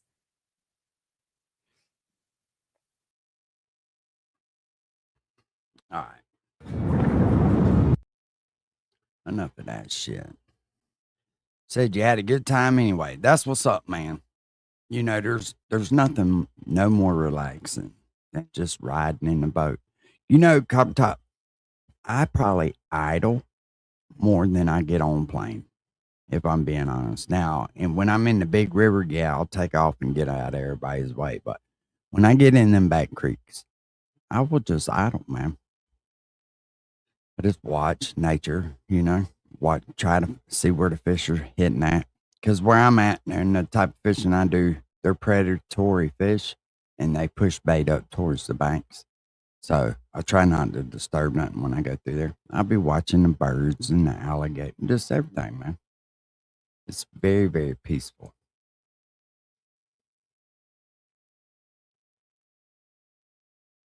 Let's see what they're saying. Let's see about this. Right here. Yeah, I'm glad you had a good morning, bro. I totally understand, right? I think me and you are a lot alike, bro. Welcome to a brand new hour of America's Newsroom. I'm Dana Perino. Good Morning to you, partner. It's an hour away now from that meeting. There you go. I'm Dylan Hemmer. Yeah, and that meeting coming in. It's just about relaxing and decompressing. And, you know, when you're out in nature like that, it clears your mind. I think everybody should get out doing something like that. Talks with Tehran. The two sides trying to nail down the fine details of a mutual agreement hoping to end the fighting. Meanwhile, Iran continues to use the Strait along with his nuclear stockpile as leverage. Ryan Hook, former U.S. Special Representative for Iran, telling us last hour that Iran's regime faces pressure from all sides, internal and external. If I'm being honest, the regime is worried about the people coming back on the street and then putting pressure on the regime that might then possibly, if it were to, you know, cascade and spiral, could bring the regime into a survival mode. Now, if you could have an MOU that would reopen the Strait, that would be very good. But that would just be a narrow first step toward a broader deal that would address the nuclear program, the missiles, and the proxies. So if the talks around the MOU break down, the president can return to the battlefield or restore the naval blockade. So with all of that, let's get to Chief Foreign Correspondent Trey Yingst. He's live in Tel Aviv. Good morning. Yeah, hey, Dana, good morning. The final details for a possible agreement between the United States and Iran are still being discussed, but regional tension has certainly decreased. There is hope here that ultimately a deal can be reached that would avert a return to war and also address Iran's nuclear program and open the Strait of Hormuz. Regional officials say that implementation of an agreement is even more important than what is being written in a possible deal. I think there's strong alignment and agreement on what a preliminary draft should. You know how crazy would it be if civilian Iranians got a hold of weapons and started firing at Americans, trying to get them to strike? if they were to fear the Americans leaving and not getting them liberated. Would that be too far out the question to think? Should look like. I think that, like anything with something like this, it's going to take a couple days to settle on, even down to the disagreements over a word, sentence. So we'll have to work through that. If there's going to be a deal, we're going to have to work through 100%. That. But this is, it's either going to be a good deal or there isn't going to be one.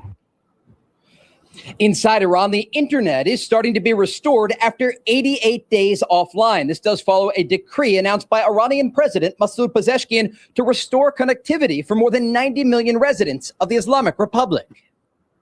Now, when we track connectivity, we're looking at the number of reachable endpoints in a country from outside that country, which is a great way to understand how accessible that country is from the outside.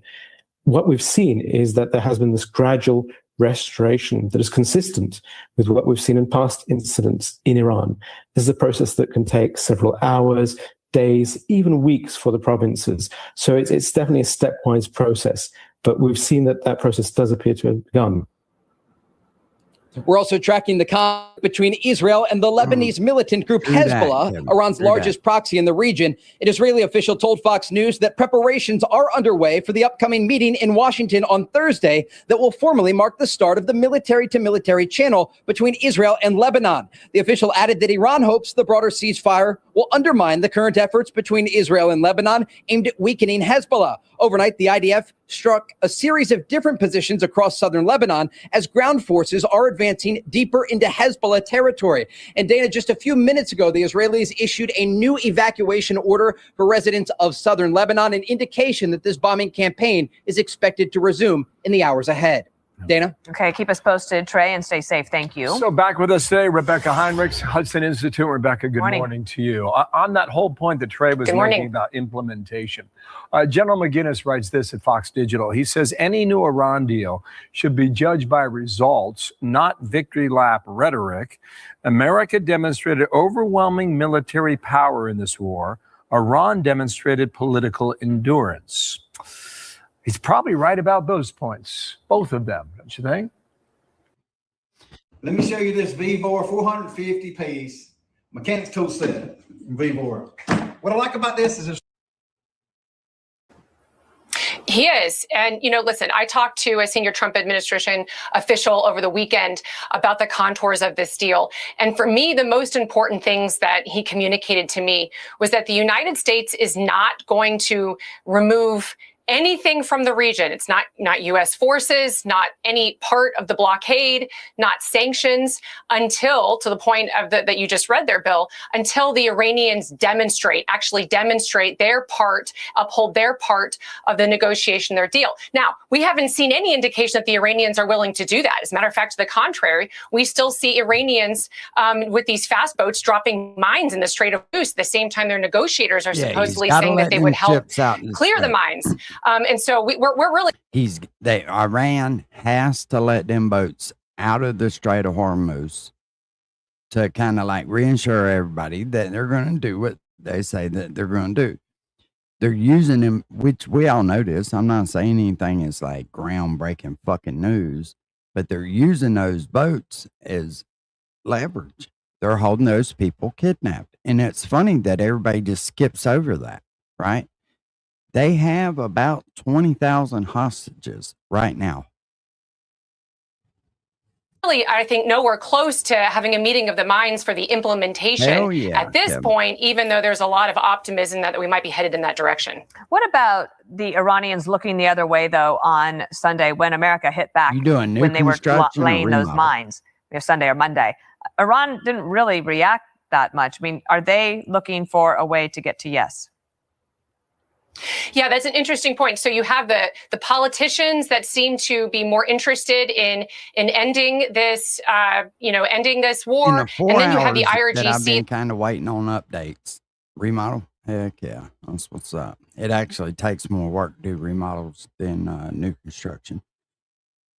But in the 4 hours I've been watching this, I haven't seen anything new come out. It's all just the same recycled bullshit. that are really all along the coastline, Dana. They have surface-to-air missile launchers there. They've got these fast boats where they can lay mines, and then they have launchers that can attack That's ships. the crazy part, And then right? you have the politicians who it's not really clear if they have control over those individuals. And not only that, these really are terrorists. Sometimes I think they use that word a little too loosely, but these people come in power by taking over and overthrowing the government that was there. And I mean, they don't really have a connection to the Iranian people. They don't give a fuck about them.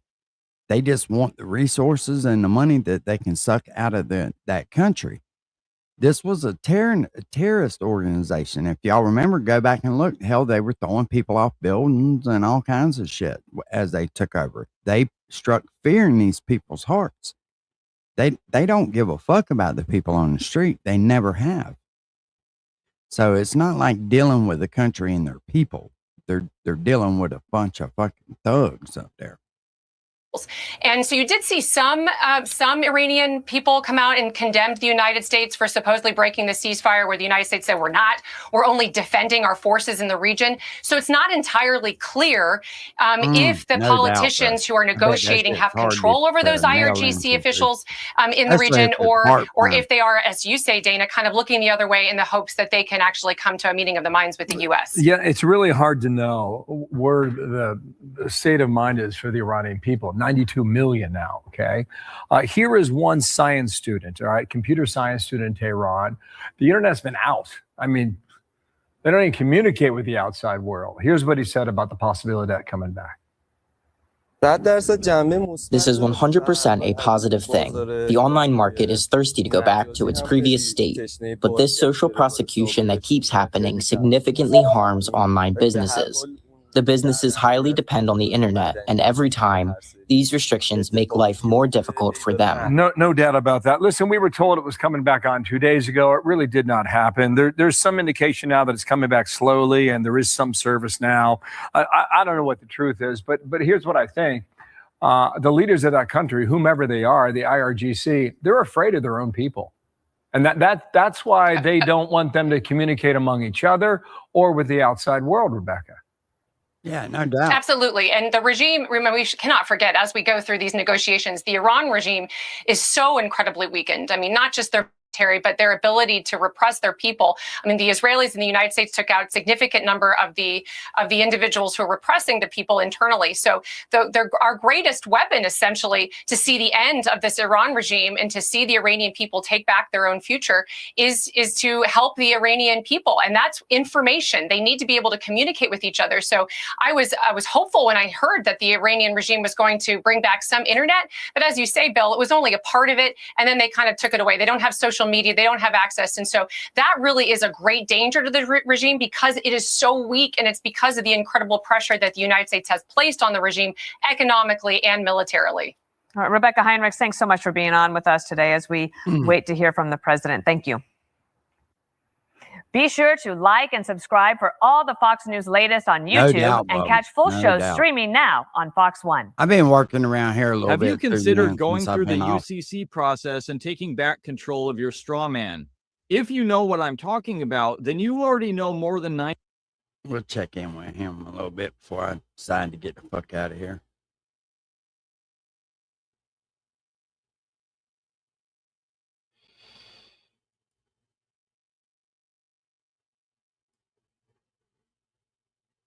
We have killers, we have guys that have murdered numerous people in there, and these are the people they're trying to protect.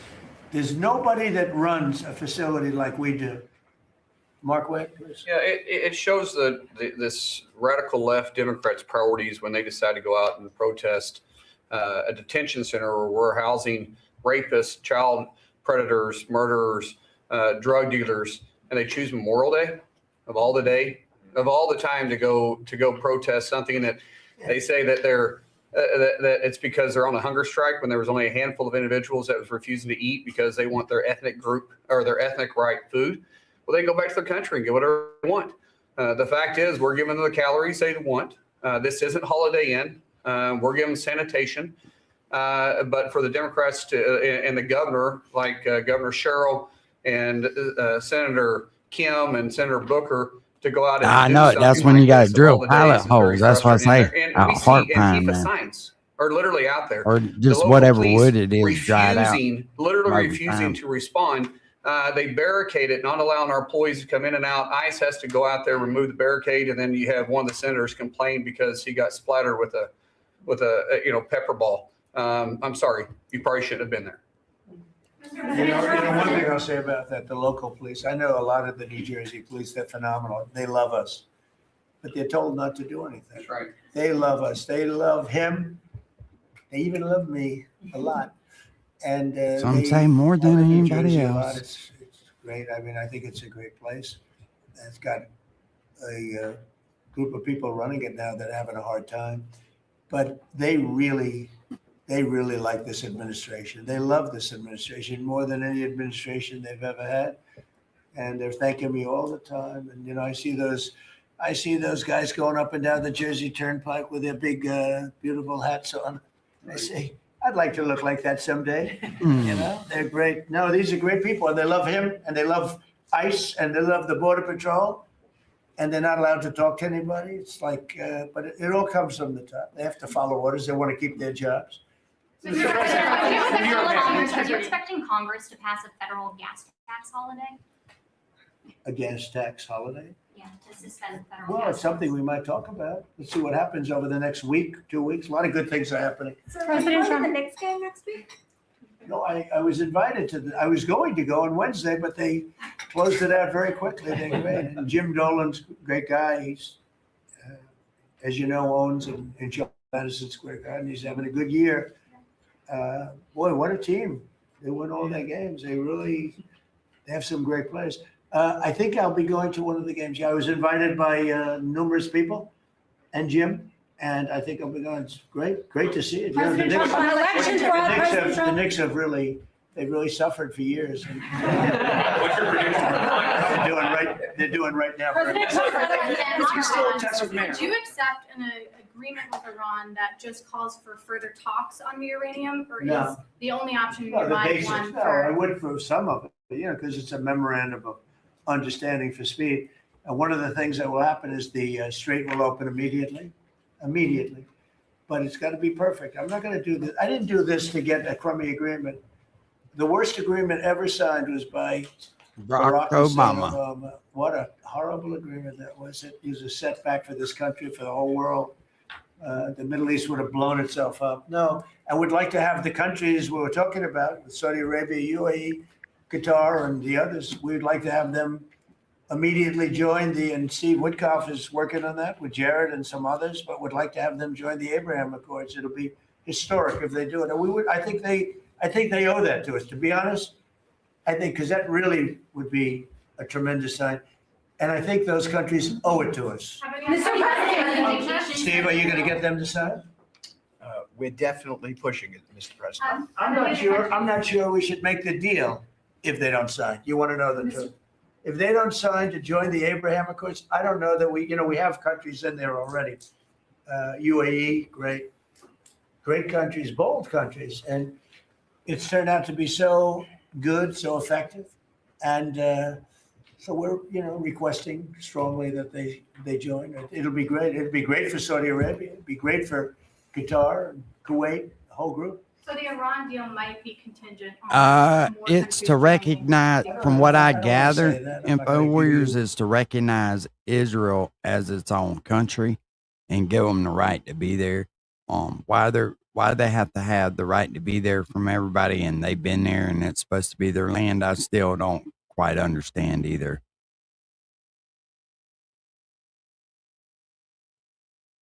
What's contingent, what's not. I can say that we can make a good deal right now, but maybe not a great deal. And if it's not a great deal, we're not making it. Because we can make a great deal with this guy right here. And but it's it's a lot nastier. Probably wouldn't go as quickly. We wouldn't be talking about it as quickly, but it would be foolproof. But I think we're doing very well, Steve. I think we're doing pretty well in terms of the negotiation, but we'll see. If it's not going to be a real deal, because Obama had that horrible JCPOA, whatever it was the worst deal. It was a Hey, y'all path remember now, for Rusty's got Iran alive to at have a nuclear 4:15. weapon very quickly. Years ago, they would have had a nuclear weapon. We might not be here talking about it right now. They would have had a nuclear weapon. I don't know if it's a song And or frankly, what, Obama but it picked the wrong premieres at country. 4:15. He So should have picked another country. y'all I make won't tell sure you to what it tune into was. that. But he picked the wrong country when he picked Iran. But we have things understood now with Iran. It's been nasty. They've lost their leaders. They've lost, and it really is regime change. You know, we didn't set out for regime change, but by the fact that we're dealing with a totally different group of people than we were. Navan, the #1 rated business travel platform, lets And your I team hate book these work travel in commercials one when he's place. speaking. Flights, hotels, cars. I find them to be smarter, but I find them to be much more reasonable. This is regime change. One regime is gone, another regime is gone. We're dealing with the third. Pieces of it, because some of them are gone too. And I find them, I think, how can you have a strong regime change in that, you know? So I do find that. I'd like to thank you all very much. We're doing great. Our country is doing fantastically well. And this group of people is outstanding. Thank you all very much. You ready to get the fuck out of there? Thank you, Mr. President. Thank you very much. All right. Yeah, he told us to. Rusty's a pretty savage motherfucker, man. All right, y'all have a good day. I'm gonna get out there and get busy. I got a little bit of shit I need to do today too. I may stop and take a break when Rusty goes live, but all right, y'all take it easy. We'll holler at y'all later. Peace.